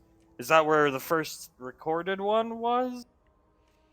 To our knowledge, yes, sir. There might have been some before that just weren't reported, but to our knowledge, here in the apartment, yes. General Rico, Nicole, why can't you do something about this? You're part of. She comes up. I need Master Yen. He never taught me in spiritual exorcisms, sir. Rico, right. Well, you're still young. You got a ways to grow, ways to bloom. All right. I'll make it happen. Yen's a busy guy. He's currently tending to some guy named Saint Guillotine who got stabbed by some crackhead. Pardon my language. Speak on starts. Oh, yes, Julius is gonna deal with that soon. Very good. All right, I'll be up in the coming days. I'll let you know ahead of time. And Davine, I want to assure you everything is perfectly safe there. Nothing can harm you. She looks around. Thank you, sir. Greatly appreciated. All right, how do I spell that exactly, Arnaki? I'm not sure. You see him trying to type. Arnaki. All right, yeah, I'm just filing the official reports to get Yen here and stuff like that in coming days. But okay, from everything these reports, you see him start picking up papers. Apparently, he's got a fucked up face. Looks like a horse's. Well, a horse's genitalia is what it's being described as. Icy is fighting back, laughing. Julius has to put his hand on Icy's shoulder and sort of grip at it to not laugh. Pequod, is that a male horse or female? Female. Yeah. Apparently Lorelei saw this person too, but she didn't want to talk about it. So, I don't know. Yes, I heard about that. I believe, well, weren't you there when that happened, Julius? Yes, yes. I don't want to reveal too much that the general herself didn't want to reveal, but I believe she fainted. From what I heard, her husband had a run-in with. He didn't file an official report, but her husband had a run-in. It scared him so much he threw a shuriken through his own. Those windows down there are like bullet and laser-proof glass. Yeah. He threw a shuriken through it. He was that scared. Shurikens shouldn't go through those things. He was horrified. We'll have it fixed within the day, but yeah.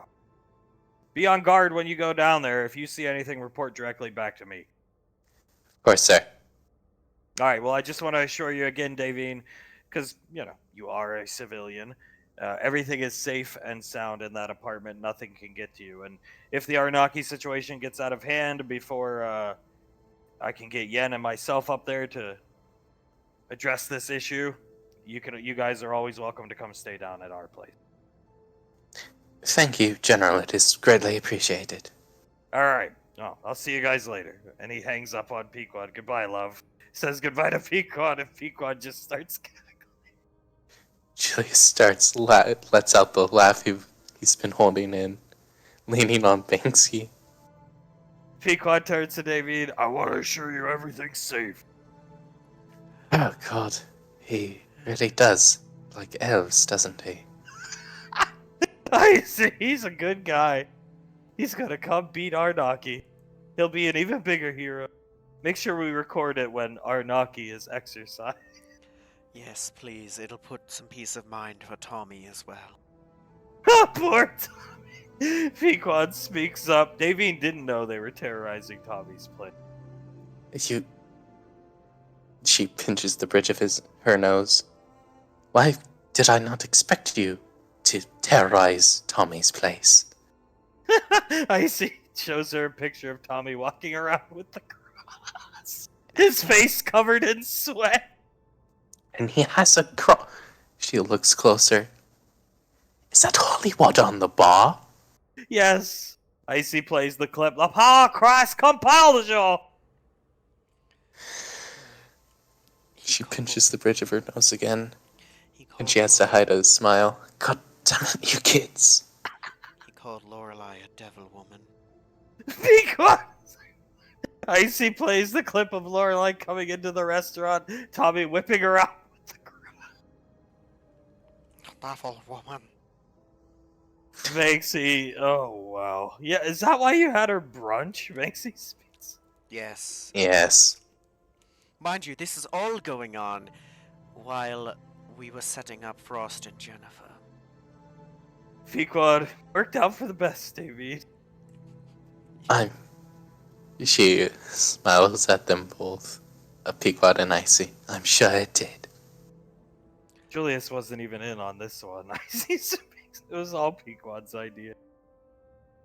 Yeah, this one was all Pequod's idea, and it was a good one too. It even scared me, son of a bitch, as he looks over at Icy. She winks at you, Pequod. We came up with the idea. We got back to the apartment and decided just to teleport down and help. And help you did by terrifying Tommy. They start laughing. Speaking of Jennifer, I'm gonna go up and see how she's doing after our fun little day today. Sure. He's gonna head up. Icy looks at Davine. So, Arnaki is a little terrifying. Melker C is just goofy, just to stare at people. But I could do this now after studying that Malcolm picture. And she places a reassuring hand on Davine's shoulder. She looks at the hand and up at Cornstalk. That's wonderful, dear. How? She stifles a laugh. How, Chief Cornstalk? Come, Davin, eat. No combat for you. Too fragile. Woman placed to tend to teepees. Take Tristan with me. She starts breaking. Yes, Chief, I shall take our shaman Tristan, the greatest shaman of all, along with to gather our berries. So, Banksy, if we can get a good quality image of old lady Denaria, and Cornstalk looks over inquisitively at Banksy.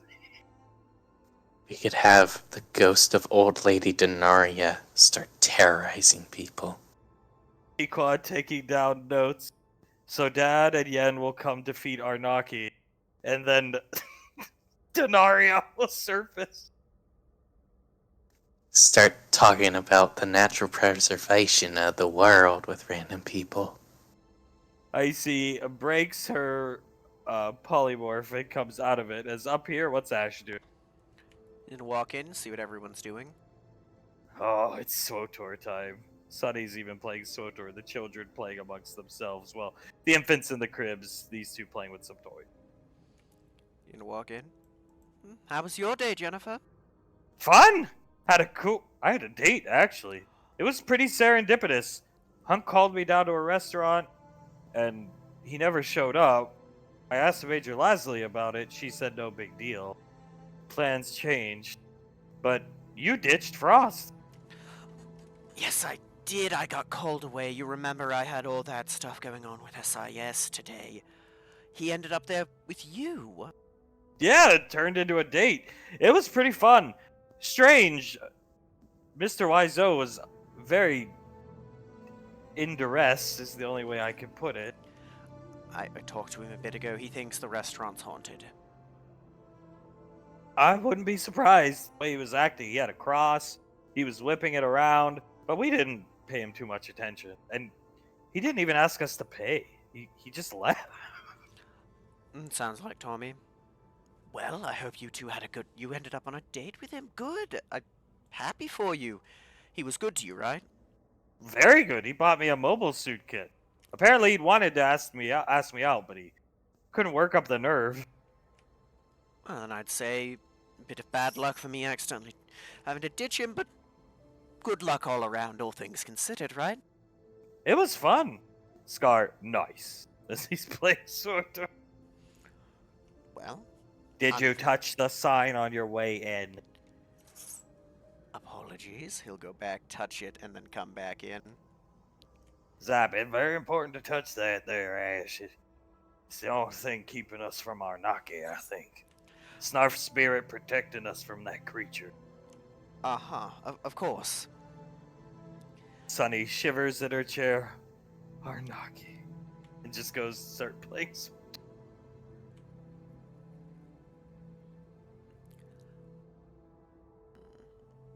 He's gonna come over and sit down over here. So, Sonny, if you don't mind my asking, what's your preferred dinner? She turns around. Prefer dinner? That's a Favorite. hard one. Depends. I'm I'm a moody eater, as they call it. I think it's because half and half biology. I'm a pretty moody eater. It just depends on the day. But one thing that holds true for me is just that what's it that Nicole always asks for Julius to make in the morning? Just the classic Americano, whatever the word is, breakfast. Bacon, eggs, toast, sausage, then the pancakes Julius makes. Okay, good to know. Breakfast is pretty easy to please. I'm easy to please with breakfast for the most part. Anything else, I like a wide palate. I actually like. It's not a big threat because I actually can't choke, believe it or not. But live octopuses are excellent. Zap looks over at her. I can't choke. If I choke on something, all I have to do is. I'm an android after all. All I have to do really is I can regurgitate on command. Zap, maybe you could regurgitate on Arnaki for us. Sunny, no. Well, thank you for letting me know. I need to be better about that. You guys are family, and I should know what you prefer to eat. Scar, I do enjoy me a good Italian sandwich. Perfect. I'll write that down. What about you, Zap? Zap, if we're talking what I really want is barbecue. Like when we went down to the beach a couple days ago, or what, Jennifer, when was that? Jennifer, that was a couple of weeks ago. Oh, yeah. I'm starting to Scar. I'll go get the meds. Anywho's, I prefer barbecue, but I'm talking good barbecue. Barbecue sauce, brisket, ribs, you name it. The Hunks barbecue was good, but that was all fish. I can do without the seafood. Fair enough, trust me, I get that, although, probably better Julius makes it over me. Well, you could call what I made a lot growing up barbecue, but it was more, you stick meat and char it over a flame, you know what I mean? Zap nods as Scar comes out. Here's your brownie and milk. Eat it. Zap, thank you. And eats it and drinks all the milk. What about you, Rolly? Rolly, I love everything. I am not a picky eater at all. I'll eat anything. In terms of favorite food, I really don't think I have one. I've yet to experience all the different foods EarthGov's culture has to offer. I used to eat MREs at the small outpost you guys picked us up. There was that Captain Spears guy there, and he would give me MREs. That's all we had to eat. And I thought they were excellent. And then I got on the Majestic and people saying I'd kill for an MRE because Malcolm only fed us bread and water. And then I got here, integrated into EarthGov culture. People seem to hate MREs. He speaks up. But cheese puffs, anything cheese, really. Except blue cheese. No blue cheese. Okay. I get liking, I get liking the, pretty much anything. I'll eat just about anything. But, for me it was, it's gonna sound dumb, but a good beef and potato stew. That's my favorite. Rolly, I've never had that before. Let's see if we can get Julius to make it. I made it a lot when I was, off on my own in Gallia because it was cheap, right? It didn't matter how hard off I was, you can get beef bones, a couple pieces of meat, and potatoes for next to nothing. But it was also something one of the few memories I have of my parents. It was something my mother used to make. Comfort Rolly, food, right? Rolly looks over at you.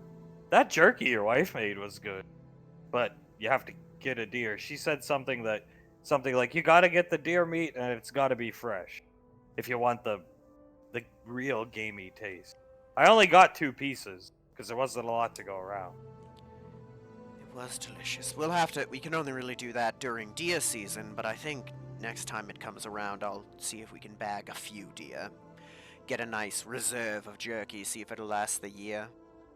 The Spartan boys down there go crazy. Alright. That's a good plan. Down here, Banksy has pulled up a high resolution image of, and it doesn't really look like it, but it is a high resolution image of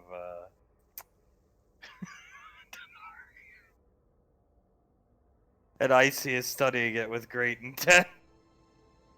If there's one thing that I never thought I'd be doing with you guys, it would be having Icy turn into Denaria to freak people out. Pequod, you can make illusions like you did with Malker C. And Icy, yes. Can you control multiple illusion? An illusion or multiple illusion? Icy, yeah. But it would be funnier if we just polymorph multiple of us and have... Can you imagine Icy puts up her finger, Cornstalk and Old Lady Denaria dueling down in Jay's? Oh man, that would be the fight of the century. We would be on the betting board for weeks. Who would win in a fight against Cornstalk v. Denaria?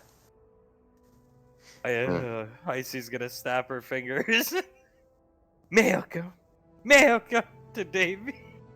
That is uncanny. She stares at her. Yes, that is quite freaky, actually. Say Malcolm again. Malcolm. She jerks back a bit. Oh my. She looks at David and then looks at Julius. I really can't do it. David. Oh, right, the, divine thing that she did. I'll have to work on that, baby. As Suletta comes in with memory and blankly staring. Julius looks at Denaria and then at Suletta. Hi, Auntie, what's up? I'm going to ignore whatever's going on here. Would you guys like to come down and see where I live? I offered earlier today. I think you weren't there, Banksy, but where is Nicole? She looks at Icy. I'm here. She comes out of Denari. Like I said, Letty, I really do need your help. She stands up. I would love to see where you live. It would be amazing. You're all invited. Icy, awesome. You bet you never would have thought Chief Cornstalk would grace wherever you live. So let him. What? And Icy polymorphs. Into Cornstalk, so let oh no. You've weaponized this. Yes, she's opening up her repertoire of ways to scare people after General Rico and Master Yen come to exercise the apartment of Arnaki. She starts hopping around. Memory clapping and laughing, watching. Davine face palms and shakes her head, hiding another smile as Julius leans on Pequod and starts laughing.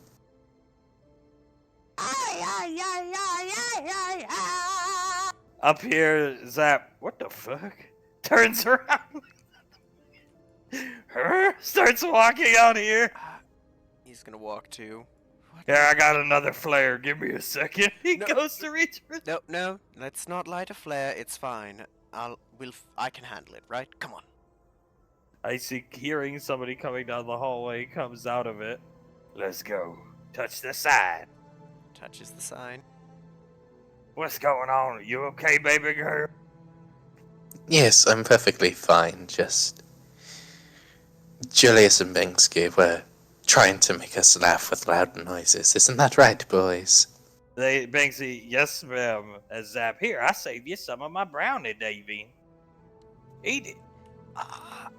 She looks down at the brownie.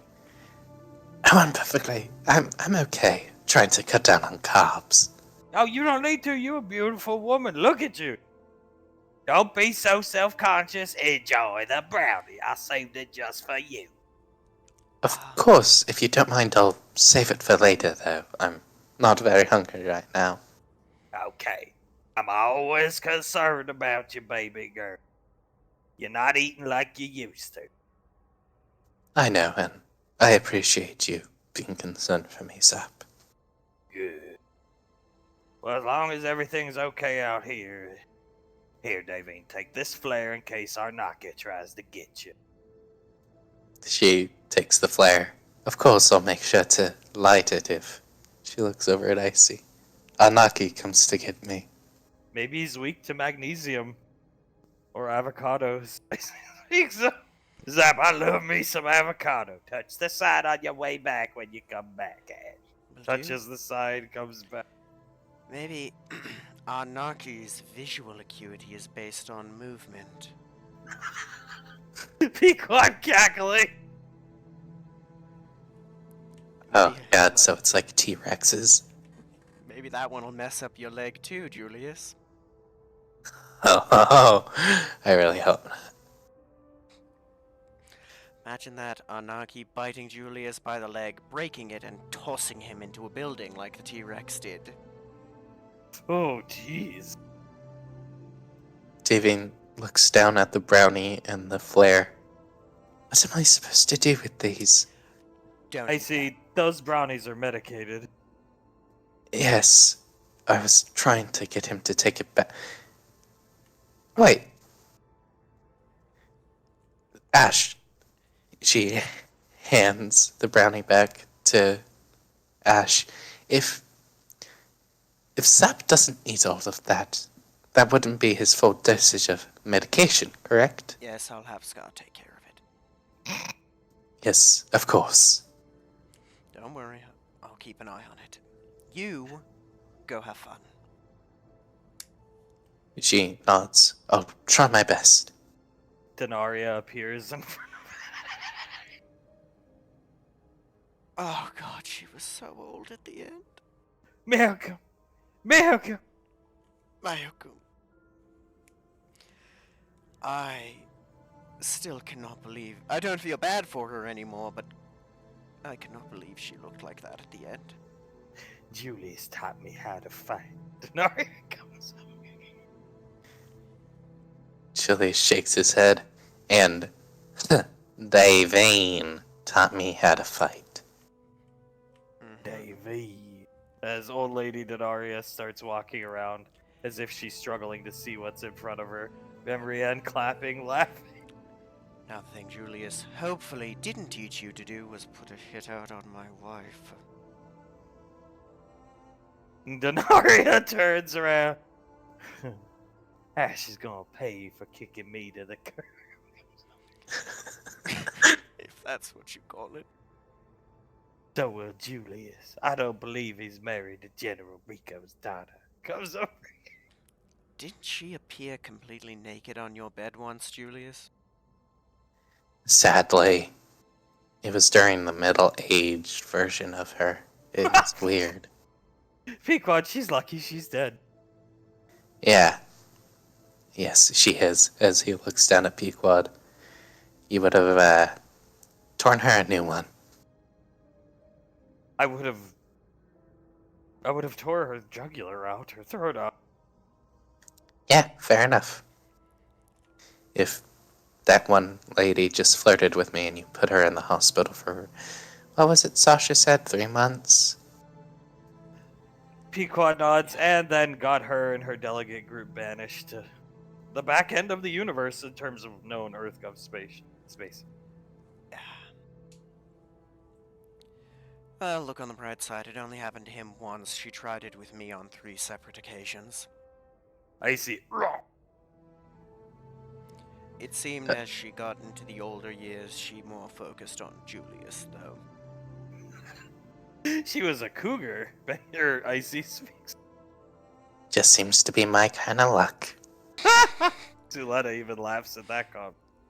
Well, Julius, you are the pretty boy of the two of us. I mean, it was inevitable. Yes. Inevitable that Donaria's Anthos would try to seduce me. Icy polymorphs into Arnaki. Are you telling me I'm not pretty, mother? Turns towards Davine jumps back. Oh, Jesus Christ.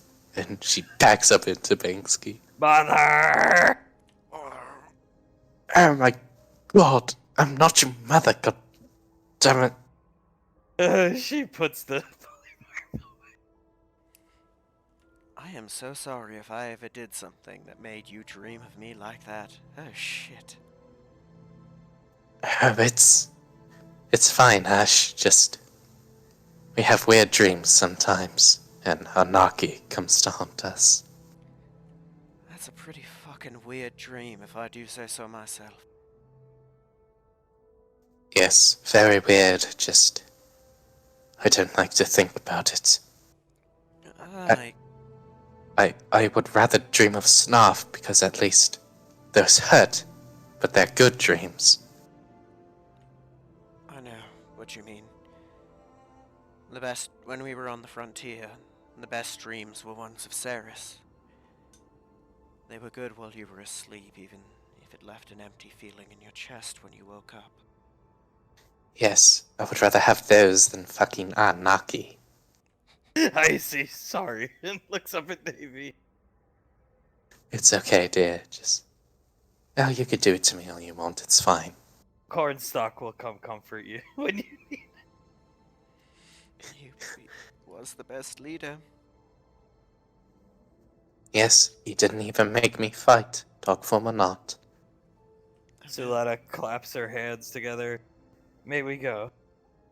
Yes, of course. I see. Lead the way. Whose ship are we targeting? Suletta, the Nova. Have a good time, you guys. Have fun, Asherion. Protect the apartment from the. Suletta turns around. Haunting. I'll do my best. You guys have a good time. See if I can at least have dinner ready for you when you arrive. I'll probably have to order it because gods know you don't want my cooking. Suletta, don't worry. Have Saris do the cooking. We have leave. We'll spend the weekend at my place. Very well. Have a good time. Farewell, Asherion. Guard the premise from Arnaki. And she smacks her lips as she guides everybody out. With my life. Pequod laughing.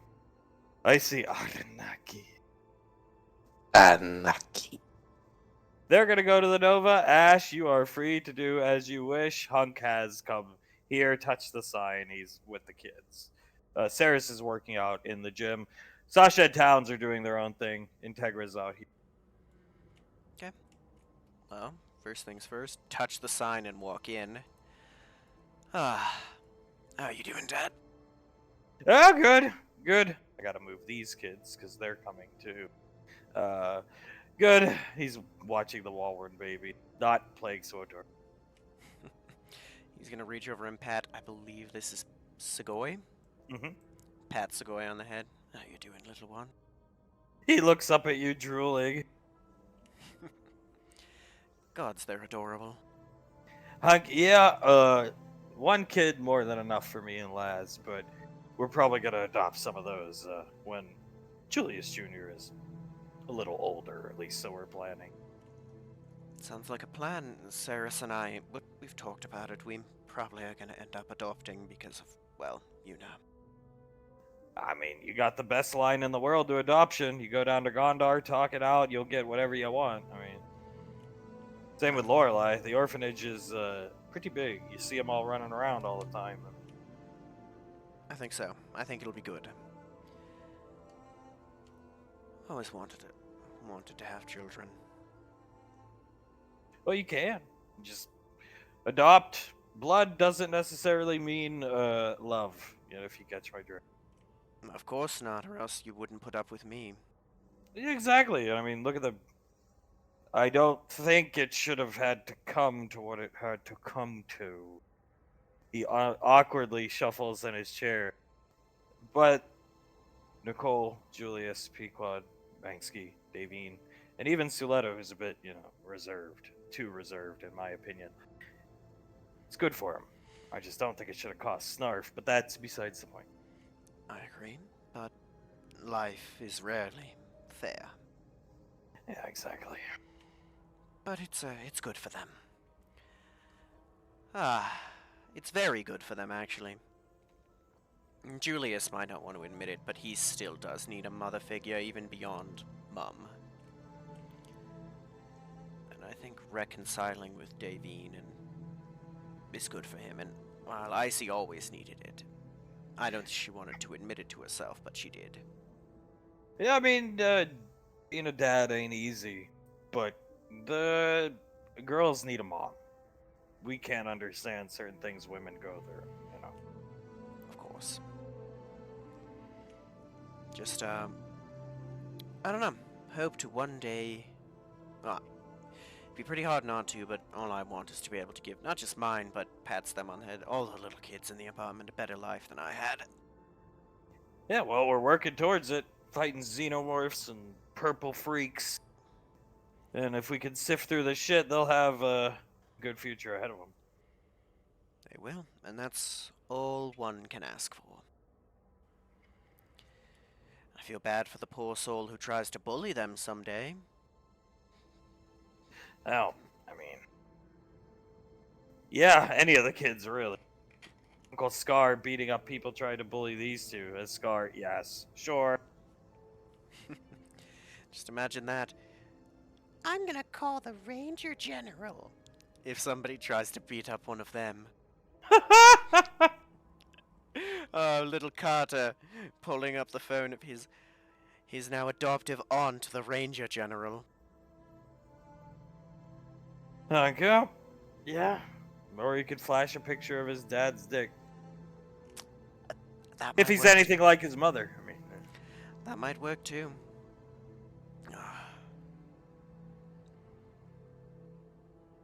she did enjoy showing that around. Oh, gods, she did more of Julius than I ever needed to see. It's good to have, honestly, because if we ever truly fuck up, we got that in our pocket with Lorelai. The ultimate bargaining chip. You wouldn't hurt us. We have in our possession a picture of Julius's groin. Ah. He. It's not something to be jealous of, I'll say that, because it's got to be terrifying, but imagine that. One of the. Well, in terms of power, not just physical, spiritual, but political, probably the most powerful woman in existence being that attracted to you.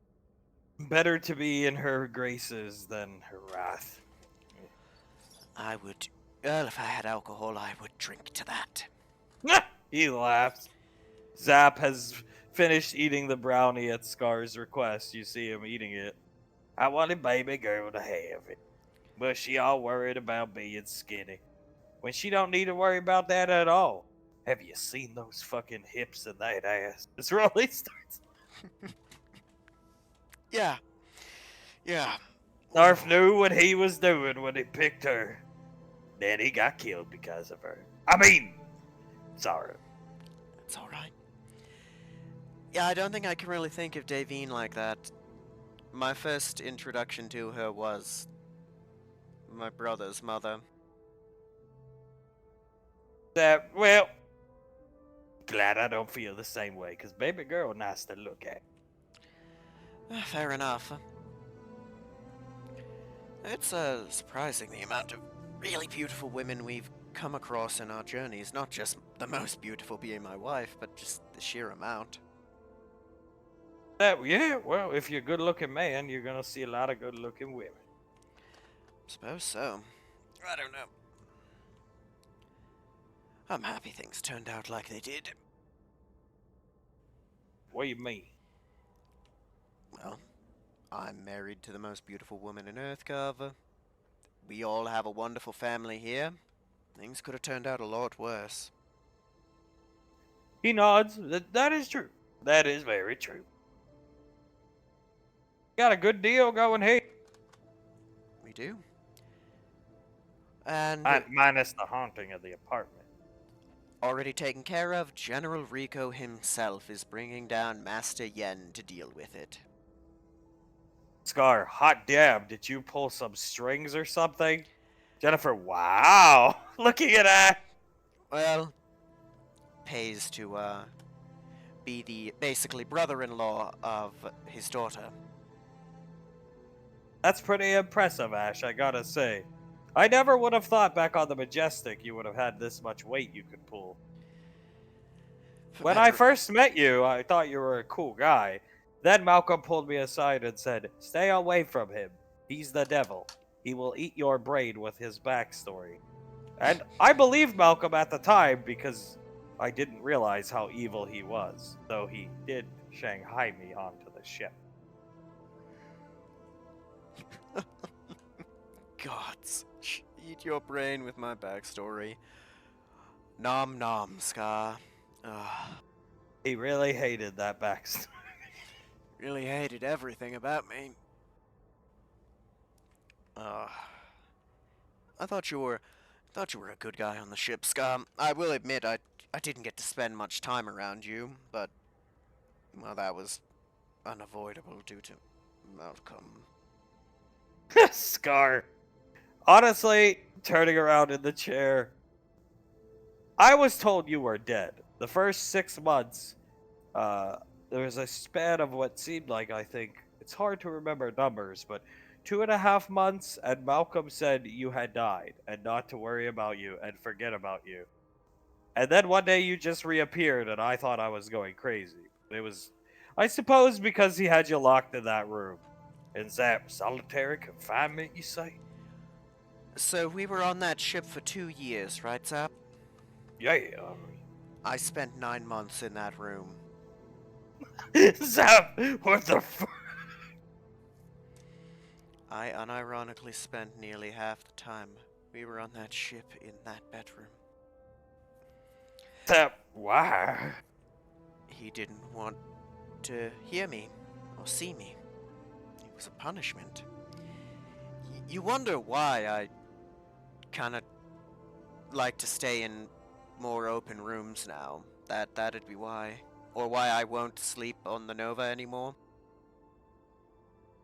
Zap, well, makes sense. Traumatized, they would say.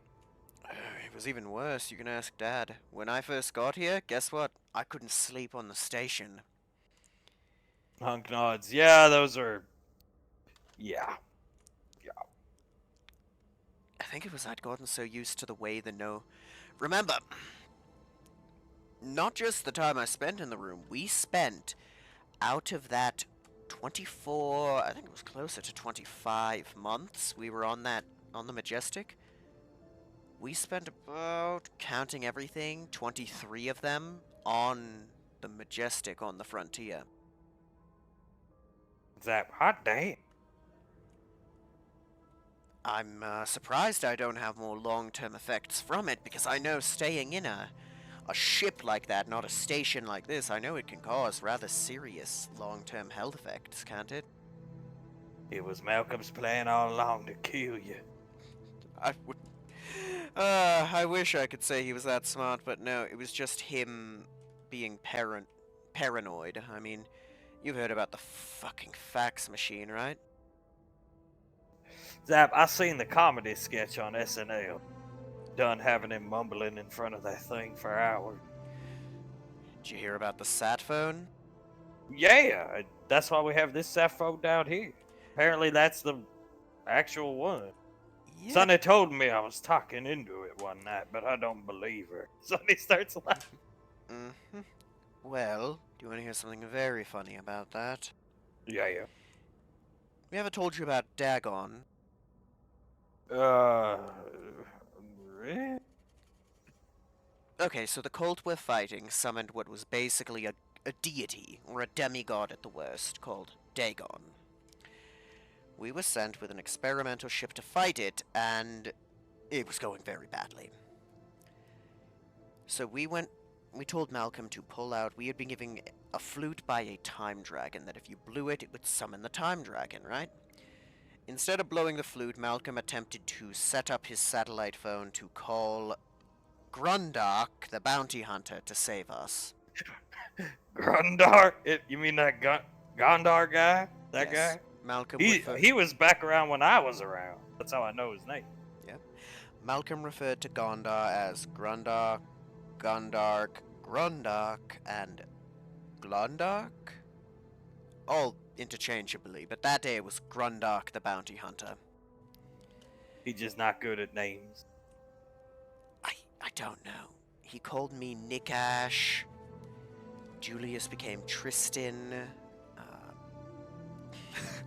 Mom became Bikini Girl. Yeah. Yeah. And on that note, Hug turns to you. Go get my pistol. Yes, sir. And touch the sign on the way out. You want to come down? Hug, no, I'll stay here. I'm relaxing. Alright. You want anything else? Let me know.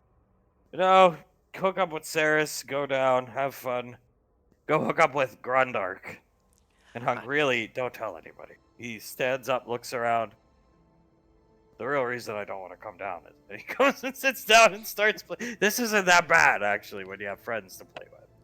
Fair enough, fair enough. I do need to bring those emblems to Gondar. Sonny, he's playing a commando, level 32. Commando. Yeah, not bad. Fair enough. Alright, he's gonna make his way down, touch the sign. Say hi to Commander Integra. Hello, Mom. She greets you. Hello, Ash, coming in to get all the kids that are left. Light duty weekend for her, just 3 of them. Having a good time? Anything I can get for you before I head out? There you are. Your token didn't move down for some reason. Sorry. He meant I before got he goes out, he's asking her, is there anything I can get for you before I go out? She's doing her leg machine reps. Where are you going? Well, I'm going out, around the ring. Around Gateway. Probably talk to Gonda, do some trading, simple things. And do some haunting? Oh, wait, that's... She comes out here, looks around. Where'd everybody go? They went to, see Aunt Suletta's house. Oh, shit. Rainfall day? Rainfall day. Well, it'll be quiet around the apartment. Nope. Well, actually, she can probably summon Arnaki images around here, but, yeah, come on, let's go. Fuck it. Yeah, let's go. It should be a good time. And I get to spend a nice day with you. It'll be fun. She puts her arm around you, gives you a kiss on the cheek, and we go to the Nova. You guys are on the Nova. Suletta's forwarded the coordinates to the nav computer. Suletta sets the memory end down in the captain's chair and pats her on the head. Looks good. Yes, yes, it does. Maybe she'll be the next captain of the Nova, as he bends over and stares at her in the eye. Suletta chuckles. I prefer she be a scholar, but whatever she chooses to do, it's up to her. Of course. He stands straight up and pats her on the head. So, where are we going exactly? Suletta, Earth. I live on Earth. You've got Lazarus.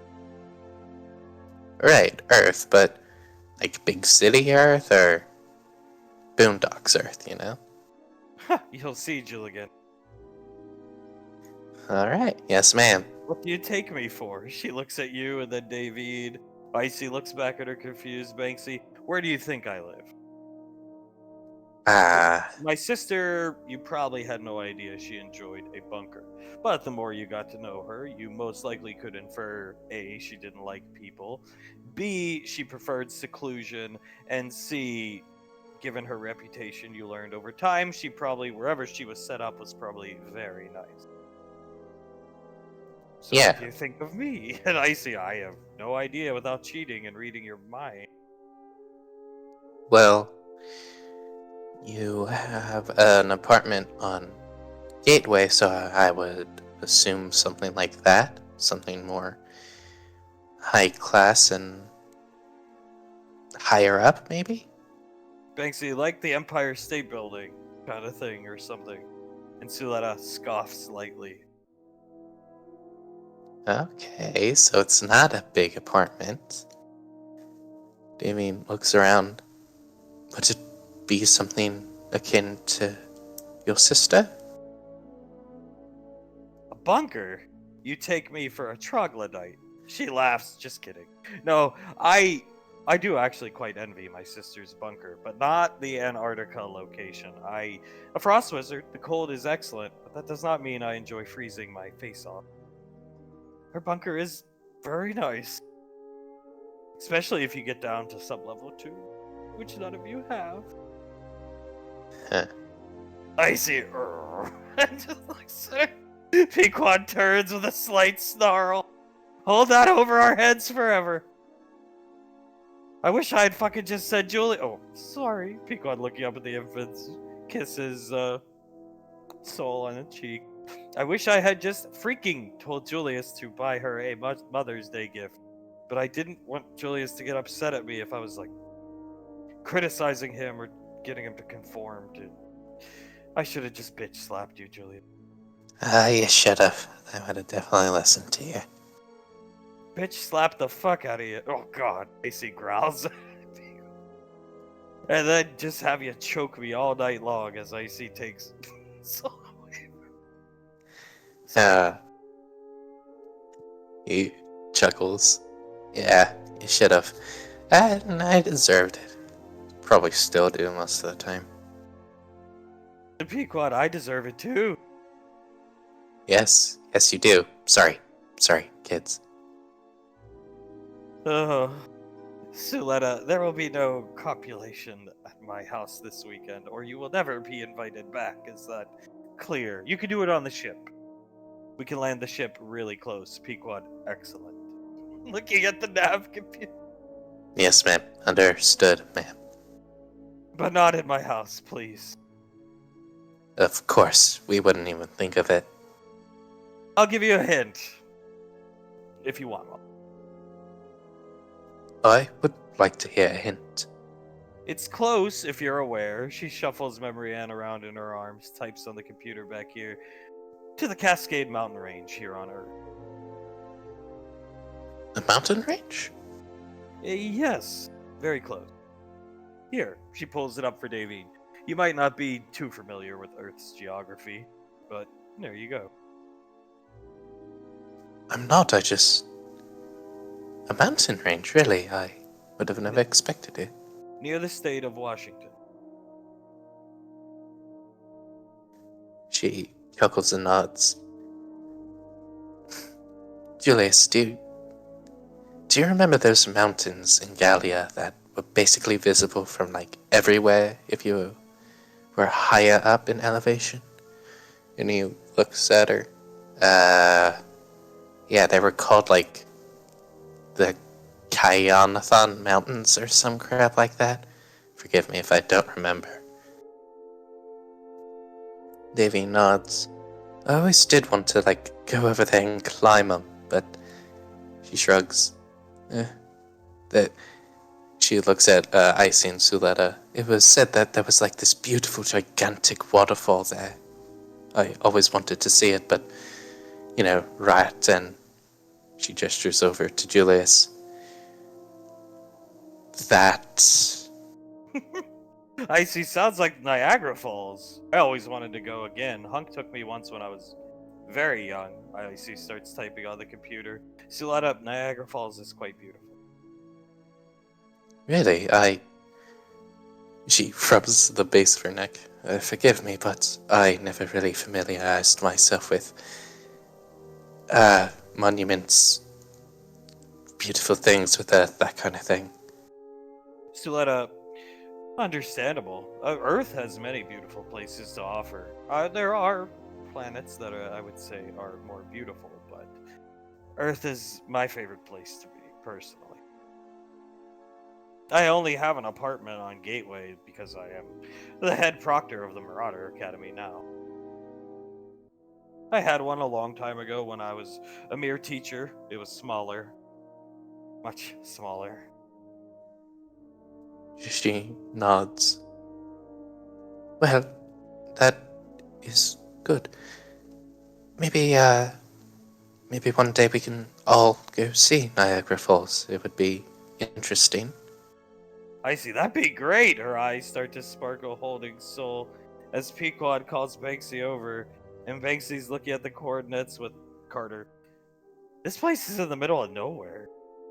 And Suletta, cheating, looking back at it. Middle of nowhere, huh? Suletta, you'll be quite surprised. She gestures out the window. You see a gigantic lake. He goes over and looks out the window.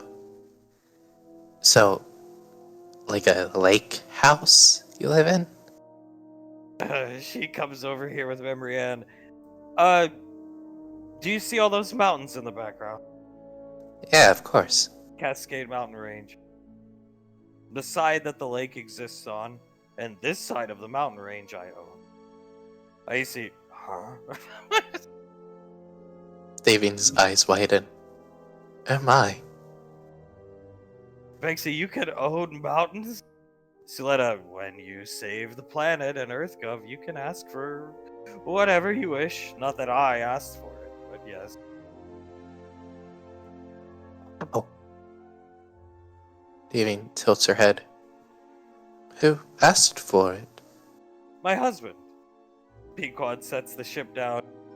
I know where Julius and I might be living someday. Yeah, that's beautiful. She claps her hands. Come, let's go inside. It's a smaller house. It was my husband's dream house. This way.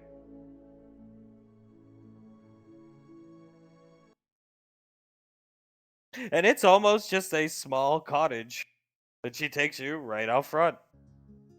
This is it. This tiny speck of a house, the lake and the mountains, and all the land. Mine. She starts laughing. Wow.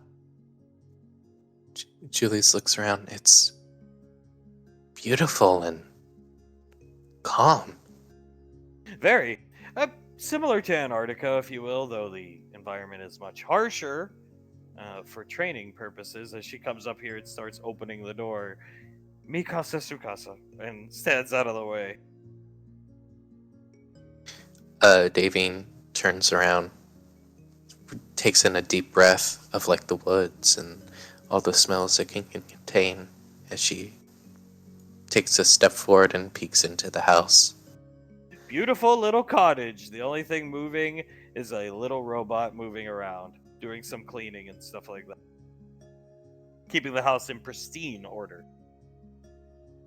She wipes off her feet and takes a step in. Wow, it is very quaint, and she rubs her finger on on the table. I'd say it's perfect. Soletta follows her in, two grand fireplaces lit. It is quite cozy. It was my husband's dream location. We had it built to his specification. Well, I might say your husband had very good taste in multiple things. As I said, she gestures towards the lake, I always wanted to learn how to fish. He quite enjoyed fishing. He never taught me, we never had time. We both had very busy careers. Back then. Davy nods. Well, when we get him back, I should teach you how to fish, just so you can surprise him with your amazing fishing skills, yes? She nods her head as Banksy comes in. I got fishing poles. Good ones, not stolen ones, like the ones at the beach house. And Icy starts laughing. Oh, Jesus, those were stolen too? Banksy, that's what Huck said. He stole them from some boat he ended up stealing, as Suletta groans. Yes, he's still in possession of, shuffles memory around the speedboat. Davine chuckles. Oh, hunk. She takes a look around. It's very nice. Truly, I would have... This is similar to what I suspected, somewhere far off from people, but not in this way, let's say. She gestures with her hand, come out here. The grand view. She looks out across the lake, smiles to herself as she puts her hand up and cups her own cheek. It's gorgeous. Yes, it is. An RV parked outside would be excellent. She chuckles. Yes, perhaps we can store it here for the time being, before we actually go on any trips. You're more than welcome to. This is safe land, private property. It's gated and fenced off. She does a slight bow. Thank you, laddie. We'll make arrangements to have it delivered down here in the coming days. Julius looks at the seats. Man, like, look at that. You can even just stare at the sunset for a while with maybe like a cup of joe or something. Yeah, or a cup of hot and sweaty Pequod. Oh, we can't here, Pequod. You can't be doing this to me right now. On the ship. So let us. Yes, on the ship, ma'am. Of course, ma'am. One day, when you save the universe, you can ask for whatever you want. Well, I'm sure you could just ask Daddy for whatever you want, Patricia. Pequod, I'll earn it. I'll earn it. Yes, we'll earn it, Hen. It's quite nice. I would like to live somewhere akin to it. She comes over here and sits down. Well, you can come here anytime you'd like. It is nice to get off the station, away from the haunted station. Yes, the haunted station. Something that I'm sure will not be happening here. And he winks at Icy. Icy grins. Banksy and her coming over, looking down into the water, and no sex fish here. Icy, shame. Damn. See, I told you they would be disappointed. Yeah, Icy shrugs a little bit, but not disappointed in the locale. This is amazing. I would have figured not a bunker, but a private skyscraper. Suletta starts laughing. Right? That's what I thought too. But Suletta shrugs. I don't come here very often. I have my duties on Gateway, and the family is based out of Gateway, if you will. So I spend most of my time on Gateway, but we do come twice a week. Me and Memory Ann. She gestures her in her arm. Davy nods. It seems like a nice place to live and grow up. It is. It is.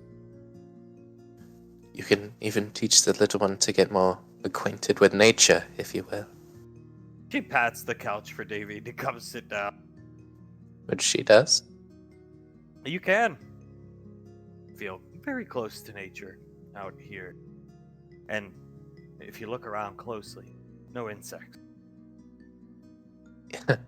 Did you have something to do with that? Suletta types on her wrist computer and there's a light screen around this portion. I see, touches the wall. Wow. You can't even see it. Suletta, only the best. No bugs. Davy chuckles. No bugs. If there is one thing that I don't like about nature, it would be the creepy crawlies. Creepy crawlies like Malcolm Chance. Oh, Malcolm Chance. Cornstalk. Suletta, Cornstalk isn't that bad. No, Cornstalk wasn't that bad. You know who was bad? Who? Malk Malka C. Basically everybody he played with the exception of the lisp. Yeah. Apply yourself, Nicole, and learn how to polymorph into Malcolm Rhodes. That would at least be funny. Imagine Malcolm Rhodes lisping at Zap at 3 in the morning. I see. Oh, yes. Can you imagine the kind of money we could make getting autographs from people? Suletta starts cackling. He is the only endearing figure of the MWF, if you ask me. I would say Monkey Boy and the Mime were up there, but of people who were played by Malcolm, yes. That Malcolm is Rhodes. true. That is true. Monkey Boy being Mr. Freetooth is quite the twist of events. Quite the twist of it. The only time that I managed to get out of my bindings, stand up and hold up a sign that said "Go Monkey Boy." And the mime, he seemed to have Malcolm's number. What exactly happened to the mime? I've heard he's died. Pequan starts laughing. Oh. So, you remember all those ads of cologne perfume that Malcolm tried to make? Like, Deadbeat by Chance, that kind of thing? Yes. Well, when he was making those, there was a chemical reaction. I wasn't with the chemical, so I wouldn't be able to tell you, but there was a chemical reaction that caused a hole in the ship that the mime was sucked out of, and then the emergency bay doors closed. Poor man. Malcolm was Davy- using him for slave labor. Damien nods. Yes, he was. And Malcolm said the damnedest of things. No one would have heard him scream anyways. Let us starts laughing. That is terrible. As Icy starts laughing. That is terrible. Yes, that man never talked. Either he was legitimately mute, or he was just really into character. Banksy's up here at the boat. Nice little rowboat. And Suletta, yes, my husband built it. We can use it when you teach me to fish. Bring the fishing rods next time, Banksy. Or store them in the... what is it called? The filibuster. Yes. Davy nods. Definitely, we can definitely use it when I teach you how to fish. Banksy, I can get back home and grab them coming over here with Carter. I see you. So you only come here 2 days a week. If we weren't all based out of Gateway, would you live here? If I didn't have my duties to attend to at the Marauder Academy. Yes, most likely. But I only come 2 days a week, and I see why. Just 2 days. And Suletta, my Zanzibars are here. I see. Oh. Pequod, we did read you had a frost tyrant when we went to the zoo. Suletta, really? How did you find that out exactly? Where was it printed? At the zoo, there was like a little bio on the frost tyrants, and all it really said was a famous frost mage who was once on the Arcane Council had an animal companion of a frost tyrant. And Pequod, yeah, it said a sitting member of the council, so we assumed you. Suletta, you assumed correctly.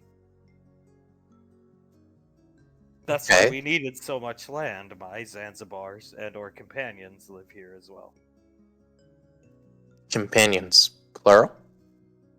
She nods her head, much like Nicole's unhatched egg. I've been given quite a few over the years. She'll Davy, have quite a few to play with in the coming years, I'm sure. Davy chuckles and nods. Well, that is amazing. Would you be okay if we saw them? Banksy, frost tyrants are one of my favorite. Suletta, of course. Leave the infants here with the nanny bot. She gestures in here. Memory Ann can come. They stay.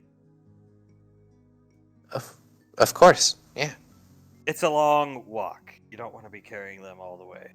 Plus, if you'd like to interact with the animals, you don't want a child in your arm. Not that they're dangerous, but some of them do like to get very affectionate. Much like Zanzibar, and Icy starts laughing. Ah, okay. Yes, of course. Suletta stands up. They're big softies, really. Come, this way. Davy starts walking next to Soletta. Just... You have no traditional dinosaurs, do you? Suletta starts laughing. No. When it comes to wizards, beast companions tend to be animals that have some aptitude for the mana plane. Having, let's say, a bear, for instance, would be... You could mind control it, speak to the animal, but you can't really get onto the same level with it up here. She taps to her temple. Unless they're connected to the arcane plane. Oh, thank God. Besides, I'm not Malcolm. I have no interest in breeding legitimate dinosaurs as the ones that existed here millions of years ago. However, I do breed frost tyrants. Banksy. Well, as long as frost tyrants won't kill me, I saw they were far more, let's just say cuddlier looking than a velociraptor. Oh, no, they won't harm you at all. Not in my presence or even if I wasn't here. They're big softies at the end of the day, much like Zanzibar. She nods. Oh, that's wonderful. You guys will make your way out into the forest. Take your walk. As here on Gateway, Ash and... Haha. Haha. Saris arrived out here. Saris turns around. I would like to see that movie someday. I'd be glad to bring you to it. Just name the day. Whenever. I mean, yeah, whenever. Whenever you want. Alright. You're gonna have to accompany the old armory master as I make my rounds, if you're alright with that. What are we looking to get here? Well, I'm in the market for a VP-70 for Dad, as well as some other fun toys. What are we looking to trade? What's on the table?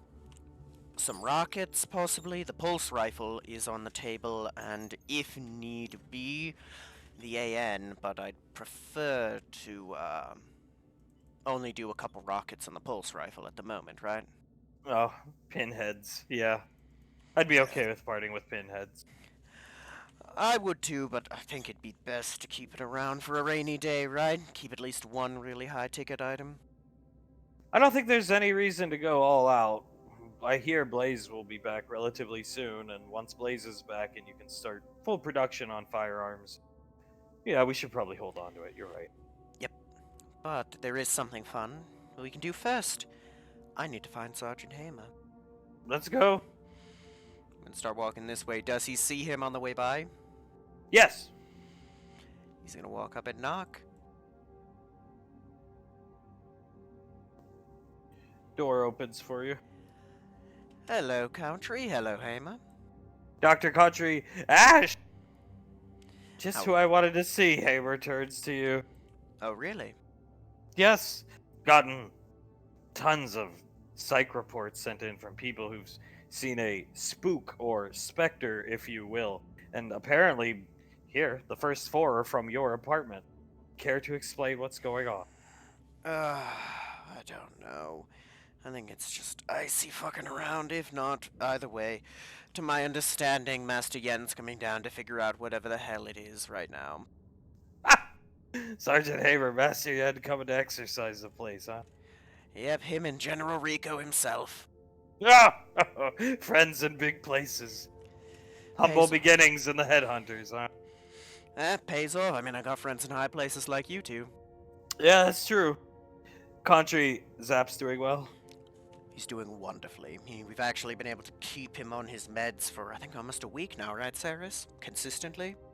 Saris, they're mixing his meds and drinks and food, and he likes to eat because he's old and fat. It's working wonderfully, actually. Yep. Dr. Country, she's smart. Better than poor Scar having to pill him every day. Yes, I had to stitch his hand many a times last week. Those tusks are dangerous.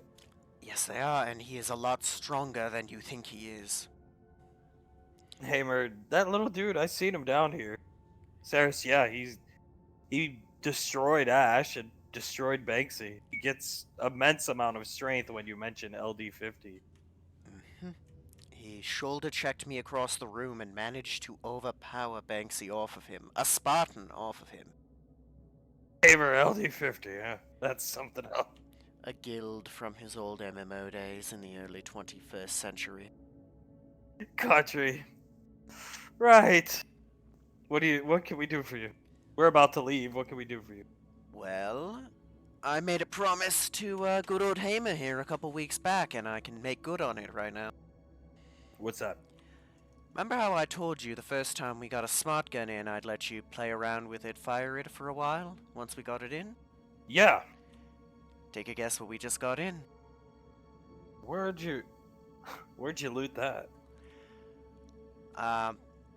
It's Max Tech facility, overrun by, bugs, but we managed to get those out before we left. Smart thinking. Well, I'll stop up at the apartment. You don't want to be taking that thing out of the apartment. I'll stop up by the apartment and we can finagle somewhere to put some rounds through it. Maybe your training grounds. I could take you down to the kill house. That's a brilliant idea.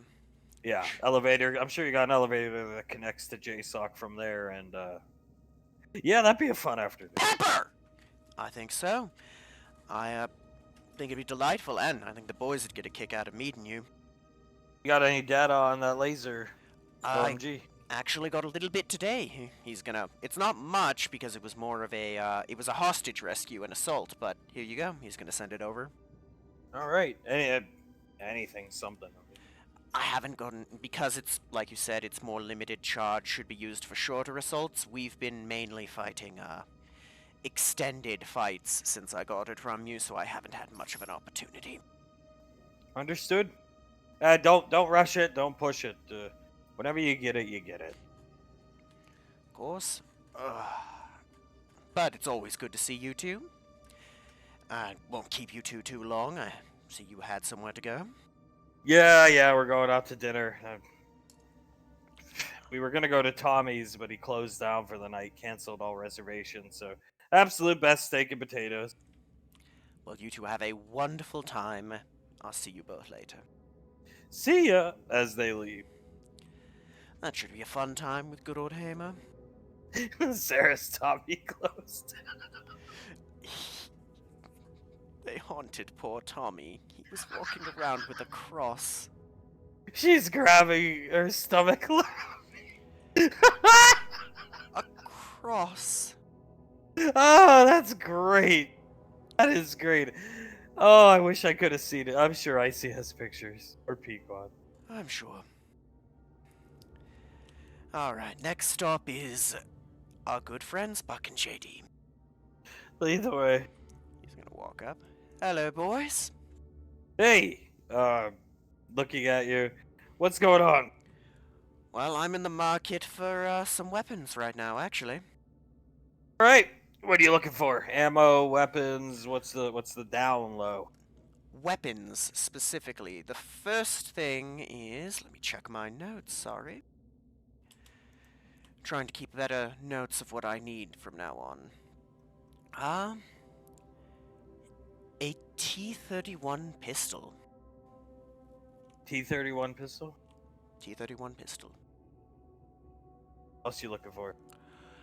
This one, I'm not sure if you'd have something like it. It's a bit more vague, but I'm looking for a rifle that can shoot specialized ammunition like Ravage here can.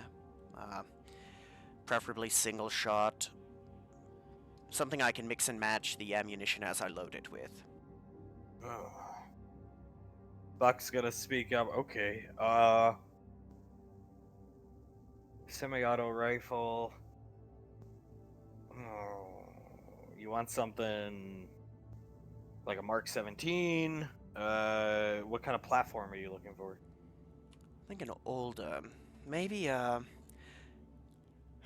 would you happen to have a... I know this is gonna sound stupid, but an M1 Garand? Sarah's a gun from World War II. Yes, I understand it sound... That's why I said it sounds stupid, but, I don't know, I might be an idiot, but I've always had a bit of an inkling for older tech.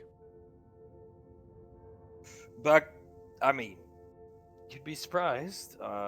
Yeah, we have one. It's a collector's piece. It's not a firearm. It's not something any Rangers ever used. It's a collector's piece. Some of the Frontier squad brought it back in from some... What was the name in JD? Point Pleasant. Oh, gods. Yeah, it was this new rookie squad that got sent out to investigate some fucking... some motherfucking tomahawk throwing... I don't even know. But anyway... That was Malcolm. They, he stops talking and just looks at you. His hand hits the desk. That was Malcolm during his phase of chief fucking cornstalk. Well, this Ranger squad was gifted this thing. It was some type of a heirloom, but it was like an appreciation from the independent colonist gift that they were to, give to Lorelei as like a token. And Lorelei said, just take it for the armory, update it to modern standards, and take it to the armory, and get something out of it, because she is not a gun collector. That's fair. Well, I have something, and one more thing, much in the same vein. Dad has requested an H&K VP70 if you have one. Well, you're just asking for all the old shit. What can I say? Dad and I are probably one of the two only guys who would go out of our way to shoot these things. Yeah, I mean, he's, from what we hear, pretty mean with that MP5. MP5s are still around, but, yeah. I mean, we have a VP70. We have multiple. 6 of them, but, they are literally... You're gonna need somebody that knows what they're doing if you want these things to be reliable. They were not the most reliable firearms back when they were manufactured. We're going to have somebody who knows what they're doing better than almost anyone else alive pretty soon. All right, fair enough. I mean, we got it. It's you think old, and it's gonna cost you. In this case, not much. You can have the VP70 for free because they just collect dust. Nobody wants them. I mean, I could see why you'd want one. as not even a collector, but for combatant's sake, I can see why you want one because it is a good handgun. It just has a litany of issues, like a purebred dog or something. You know, Yeah, I get you. finicky. That's the word. Well, I can see that. Personally, I always liked the SOCOM was my favorite. Miss SOCOMs are, yeah. JD speaks up. SOCOMs are still issued and manufactured today. They, like the 1911, they're tried and true. This VP-70, uh, you know, it would be cool to see one like all tooled up and see what somebody could really do with it. And if this is for Hunk, Agent Hunk, his reputation precedes him. Yeah, um, we could work on it for you, but since you got somebody coming your way, then I'd say just hold out. Yep. Once good old Blaze gets back, once it gets finished, I might bring at very least schematics of what he does to it down for you guys to play around with. Yeah, that'd be appreciated. Just because you brought Saris, we'll give it to you for free. Wonderful. As for the other two, I think I have something that you may like in trade for them. What are we talking? Pulse rifle. Max Tech Max Tech or pulse knockoff? rifle. Real deal. Where'd you get it? You remember, you might not have heard, you remember a bit ago when, the General had to crack a planet? It was Wednesday. No. That's where we got it. Max Tech doing Max Tech things are why it had to be cracked without getting into classified stupidity. Saris taken from the clutches of a dead Max Tech commando. We even got a smart gun. Yeah, They we both did. look at her confused. Yes, we did. We're holding on to the smart gun for the time being, because the things that, again, classified, but what caused the planet to be cracked, we want the smart gun if we have to deal with them again. They nod, no questions asked. That's some pretty good loot. You want the pistol? You want the collector's piece that's been brought up to modern standards? The T-31 pistol, I'm Yes. referring to. And you want the Grand? Well, yeah, you got it for the pulse rifle. Deal. Have Mercurius, your Mercurius unit, bring them down, and we'll send ours. What you want up? Sounds perfect to me. You want ammo? You want anything else? Ammo, yes. Let me take a look at my notes. One moment. Apologies.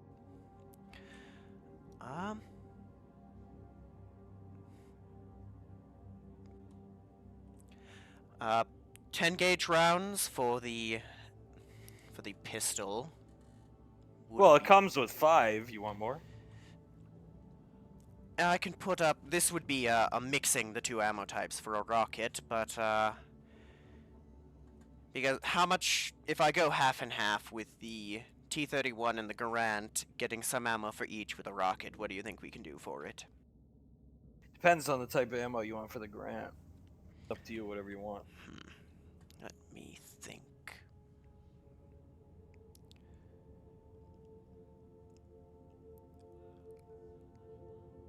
I'm assuming it comes with a regular stripper clip of 9 rounds. Yeah. Well, we'll throw some extra stripper clips for you, but won't be any ammo on them. But you'll need them. That's the only way the gun can be loaded. So.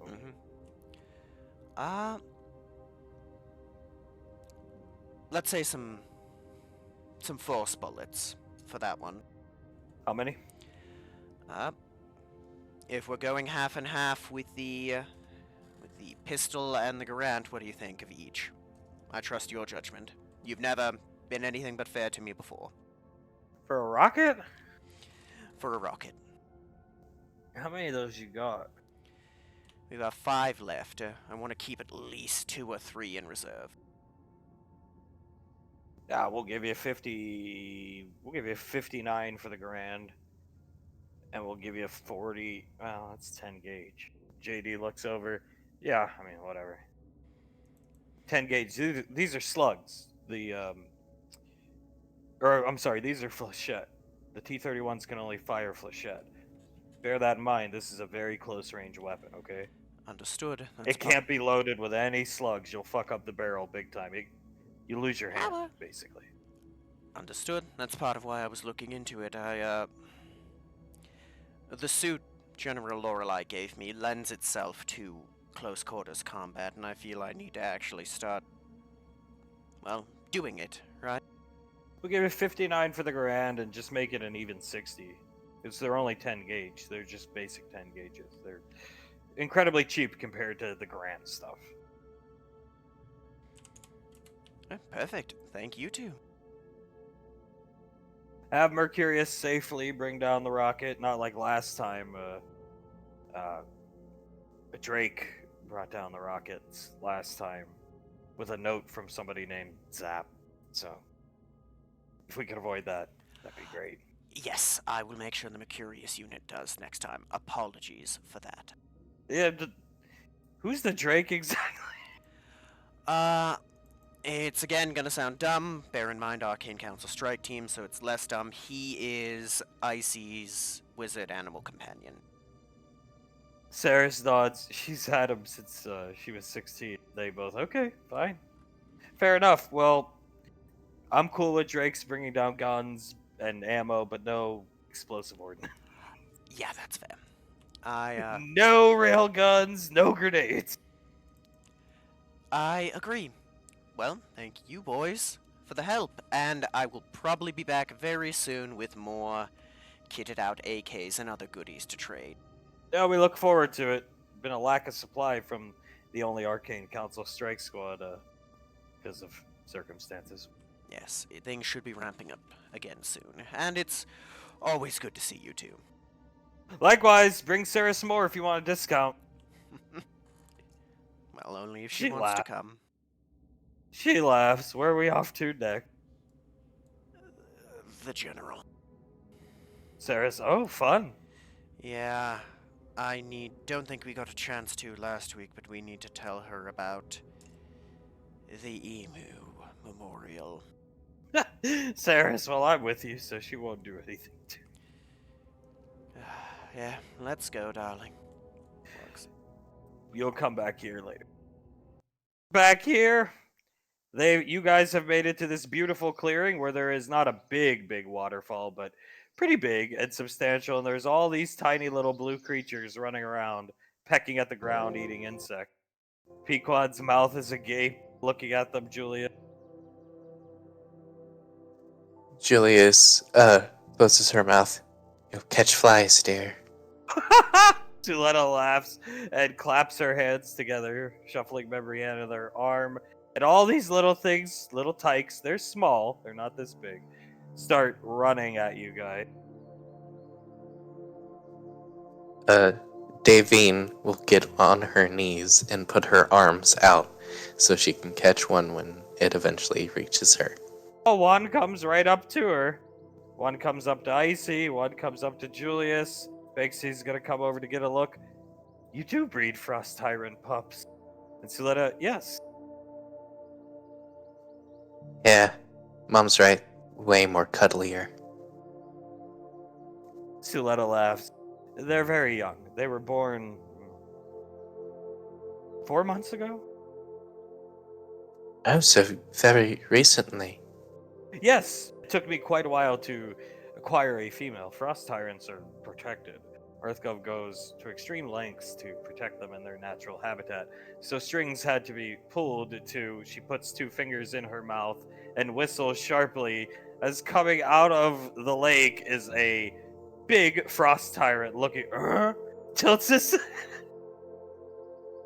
Davine's eyes widen as she picks up one of the Frost Tyrants and, pets it.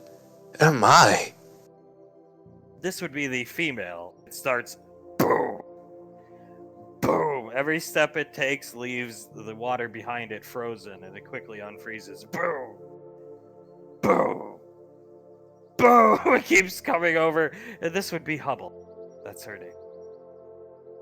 Oh, well, very nice to meet you, Hubble. She looks at Suletta. She won't be overly protective of the pups, will she? No, not with me here. As it comes in and presses its snout up against Suletta, and she embraces it and rests her head on its snout. Set Memory Ann. The pups are playing with Memory Ann. Julius smiles at all of them. So, you said you had to get a female. the first This is the frost. female. Yeah, the first frost tyrant you had. It was male. Yes, he is. Is he also like overprotective, like Zanzibar? No, not with me here. And Zanzibar, she looks over at you with her head still on this thing's snout, is only overprotective because that is what his species does. The male drakes are outnumbered 10 to 1 by. Or, I'm sorry, the females are outnumbered by males 10 to 1. They have a high level of competition. The perfect bestial companion to make sure your daughter never has a boyfriend. Icy starts laughing and picks one up. That being said, frost tyrants are not like that at all. As a bigger one sticks its head out of the waterfall, a much bigger one looking around. And there he is, right on time. Julius, his eyes widen, and he whistles. That's that is far bigger than. And he looks at the female and all the little pups. And these are any of these male? I believe, she points over here, this one is male. The one Davine is holding is most definitely male. And 4 females here. And these 4 as Banksy picks up this one. Incredible. This isn't technically speaking legal. And Suletta, who cares? Yes. I can do what I want. Huh. Classic Letty response. She has been known to scut the law before. Steal a few things from Agent O's private office as Icy starts laughing. What we did was nothing worse than what Hunk did. Very true. Zuletta nods and gestures with her hand over, and the bigger one breathes ice all across the lake from his breath, freezing the lake. Crunches in and starts chewing it, looking inquisitively at Julius because of the whistle. Julius tilts his head. So they eat ice? Oh, yes, all they need is water, a source of water, and they can survive. The temperatures here don't bother them. The winters here are harsh, which does help them, but they can survive in any environment so long as there's water. Davy nods. Quite possibly the perfect animal companion for a frost wizard. Indeed. She lets go of Hubble as he goes over and starts. She goes over and starts eating some of the ice, and Suletta looks up at the big guy, chewing, looking at Julius. Ashwinder, excuse me. Come. And he boom, boom, breaking all the ice and comes over. Go ahead, get up close and personal. As the little ones scatter away, Memory Ann chasing them. And he comes in and sticks his snout into Davine and starts sniffing. Davine puts both her hands on his head and starts petting him. Beats the zoo. Yes, very much beats the. This is basically a petting zoo, but very not disgusting like them from the few that I've seen. Suletta and no actual dinosaurs bred by Malcolm. As Pequod's staring up at it in amazement. Oh, thank God for that. If honestly, I would be a little bit worried for you if you were breeding raptors or rexes. Suletta, from what I hear, there was a time you were breeding them. Oh, I don't like to talk about that time.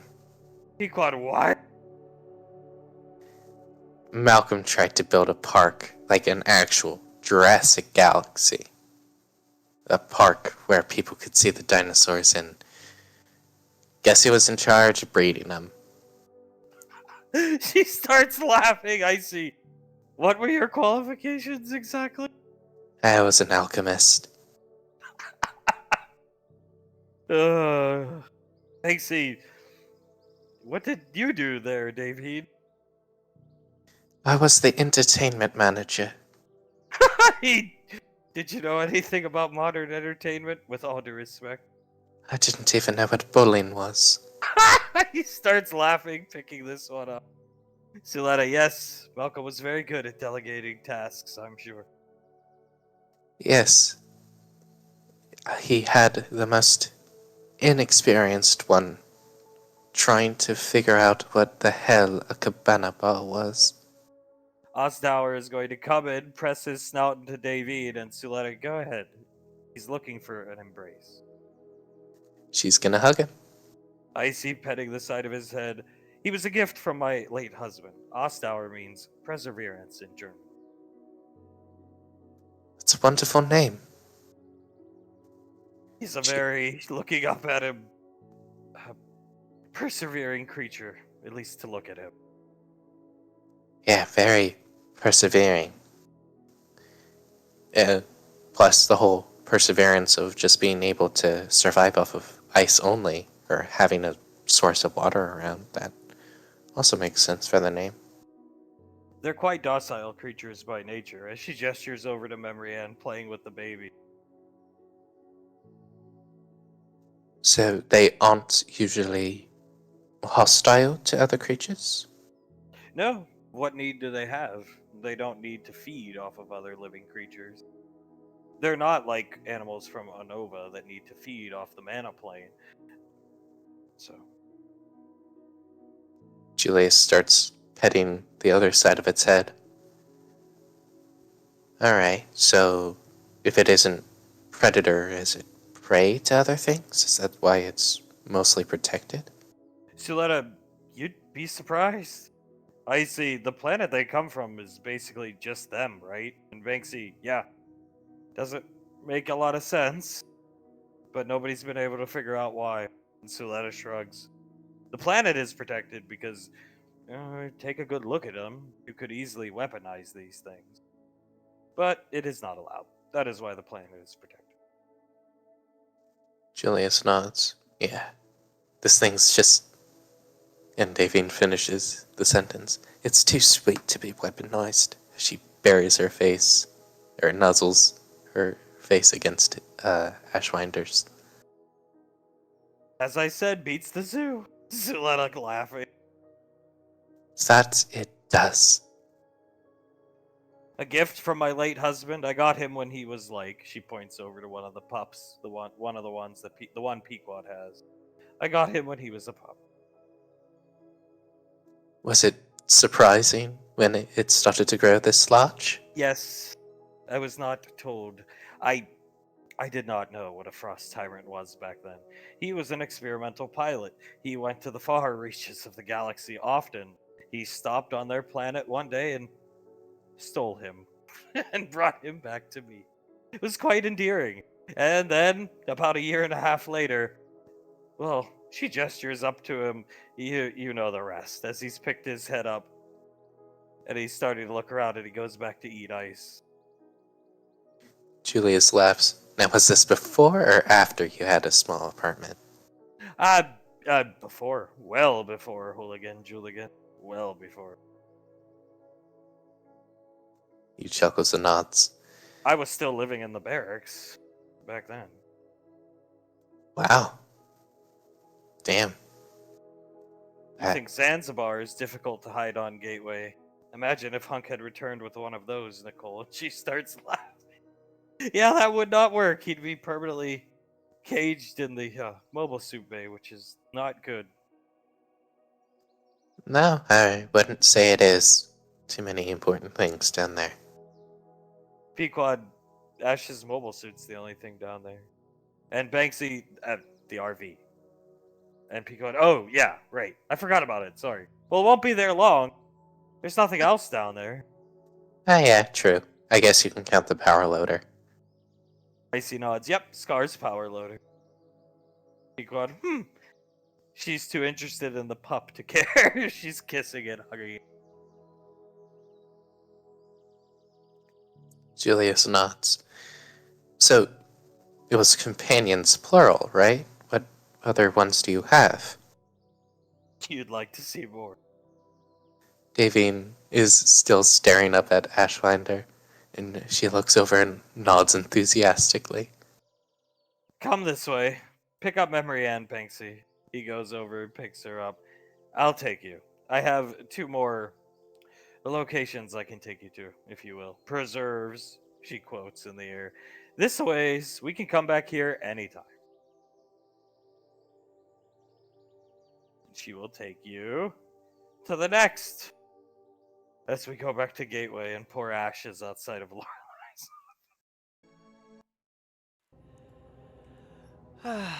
Hello, boys. Hey, how you doing? Doing good, just, got some stuff to talk to the good old General about. Roger that. They stand out of the way. All yours, pal. He's gonna knock. Door opens. Come on in. Hello, ma'am. Hello! What can I do for you today? You told me to inform you of anything that Malcolm did that may have been involved in a Ranger investigation, correct? Yes, ahead of time. For your sake, for Julius's sake, and in some cases for Davine, Mr. Freetooth, anybody implicated in any of these crimes, you need to inform me. Because otherwise, if they don't come to me to tell me they're arresting you and I don't know to stop them, you're going to jail. Understood.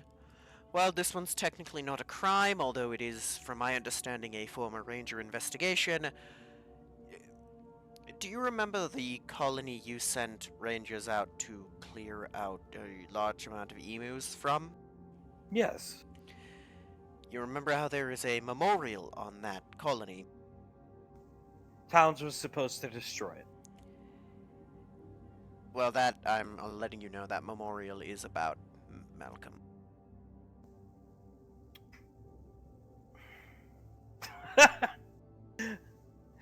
You have 5 minutes. Explain. Malcolm stopped there to buy best knowledge for an MWF show. I don't know exactly why. I was locked in my room at the time. Eventually, he came in and informed us to all kit up. We are going to kill emus. As you know, the colony had a bounty put out on emus. I think it was like 5,000 credits a head to kill the invasive species. Malcolm was saying something about if we kill them all, it shall surely make him a hero. He'll become rich, and they'll make a statue of him in Davine. He commandeered some farm. I think it was a farmer's old, like, civilian equivalent of a warthog. He duct taped an LMG to the top of it, and we rode out, killed a few emus, and then larger ones came over the hill because the ones on that planet were far larger. Most of us booked it. Malcolm and Denaria got trampled. The Jeep got destroyed by the emus, and the colony thought we were dead, and as such built a memorial in our honor. To honor So the you're brave. telling me that's enough. I understand. You're telling me you used EarthGov resources, time, effort, fuel to get the ship there to battle an invasive species To my knowledge, yes, ma'am. that was introduced to the planet by Malcolm 4 months prior. I'm sorry, what? She pulls up a clip of her wrist computer. Malcolm, get off the goddamn ship. You're good for nothing. Davine doesn't want you as a pet. Or you. Globnock, throw the female out too. I rest my case. Ebenezer just sent this to me this morning. That I wasn't aware of, ma'am. They bred quite fast. They were genetically engineered emus. Max Tech has their fingers in everything. Apparently they do, ma'am. Well, thank you for solving that mystery, because I had no clue how they got to the colony.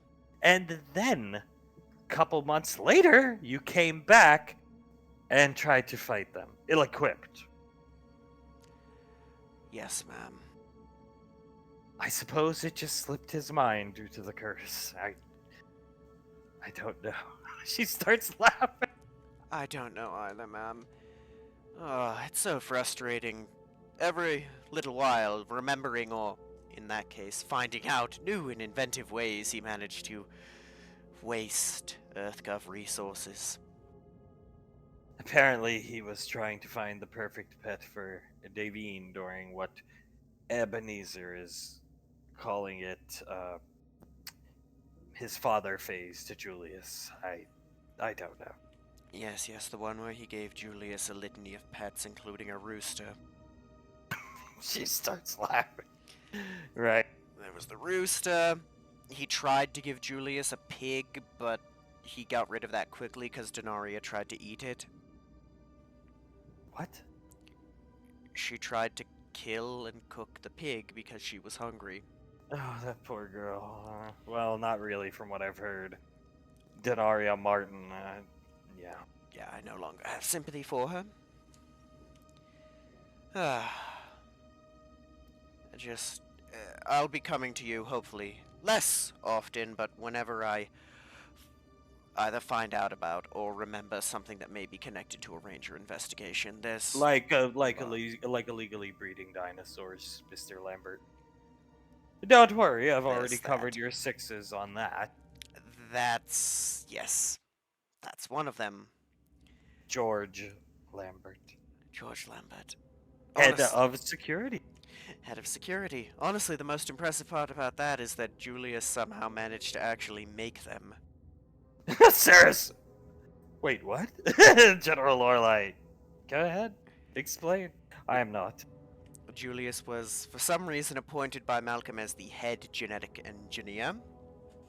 At his real-life Jurassic Galaxy he attempted to start, Julius, attempting to breed the dinosaurs, was told to only breed herbivores, and yet Malcolm kept giving him theropod carnivore DNA, but Julius actually managed to get, maybe a dozen viable dinosaurs to be bred. Mostly, I believe he got raptors. I believe he ended up breeding a single Spinosaurus. I'm not sure about the others. I know he bred maybe a dozen or so successfully, and that's about all I remember before Malcolm got bored of it and just left. General Lorelai. Malcolm, from the clip footage we've seen provided by Ebenezer, was under the impression that these are all herbivores. Yes, he was. That's why we were encouraging him to go and pet and play with the completely safe and friendly velociraptors, ma'am. I'm sorry, Sarah's. What happened to all the dinosaurs if you guys just left? General Lorelai. Well, of course, we picked up the pieces. Agent Towns was sent out to assess the situation. The dinosaurs were running rampant throughout the park. They were contained in the large cement walls and moats around the park. Towns didn't want to blow the place up and kill them because he's a soft idiot. So we tranquilized them and spread them throughout zoos throughout EarthGov. At least it'll bring more money in for EarthGov, I suppose.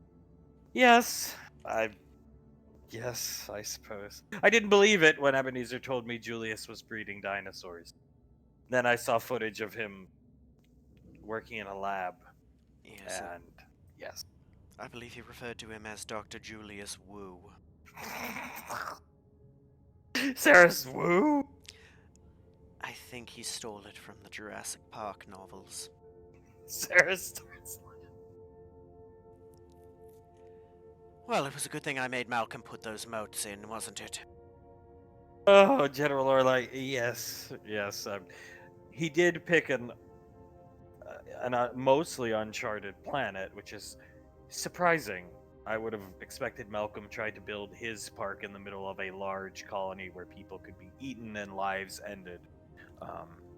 Perhaps he learned his lesson after the T-Rex rampage through a small colony during the filming of Jurassic Galaxy: The Lost Emblem, whatever you may call it. Yes, Jurassic Galaxy 2, yes. I would hope he learned his lesson. Apologies, ma'am. It's a shame the dinosaurs didn't enjoy him for lunch. If only, like I said, we tried for days to convince him to go and pet the Spinosaurus. He just wouldn't do it. He said only if Davine went with him, and you can understand that that was a no-go. She nods her head. I don't blame her. If I come across any others, I will let you know, ma'am. And again, apologies for not letting you know about that one sooner. Please do, Head of Security, Mr. Lambert. So many names, so many titles. By the time we finish looking through everything Malcolm did, I'm gonna have a resume longer than yours. She laughs. Yes, a resume. A stained one, mind you. Stained with red. Ugh. Where's Julius? She looks up at you. I believe he, Pequod, Davine, Icy, and Banksy are out having a nice day with Suletta. Have they been doing that more recently?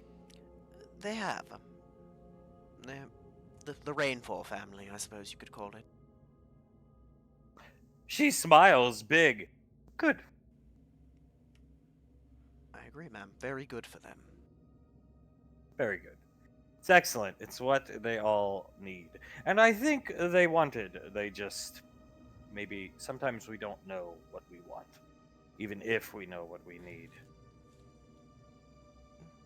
Be it just not wanting to admit it, or being too proud to, or just simply not getting it. I agree. I didn't know that I needed you to kick my ass, but it seemed I did. It was enjoyable. Sarah starts laughing. I'll take that as a compliment, ma'am. Run along. Unless there's anything else, any other crimes you'd like to confess to. Not at the moment, unless you'd consider Malcolm polymorphing himself to look like a legendary wrestler to be a crime. Is that who that dreadlocked man was earlier today? Was he an African American, very muscular gentleman that appeared around when Icy did? Tall, very handsome. Yes, he was staring at me right here. Give me a moment. I can tell you for sure if I see the face. She puts her hand to her temple, thinking back. Yes, I can recreate what I saw. He was right there. And he's looking at me just like that for about 4 minutes. Yes, that's Malka C, or, as his name should be, Booker T, a late, great wrestler. That's Malcolm polymorphing himself to look like him. Fascinating. And now Nicole is parading around as Malker T, making that over the top expression. Yes. What? Wonderful. She snaps her fingers and Malcolm T or Malcolm C disappears. They're such a wonderful influence on each other, aren't they?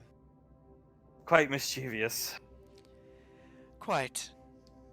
Well, I'll try to keep them from putting too much on your plate, ma'am.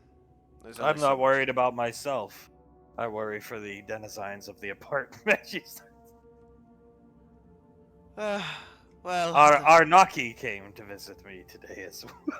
Oh, I heard. Well, look on the bright side, ma'am. My hair can't turn any whiter. Very true. Very true.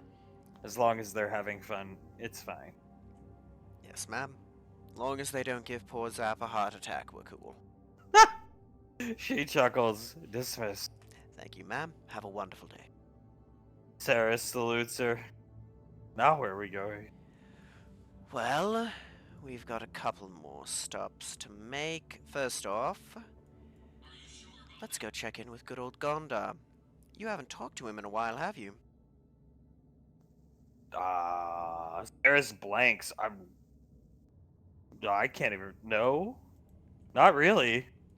Well, it'd be a delight. If you haven't already met him, it'd be a delight to introduce you to him.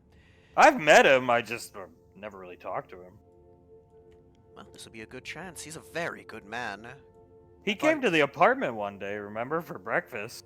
He did, and I'd like to say he's a good friend, but, you know.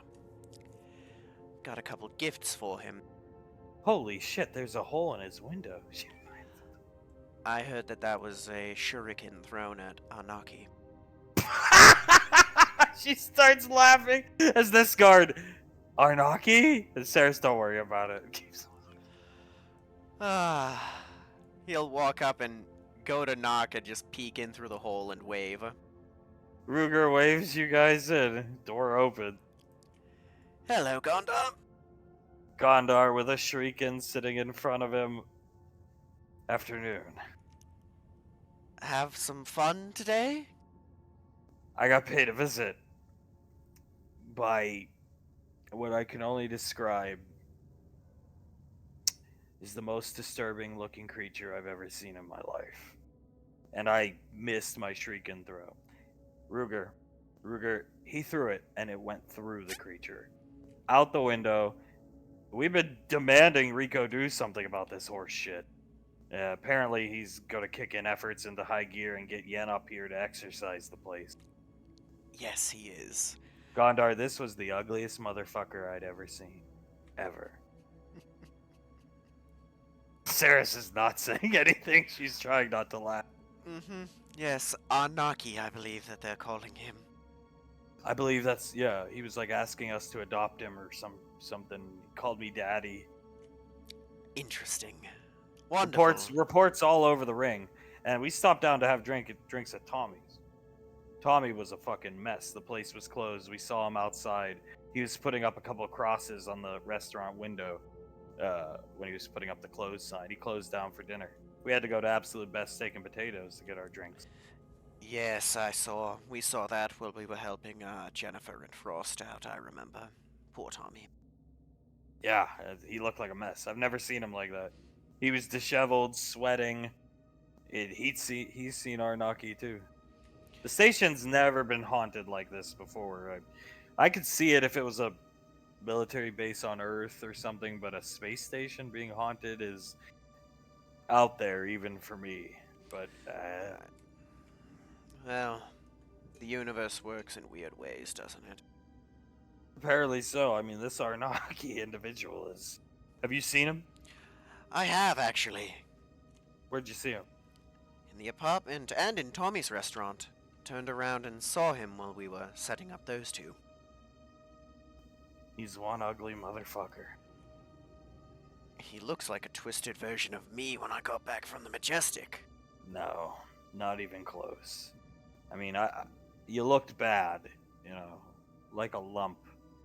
But this is something else. This is like pure horror incarnate. Ruger killed a lot of men. Never flinched.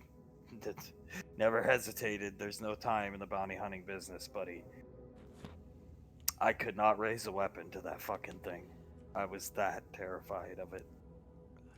Fair enough, I get that wholeheartedly. You can't flinch when you're in that business. Saris, yeah, Arnaki, I've been lucky I haven't seen him. And we can only hope to keep it that way, right, darling? Gondar looks at Saris, well, you're lucky, because his face looks like a fucking horse's clitoris or something. Saris, excuse me, starts laughing. Gondar, alright, what can I do for you? I guess I apologize for upsetting your wife. She'll be alright. Well, it's more that I've got something for you. What are we talking about? He'll bring out the badges of Taint and Visage and slide them to him. Nice. He takes them, inspects them. If you want to, I don't know, if you're still into that kind of stuff, you really have no business working for me. You're taken care of nowadays, unlike when you were with Malcolm. But if you want to stick your medallion into the receptacle over there and get it pumped up a little bit, go ahead. Gladly. He'll do just that. He'll take them and slide them over to Ruger. How'd it go, these two? Did you kill them both, or Julius claim these ones, or... Davine got, I believe the archer was... Taint. Taint, right. Visage was the muscle, Taint was the brain, so to speak. Davine took Taint, I took Visage. He... damn good fighter. I've got to give a compliment and respect where it's due, right? And he's the only person I've ever had who beat me in a straight quick draw.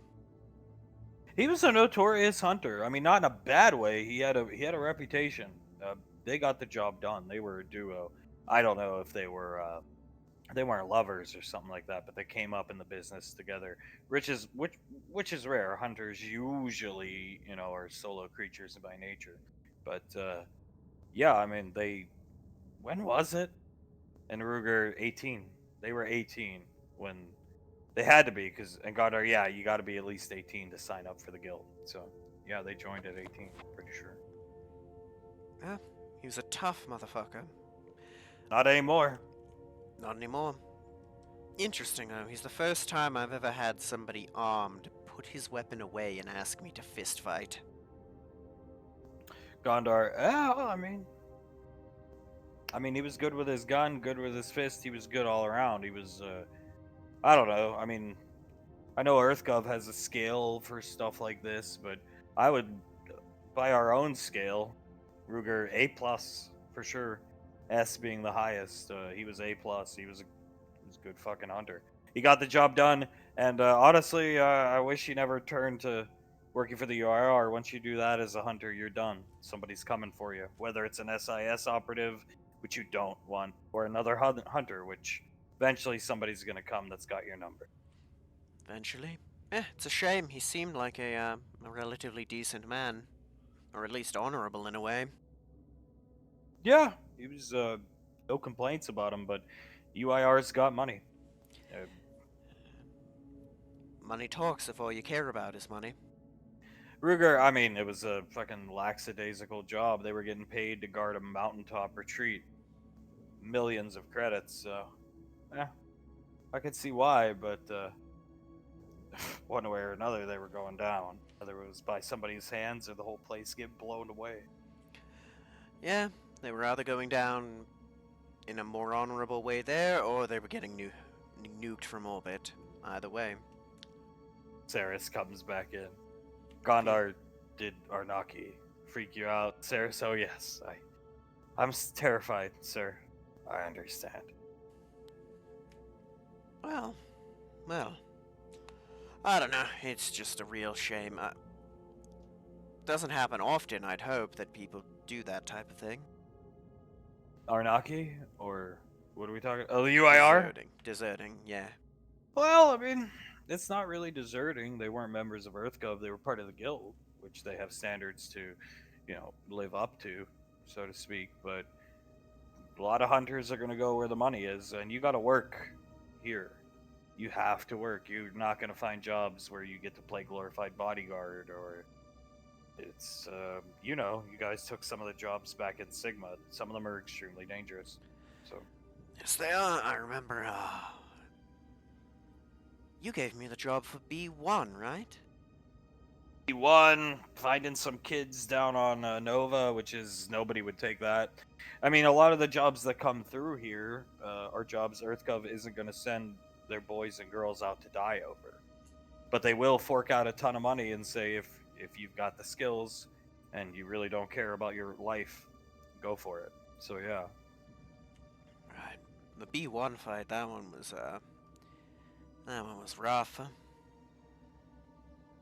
I'm happy you gave it to me, though. It was a nice break from being on the Majestic. Anything was better than that. Yeah, it was a nice bounty. I wonder what Malcolm ended up doing with the money and the credits and or the components. It was like when I paid you guys out, it was basically always components, which I guess isn't surprising, being an Arcane Council squad. Back then, not knowing that Malcolm was into all this stuff accruing hundreds of millions of credits, but you guys had a lot of components coming your way from us. Well, if you want to be honest, 95% of them went into retrofitting and outfitting Globnock's armor. Oh boy. Well, it's whatever way he wants to spend them, I guess. I whatever. Yeah, ugh. I remember the only time I really got any to spend was when I managed to convince him that I'd be able to better protect him by having them, right? I think I managed to talk him into getting me an implant that helped with my dexterity, but that's about all I did, other than stealing some to upgrade my pistol. Gotta do what you gotta do. Yep. At the end of the day, survival, right? Yeah. Well, how have things been going here? Yeah, I mean, turn around and look at the window. Aside from the obvious. Fine. The A per usual till this morning. Not really looking forward to going home tonight because if my own apartment here on Gateway is haunted by Arnaki. I'm storming into Rico's office and demanding something's done. I'm sure, even if it was, I'm sure a spirit would, know better than to go after the general. He looks over at the medallions Ruger's putting away. Well, you got a favor with me now, and extend my thanks to Julius. Tell him he's got a favor with me. I know he's in the market for Escalade parts, so Of if he course. needs something big, something expensive, tell him to come see me. Of course I will. For mine, if you don't mind, I think I'll hold on to it. Yeah, yeah. Just, I mean, you can't ask for the world, kid. Of course not, I don't expect to be able to. You want some help? You want a weapon? You want something eclectic? Artifact? I can point you in the right way, or get whatever you need, really. Or yeah, intel, weapons, you name it. I got a line to a lot of magical weapons. He gestures around the room. I can imagine, I can only imagine what your personal armory looks like after what you did for so many years. It's down on Earth, actually. The wife doesn't want it up here, so. But it's a. Originally, it was a 20-car garage, Oof. and now it's my personal trophy room and armory. These are just some of my favorites. He points around the room. You're around as long as me. A 20-car garage sounds big, but really it's not. Well, I can imagine we already had to extend the armory at the apartment, and that's just for a small Well, that's a good group. problem to have, though. Better Yes, than it is. better than at the beginning, where, from what I heard, you weren't doing too well. Nah, but we're doing good now. We actually got some new toys to play with recently. Good. If you ever want, you can, anytime you want, you can come and play around with our stuff. I can take you down to the kill house and we can have a good time. I'll take you up on that offer at some point, but not till the Arnaki crisis, as it's being dubbed, is being called. It's going to be on the morning news tomorrow morning. Fair Top enough. story. It's being called the Arnaki crisis. Me and Ruger were interviewed earlier by Gateway Newsnet. Well, I'll have to tune in to see that. Oh my. Saris, oh wow. I wonder if Julius and Icy will be. She starts sending a message to Julius and Icy telling them to watch the news tomorrow morning. Gondar, who you typing to? Saris, I'm just worried about Julius and Icy. What if Arnaki haunts them? Gondar, that's good. Looking out for the family. Very good. I've never actually seen your shurikens up close like this. That is a very intimidating weapon. Please. He points down to it. Go ahead, you pick it up. He'll pick it up and take a look at it. It's an art, learning to throw those. It's an art. Trust me. Oh, I can imagine. I don't know what I'd do if I tried. Probably get myself killed. I learned from what you would call woodsmen, believe it or not. Really? Yeah, big old sweaty hairy men chopping down trees. Aboriginals, you name it. You've been around as long as you learn the cultures, you get to meet, hang around. Before I was married and could take extended periods of stay places and not be demanded to come back. Yeah. Makes sense. It is a beautiful weapon, but he'll set it down again. It probably takes a significantly higher amount of finesse than my specialty. Yeah, they do. There's very few weapons you can throw, and they're going to come back at you at top speed and kill you if you don't catch it. So, Ruger, yeah, I don't throw those things. I'd take my own head off, probably. Oh, I can imagine. I know, we didn't, where I grew up, we didn't have much stuff like that, but there were reports of, knights and paladins killing themselves with their own morning stars. I'd believe it. I have a few Morning Stars, actually. They're historical pieces. Not, you'd never use them. Nobody ever used them on me, and I never used them on anybody, but yeah. Makes sense.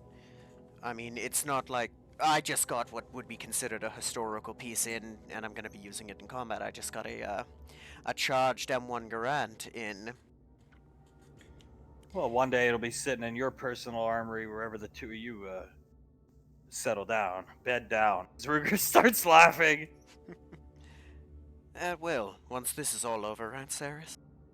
She nods. Ruger, hopefully Arnaki don't follow you there. Hopefully. Oh, gods don't put that on me. Saris, what did you say, Gondar, about how he looked? Gondar, like a female horse's clitoris or some shit. I can't even. It's all squishy and apomorphic, and the eye is glowing red. And Saris, did you say that in the interview? And Gondar, of course. We have to tell people so they know what to be on the lookout for. Saris, oh my. Just wait until some production company tries to film a ghost hunting show on Gateway. Gondar, well, I don't mind being in front of the cameras, so anybody wants to talk to me, come find me. Hmm. Oh my. Well, it's been delightful, Gondar. I don't want to keep you for too long. Yeah, I'm heading home for the day. I'll have a wonderful night. Ruga, wonderful. I'm gonna stay here and watch over the office. Gondar, yeah, good call. Good call. If you see Arnaki, give me a call. And Ruger brandishes a large automatic rifle. Let's go. You two ever need anything, just call me and let me know. You got it. You know where to find us if you need us. Of course. He's gonna head out. Saris, now where to, as Arnaki is going to be on the 6 a.m. morning. Well, we got at least one more stop if O is in SIS, because I hear he did not have a good time this morning. Saris, come on! Starts Let's fast-paced walking towards Agent O's office. let's go. No Back walk up. here. Nope. You good? Back here. The group down here finds themselves in a more densely forested area with another large water source. Another large water source, so another big water creature or ice. Suletta walks up. Just because I'm a frost wizard does not mean I prefer frost animal companions. Banksy, looking around confused. Davian will walk up to the body of water. Then what do you prefer? Pequod looking at the water. Suletta, take a guess. She looks at them and then looks all around the area they're in. And then takes a really deep look into the water. I'm sorry, I am drawing a blank. I can't tell you. Icy reaches down into the water, pulls some up, and drinks it. This water's mana charged like water on a nova. And Suletta, exactly. Look at those trees over there. Points over there. She'll look at them. Watch. They look like they're blowing in the wind right now. She snaps her fingers together and they start moving closer towards the group. Ah, If we wait here, it will take him most likely 30 minutes. I suggest we go round and meet him. right, yeah. She comes this way, Banksy, following her. Icy, extremely fast following. This large plant-like creature comes out and lets out a low growl, seeing Suletta. Boom, boom, boom, comes up and licks Memory Head, who laughs and hugs its head. Oh, what is that? Icy, wow, comes. Suletta, it's a Mihabulus. They come from a Nova. They start, believe it or not, she puts out her hand as small bulbs with little scuttling legs like this. But if they're allowed to safely grow and not be consumed by natural predators or the elements, She puts up her finger. They can grow very large, and in the presence of a powerful spellcaster, they get very, very big. As it shoots out some whips and dangles them over Icy and pops her on his back. And Suletta, see, she's much stronger than I, and he's taken a liking to her. It's a symbiotic relationship, if you will. Davine chuckles. And its name, what is it? Anasazi, actually. Icy, this thing's amazing! I've seen them in books, and Pequod, I have too. Comes up and tries to hug its large leg. I thought they were myths. At least my dad said the book I got a long time ago. And Suletta, they're quite real. But for the most part, classified. Imagine you land on a nova, you grab a handful of these things. They're not dangerous by nature. They feed off mana. Feeding it is quite easy. You need mana fruit from a nova. The cheapest grass, even, if you will. All this grass, this water, it is the perfect replication of the environment it would want to be in on a nova. Right, so you basically just gave it the best breeding grounds you could ever have for it. Correct. If I spent more time with him, he would be much bigger. If Nicole spent, let's say, a year with him, visiting him every day, he would probably she points up about halfway up to the side of those mountains over there. Oh my, so they truly are able to get quite large, if not culled or controlled by predators. Correct. Anasazi is the name of a Native American tribe that my mother belonged to. I'm sorry, my great-great-grandmother belonged to. Anasazi, and is that some sort of special meaning to the word, or? Suletta, honestly, I don't know. I do not know. It was a gift from my father. He named him. But I do not know what the name of the tribe even means. They were very few in numbers by that time. Pequod, this is amazing! Hugging its leg. So you do have animals from a nova? Yes, of course. Most of the best companions come from a nova. It's a symbiotic relationship. Zanzibar is still young, whether it looks like it or not. He'll be huge. As she grows, she gestures up to Icy, he grows. And who better to protect her, besides her family, than a gigantic drake? Here, Julius will elbow Banksy. Just be grateful that Hunk had Zanzibar baiting you up when he's this big and not however big he's gonna get. Banksy, yeah. I remember the first time I saw that thing, he threw me through the goddamn apartment door. Broke my shields and everything. I came back to the barracks and Jared screamed at me for 10 hours about ruining my armor as Icy starts laughing. Ah, what a prick. Yeah, old Pinhead Larry, Banksy speaks up. Pequod, good name. Pinhead Larry, indeed.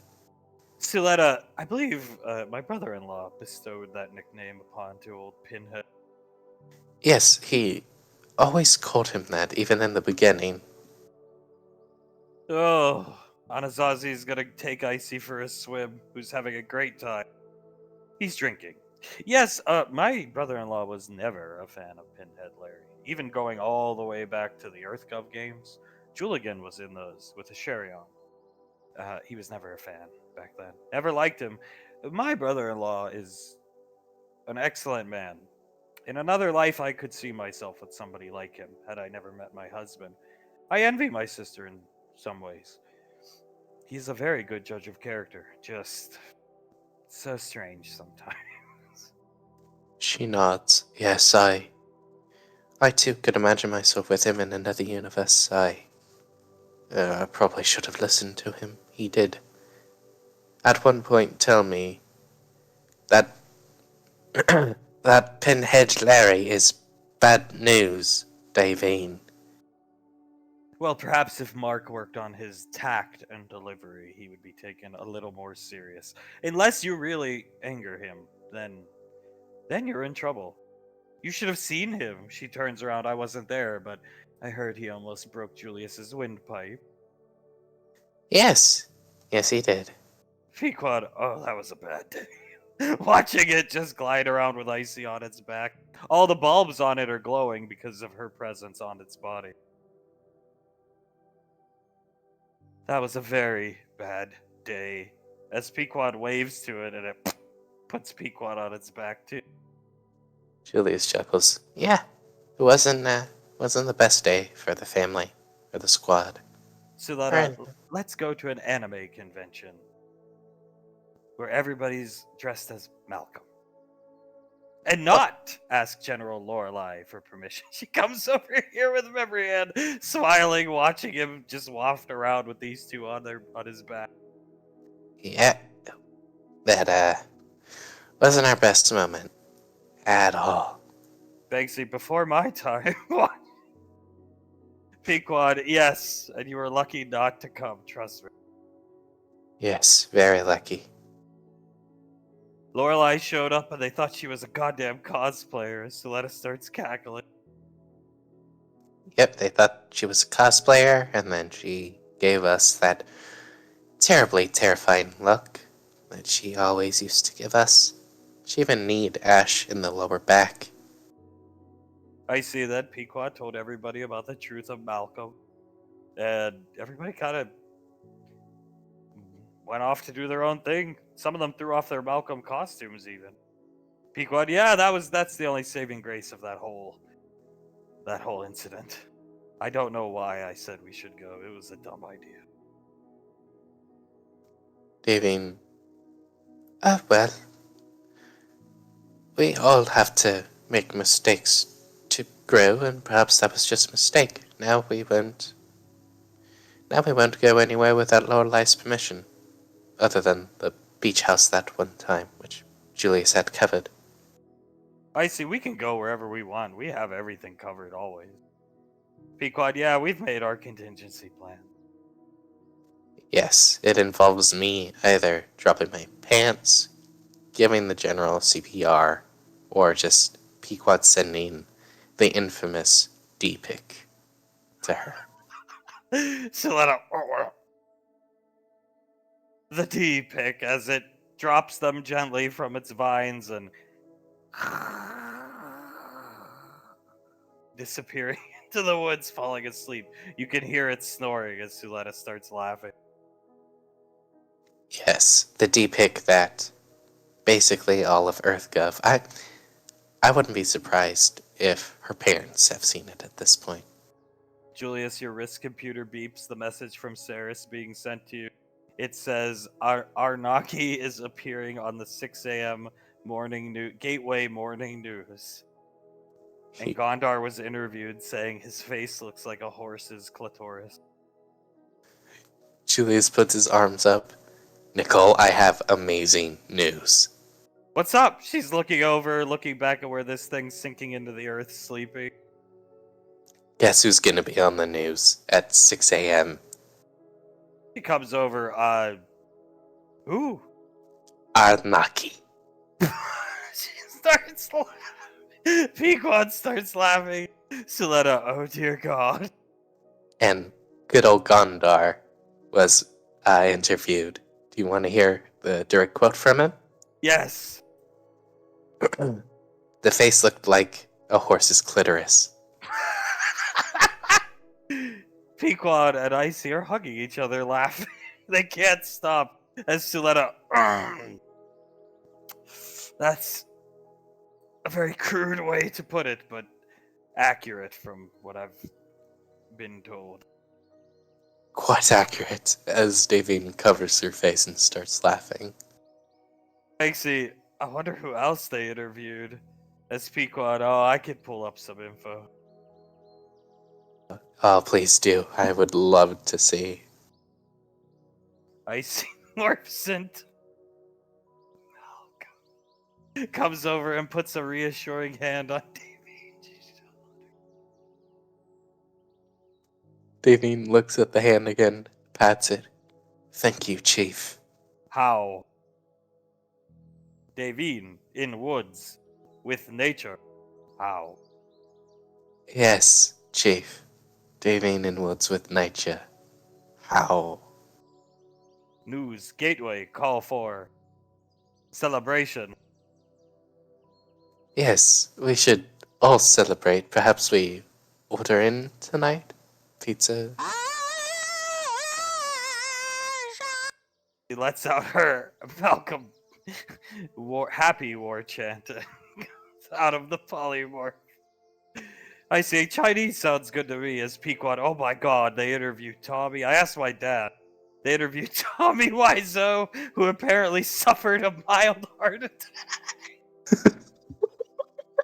Silhouette, dear God, and starts cackling very loudly, which is out of character for Banksy laughing. Pequod, they interviewed everybody on Gateway that saw General Lorelei refused an interview. Apparently, Commander Spears, they interviewed the Archfiends, who can barely speak English. Even the Archfiends were afraid of Arnaki. I mean, if Gondar says that the face looks like a horse's clitoris, just imagine what the archfiends think of it. Siletta, come. I want to show you my last enclosure encampment for these animals, if you will. I have 2 more, and then we'll return to my home. And it's not far. It's just through the trees past Anasazi there. Julius nods. Lead the way, Auntie. Pequod showing Julius the whole list of everybody interviewed. And it's a huge list of people, Julius. Oh my god, he's scrolling through the list. Oh, we have to catch O. I would love to hear his interview on this. As you transition to a little more of a rocky outcropping area, and Suletta looks around. Poor Agent O, he's been through so much.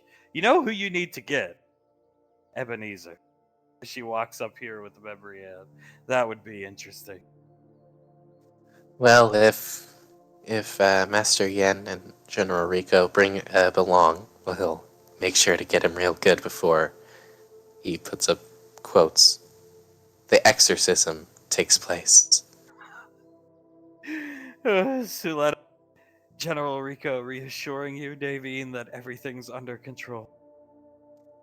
Davy nods. Again, you are very right. He must really like elves. Oh, he does. She chuckles and walks forward. So, are we in for another surprise with the type of animal? I believe so. What you're about to see are stone drakes. Drakes? Stone drakes, yes, they don't look like drakes, if you will. They don't look like Zanzibar at all. They're believed to be some type of offshoot species of dragons. She air quotes with her free hand holding memory and offshoot subspecies. Their DNA does link directly back to some of the bones we have in our museums, but I have 2 of them. One's male, one's female. They don't come from Anova. They're natural here on Earth.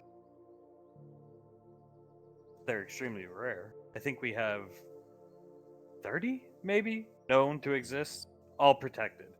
I'm not counting my 2. Julius nods. And EarthGov actually lets you have them, or I can is do this what I one? want. Right.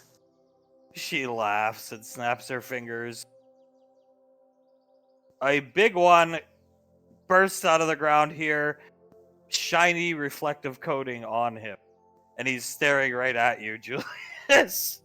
He snorts and steam comes out of his nose. I'm sorry, she snorts and steam comes out of her nose.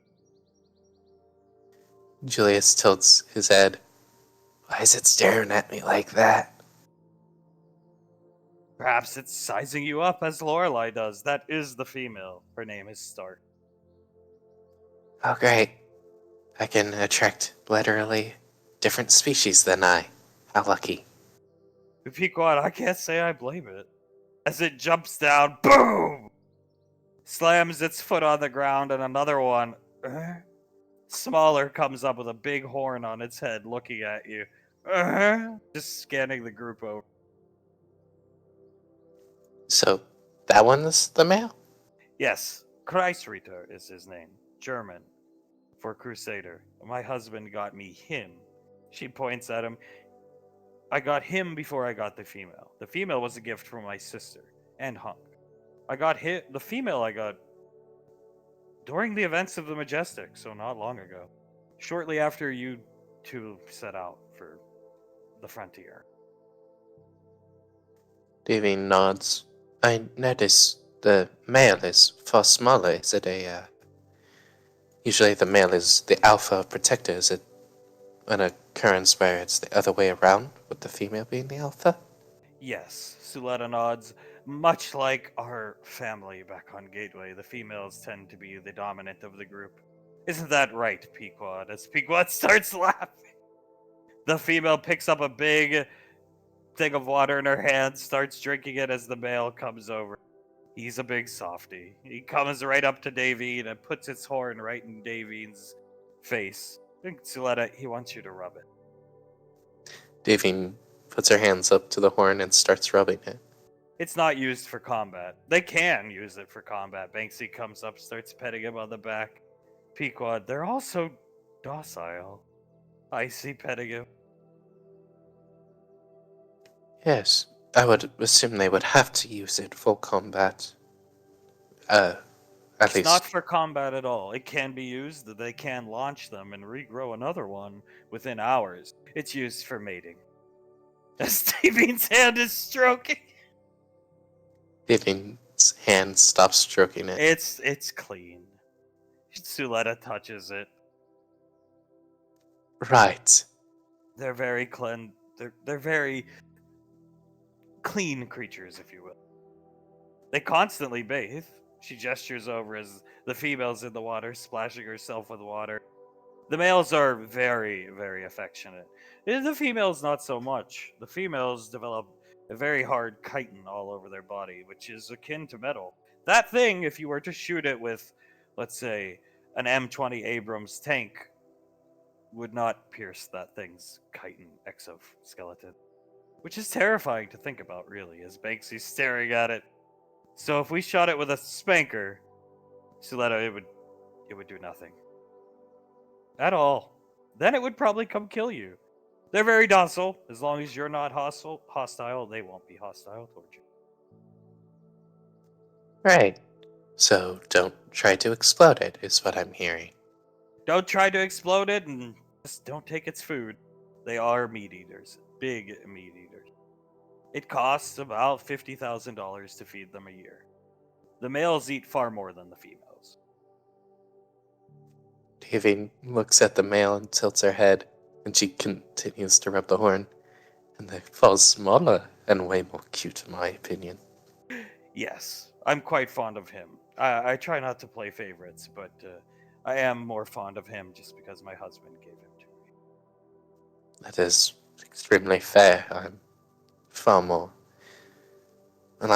attached to things that Snuff gave me than things that Zap bought for me. Even though I very much appreciate the things Zap buys for me.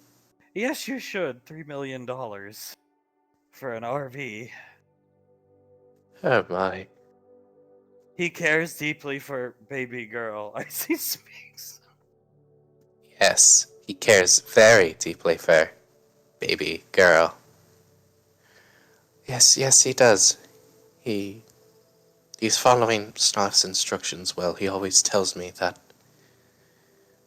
whenever he brings me breakfast, he always says, Snuff always told me that this is exactly how you liked it. Suletta watching Banksy pat the back of Kreuzreiter there. And Suletta, make sure to set your alarm for 6 a.m. I prefer to sleep in on the weekends when I come down here myself, but I would like to be up for this news broadcast. I can't believe I'm indulging in this. As I see, there was a time I didn't think I'd indulge in it either. Then I just realized It's okay to laugh at stuff like this. Doesn't make people think you're weird. And Pequod, I've been telling you that all along. It's the best way to get over Malcolm is just laugh at him, because there's nothing you can do. Dwelling on it and getting sad about it isn't going to bring anybody back. Making fun of Malcolm so our kids grow up in a world where they know about Malcolm and how infamous he was is all we can do. Oh, God help them. Every Christmas we'll watch Malcolm movies, Julius. Yes, Christmas movies like Milk Hard, Malcolm Before Christmas. Colonel All the Way. I really want to see that one. Pequod speaks up. Banksy, isn't that an Arnold Schwarzenegger movie? Yeah, it's based off of Jingle All the Way. So let me guess. He's trying to get a toy for his, at the time, son, Julius. You know, you're real smart, Auntie. That's exactly what happens. Am I really smart, or was Malcolm that dumb? That's the true question. As she gives memory end to Davine and comes over and starts helping the female bathe herself. That truly is the correct question. I lean towards Malcolm just being a very, very stupid man. Suletta lifting water with some telekinesis out, spraying the beast who's going all around, lifting up its arms. They're quite clean creatures. They prefer cleanliness. It's almost, she looks at it OCD in a way. She'll bathe herself for hours because she spent hours under her nest there, which is currently filled with eggs. Oh, so you're gonna have more of these little guys and girls around? In a few months, we'll probably have 30 or 40 of them. Whoa, big nest. They breed, apparently, in large portions, large quantity. EarthGov, the ones we have in protective, she comes over here, pats it on the side of the head. Protective custody does not allow them to breed. Right. So you're basically the only person breeding stone drakes then. As I said, I do what I want. She comes over here, helps it.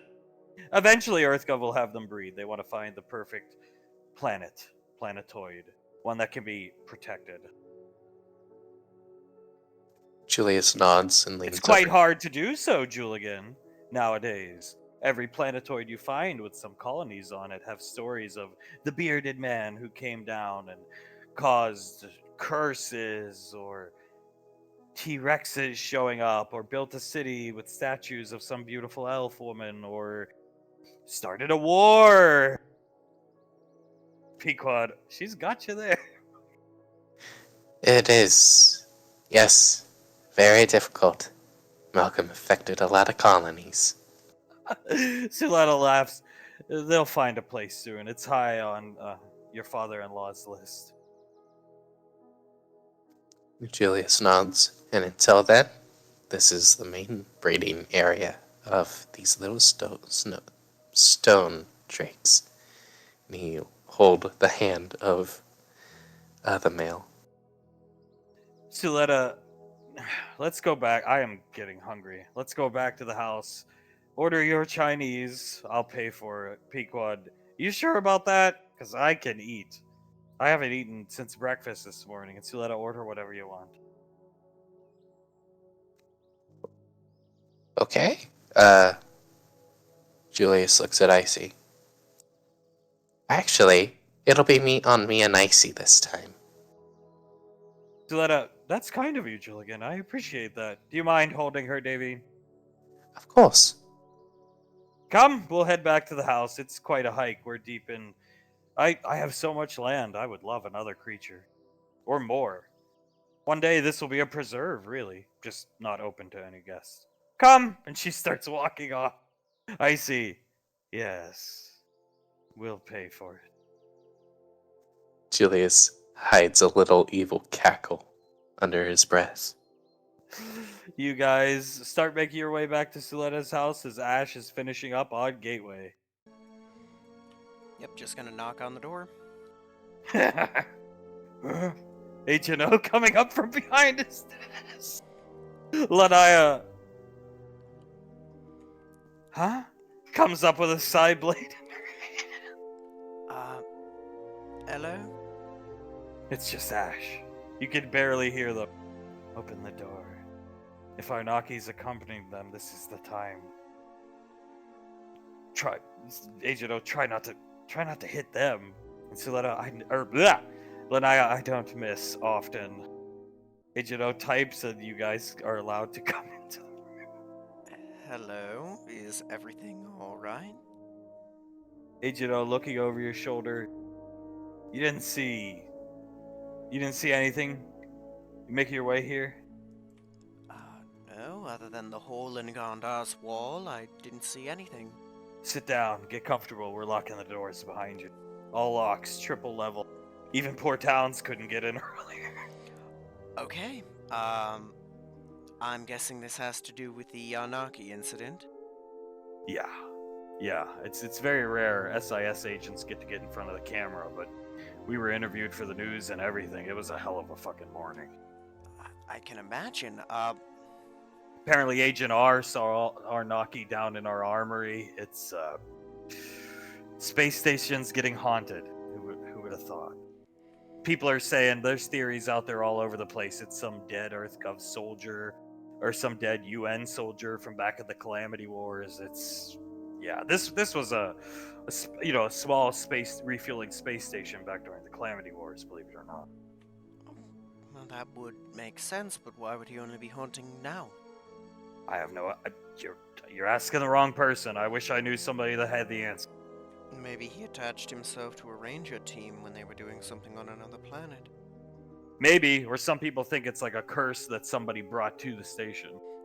Saris, that could be. Well, I'll let you know, it wasn't me this time.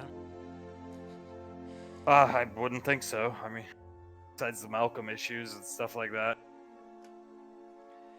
Yeah, well, you're in luck. General Rico's coming down with Master Yen to exercise the station. What the hell's Rico gonna do? This guy's invincible. Gondar hit him with a fucking shuriken and it went right through him. It's a specter. He's coming down to personally oversee one of the most powerful magic users ever exercising the station. I gotta tell you, I know she can read my mind and all, but I gotta tell you, Lorelei just sitting on the sidelines and all this is quite upsetting. We went to her immediately and she just said, "Oh well," in her Lorelei tone of voice. I figured she'd take charge. This is her ring. Well, I suppose since Arnaki is not really hurting anyone, she'd prefer to leave it to Master Yen, where that technically would fall under Yen's jurisdiction, right? Maybe it's a respect thing? Yeah, you're probably right. I don't know a lot about the inner workings of council, the council, excuse me, but To my understanding, as it sits, while Lorelei is technically in charge of the overseeing them, I believe unknown magical disturbances like this would still be the Arcane Council's jurisdiction. Even if she could override that, I would suspect there'd be some level of respect for someone like Master Yen.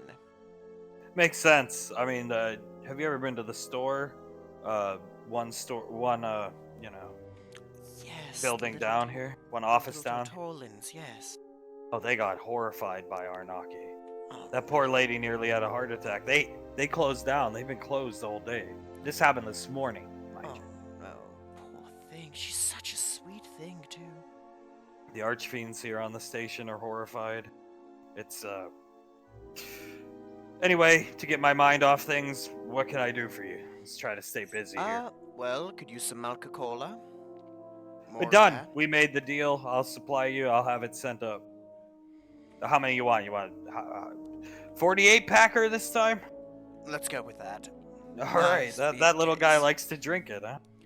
He does, and after what he's been through, we get him whatever he wants. That's the way to go about it.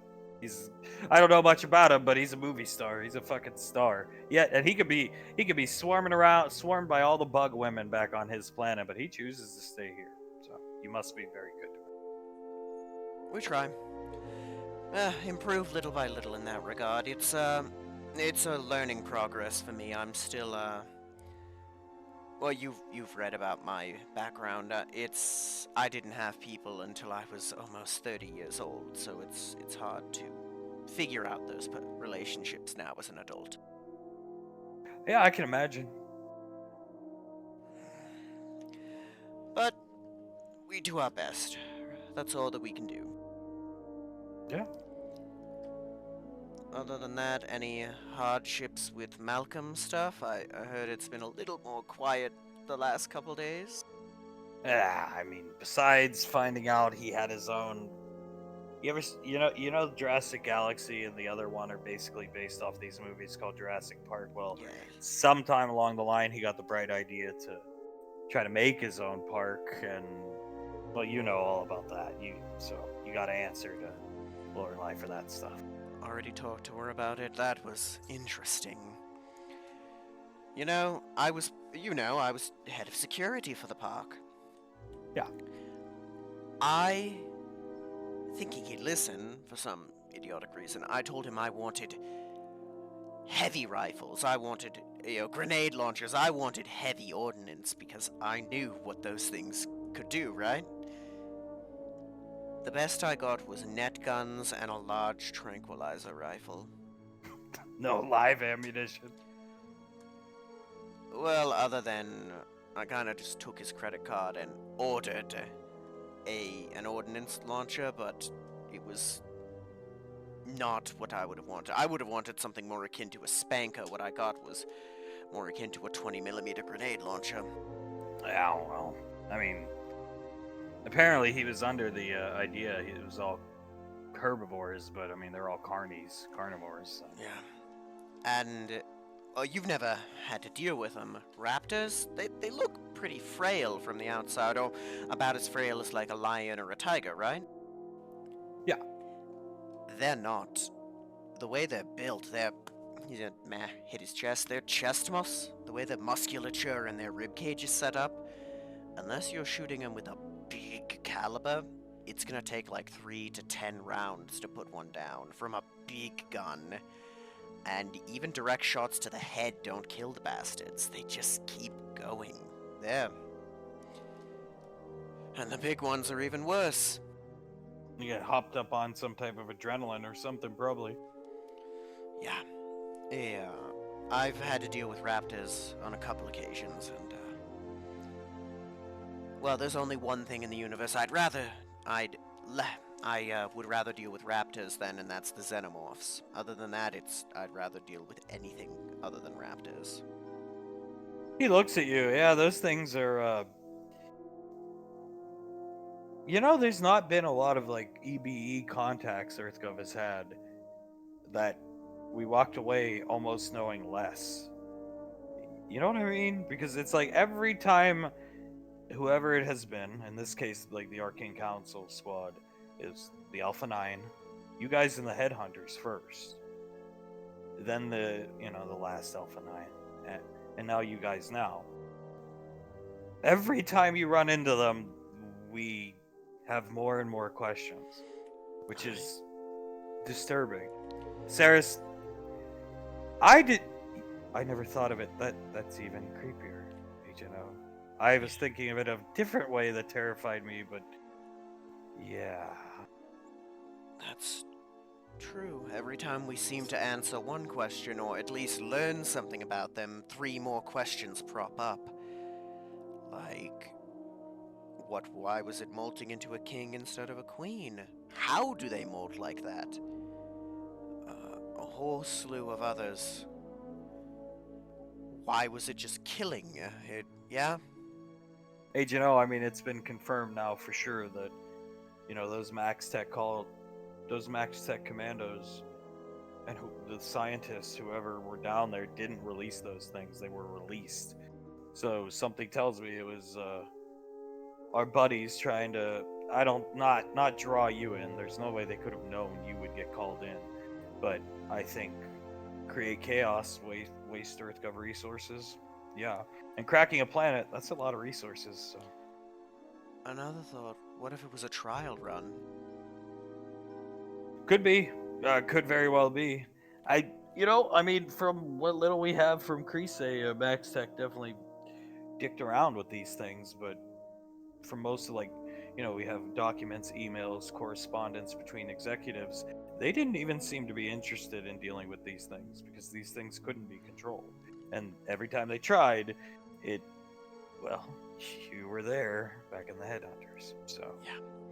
Why? if something's too dangerous for Max Tech, that is fucking terrifying. Lanaya. Yeah. That is. Why play with something when there's no money to be made because it'll just break free and rip you apart? Yeah, they're gonna kill you and then kill everybody else, which had no profit to be made there.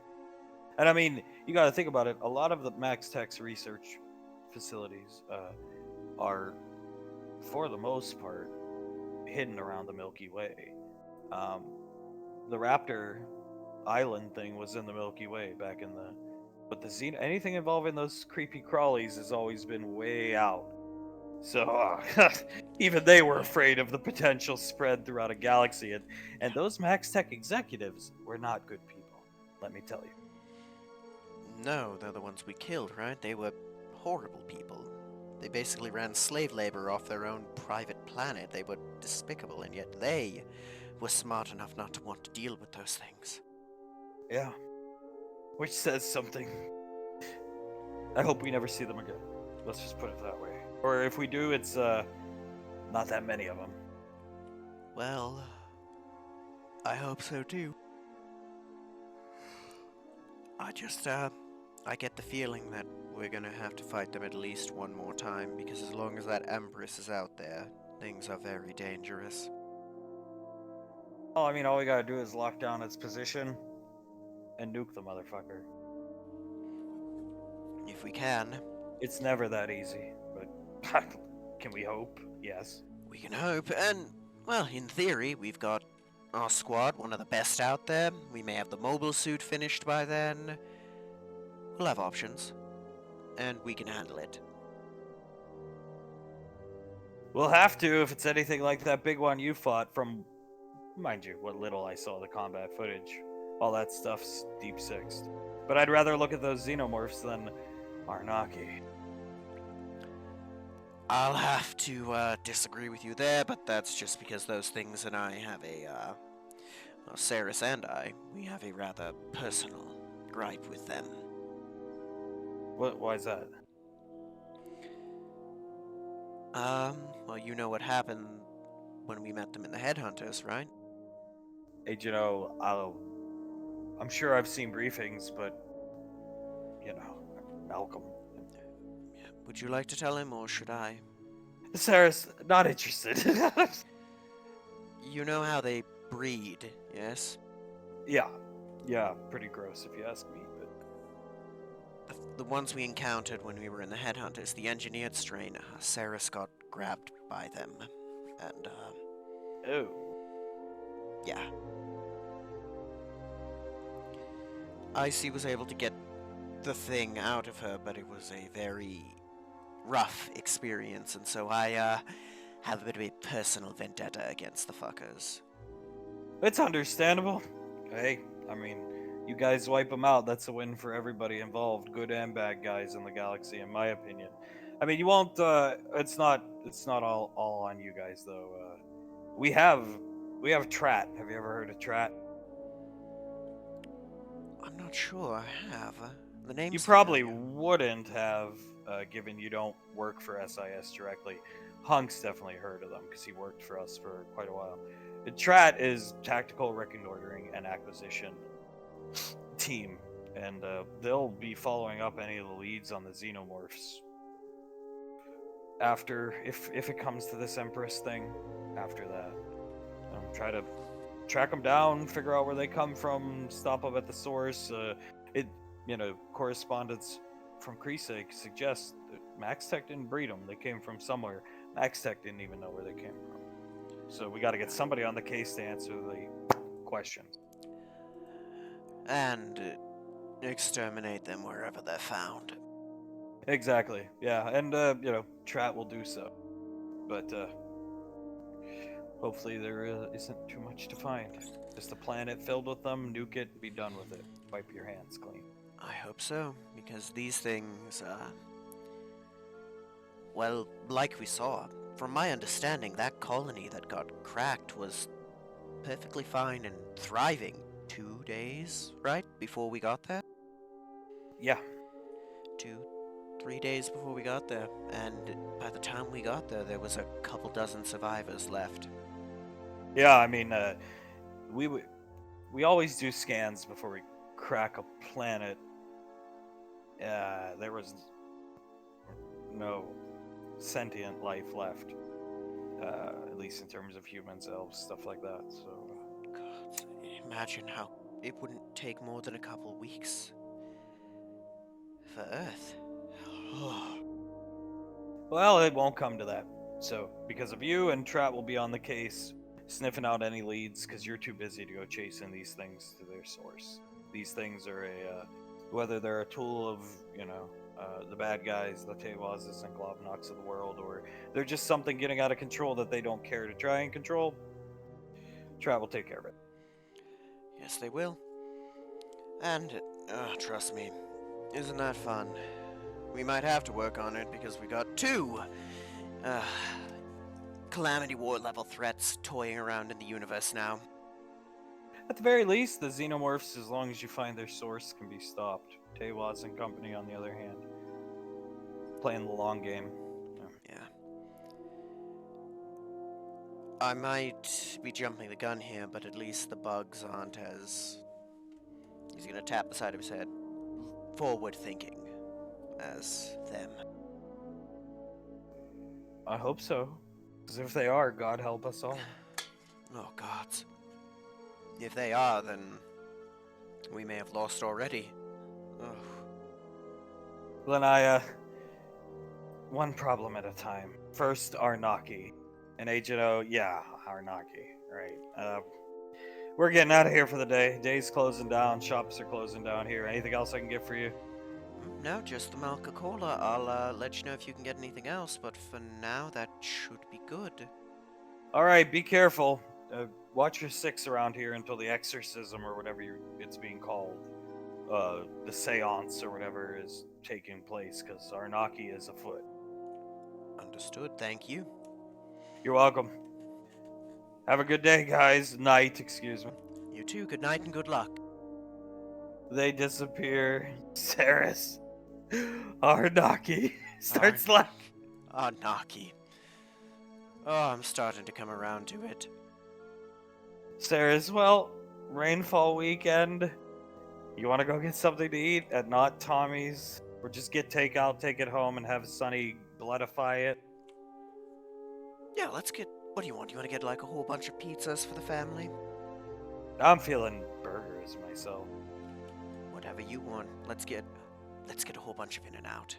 Let's get a whole bunch of In-N-Out and air quote. She does the same thing as all the other girls. Protect the armory folk from Arnaki this weekend. Oh, of course. I mean, what would they do without us? She laughs and puts her arm around your shoulder and walks you to In-N-Out Burger. As we come back here, wrapping up. Back to Suletta's house. Boom. You guys are back in the house. Suletta's making some tea for everybody. The kid's perfectly fine. Memory Ann playing with everybody else.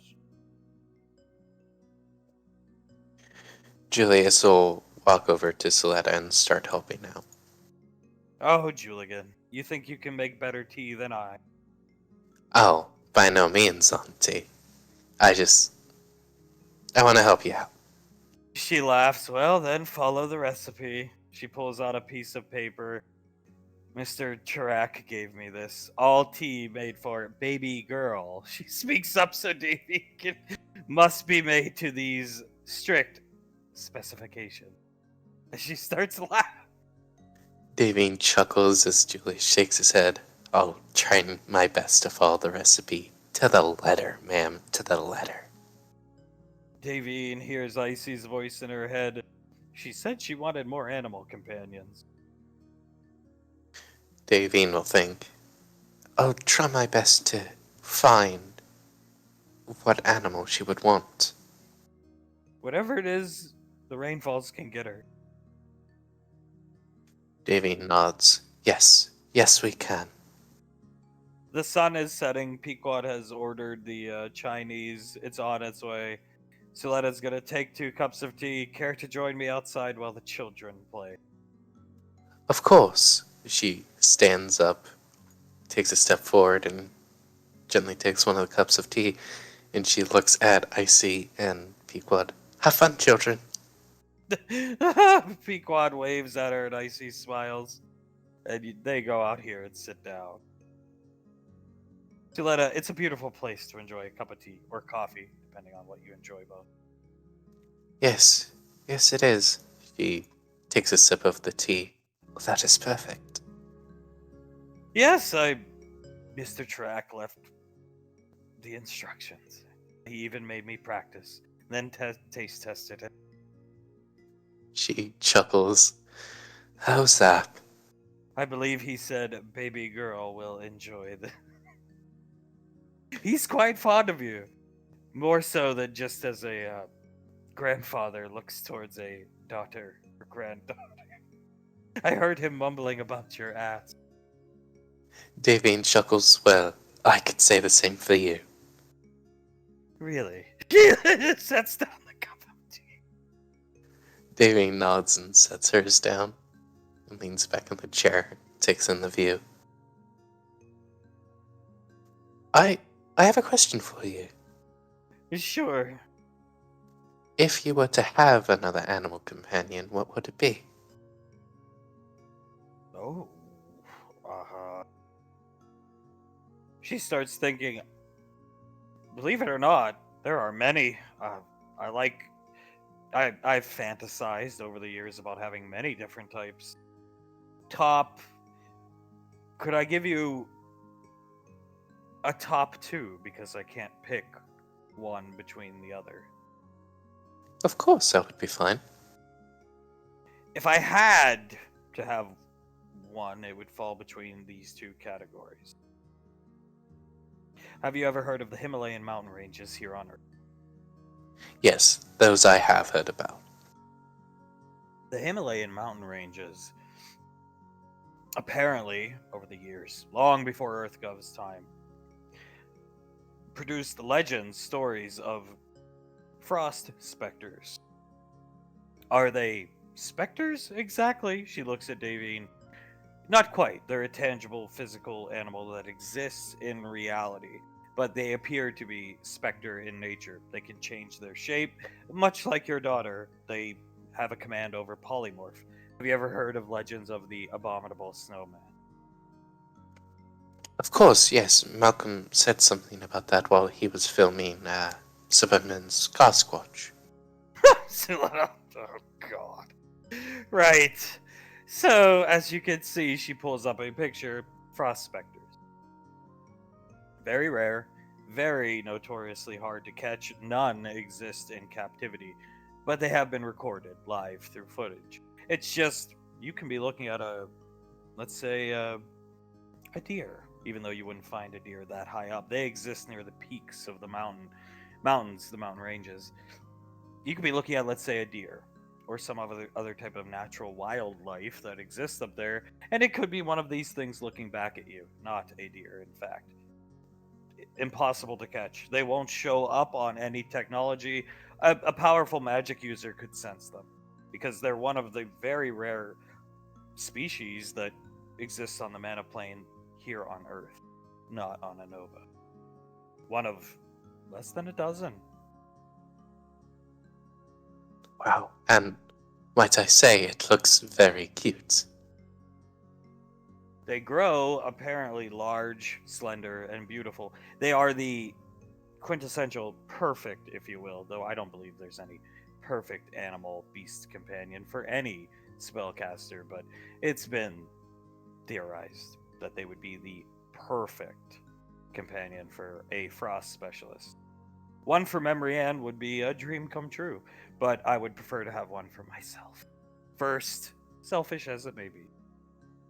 Davy nods. And you said there was another. Yes, there is. This one is quite interesting. Quite, If you'd like to end up in jail for the rest of your life, I've tried to acquire one over the years. She starts laughing. I failed most of the time. Almost got arrested a few times, believe it or not. My husband and I spent a few nights in the, as they would call it, drunk tank. We were not drunk. Davine chuckles a bit. Okay. They're frost plesiosaurs, named after the plesiosaurs here that the bones exist here on Earth. But these ones are frost infused and imbued. They come from a nova. She shows David a picture. Nobody goes near the water on a nova because there exists a very large kraken. Cataclysmically large kraken on that planet. Nobody goes near the water. We did a few times, and every time we snuck on the planet, there was some EarthGov ranger group there to arrest us. Ah, they must have caught on to your tricks, didn't they? One time we actually used an experimental stealth aircraft. She starts laughing. And we got onto the planet's surface. Finding these creatures is very dangerous given the Kraken, but they tend to nest in coves and caves. And we had no basis to begin our search, so we searched for a few hours. Thought we were on to something. It's hard to track any particular life essence force on a nova given how much of it you get sensory overload, or at least I do. General Lorelei has gone and has been to a nova a few times and told me even she suffers from what we would call sensory overload. It would take a very strong wizard to be able to find one, hone in on one, and you would need to find an egg. Whereas these creatures, nobody really knows whether they come from eggs or not, or even if they're tangible in substance and form.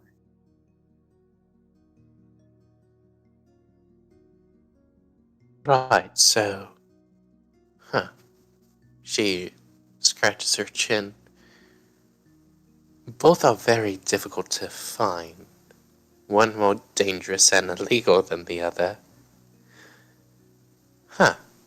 Given with how little is known about this one, I don't know. I prefer breeding them. I want this place to be a preserve someday. Someday my daughter can come here and show her friends and family, and perhaps live here.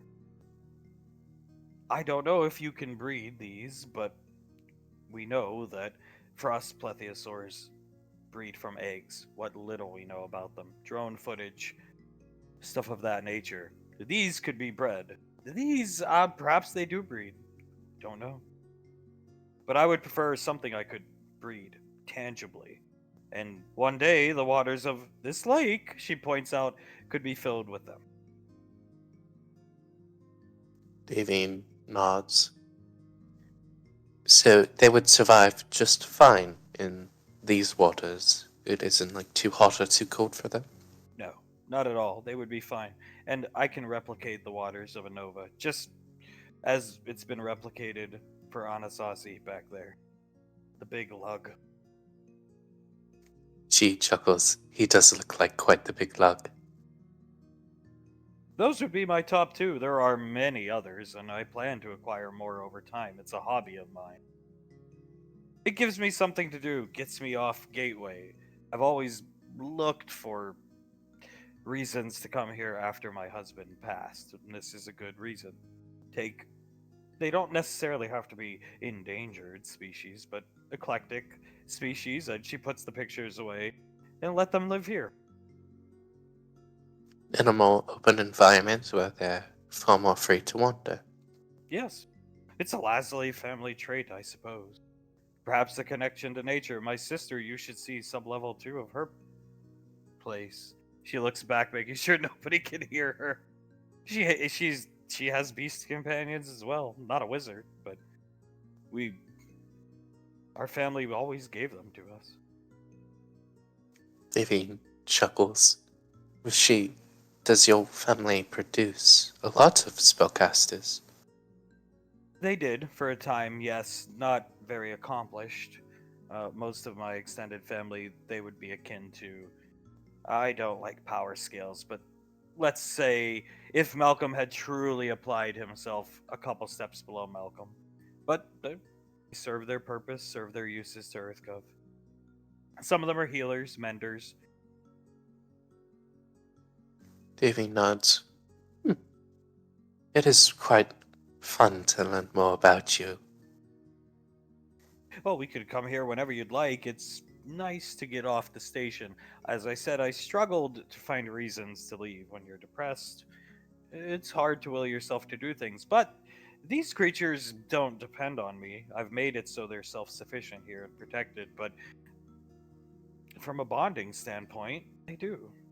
They need to see me every once in a while and Memory Ann. So twice a week we come down. Usually on the weekends, unless something big is happening with the rest of the family. And she points up to Gateway, which is visible up there. Which right now I'm sure we're on DEFCON 2 up there, given as she's looking up Arnaki state of things. She starts laughing. Meanwhile, Arnaki is sitting down here having a wonderful time. Oh, Arnaki. She rubs her face. What am I gonna do with those kids? Suletta takes a sip of her tea. Indulge them. Tell me, she sets her tea down. Did you ever envision a world where you'd have a family, and Julius would have a sister, and act the way they act? She puts a hand up to her chest. No, well, I thought family was impossible after a while. Seeing them all happy together. Indulge it. Embrace them. So long as they don't kill anybody. Maybe not scaring old people. I heard that poor turtle woman nearly had a heart attack. No, not the turtle. That's terrible. Well, Arnaki is quite an ugly creature from everything we've been told. Davy chuckles. Yes, he is. And now they're gonna try and scare one of the nicest, wisest old men that I have ever known in Master Yen. Suletta starts laughing as in here there's a knock at the door. Pequod. Uh-oh. Julius gets an evil grin on his face. Alright, Icy. It's showtime. Arnaki. Pequod, you can really roll those R's, can't you? As Icy stands. And Arnaki appears from a cloud of smoke. Memory Ann clapping, laughing. Pequod picks her up. May God have mercy on that poor delivery person's soul. Julius chuckles. Go get him, Tiger. Arnaki goes to the door. Suletta setting her cup of tea down. I think I heard the door. Chinese must be here. Yes, I believe so. Suletta, you don't think. Are you thinking what I'm thinking? They wouldn't. They wouldn't. No. Of course they wouldn't. As Arnaki opens the door, and there's a guy looking down at his wrist computer with a bag of Chinese food, and he looks up, deliver. And he runs away, and Arnaki catches the bag before it hits the ground. David hears the sound of some tires really burning rubber and pulling away. And Arnaki comes in with the food. God damn it, they did it. Suletta, I should have expected no less. Look! He points, and Davy could just see it's nighttime, so night's falling, dawn, dusk. Davy could see the headlights disappearing at a very fast. Davy laughs. You know what, I always thought Nicole would have been the one to reel in Julius and Pequod, not become the main culprit. Suletta, well, now that she feels that it's okay to be herself, I think she is empowered by Julius and Patricia. Oh, I'm sure she is. They just seem like the best the best of influences on her. Siletta pulls up on her wrist computer, showing a late night news article to Davine, and it reads, "The Curse of Arnaki." The curse of Arnaki. Oh my. Imagine We should that. imagine that. We should send something in that says we saw Arnaki ourselves down at our lake house. He told us that he needed a bath and jumped into the lake. Get Nicole out here. Get them all out here. I prefer to eat out here. With the view. Just yell for them. She nods and she'll yell, "Oh, children!" They all come out, all the kids, each carrying kids. Arnaki comes out. Pequod starts setting some food up. Oh, well, Arnaki, did you get us our food? Mother, yes. Adopt me. Comes here to Suletta, who... Ugh. It is quite ugly. What do you need of me? Oh, yes. Could you please jump into the lake? We are planning on sending in a little article to a news feed. Suletta, yes, please. Arnaki, of course, comes over here, turns around. Oh, wait a minute. Snaps her fingers, and Arnaki is in a big diaper. Suletta lowers the barrier so she can jump in, and Arnaki's just floating, and the eye is extra lazy, looking right at TV. Davine takes out her wrist computer, takes like 5 pictures. Okay, dear, you can come back out now. She comes out and disappears into a cloud of smoke, and she dries herself off. Suletta throws her a towel and starts drying herself off. Arnaki! Arnaki indeed. We might Suletta... actually Oh, good. we might actually be able to make some credits off of this. Suletta, go change your clothes. I have clothes that will fit you. I see. Yep, okay. Goes to change your clothes. And Pequod, this will be a good weekend, actually. This is really nice. Julius nods. Yeah, just don't think we can order Chinese anymore. They will never come here again. As Pequod's looking off in the distance, trying to spot his taillights. And we'll cut there.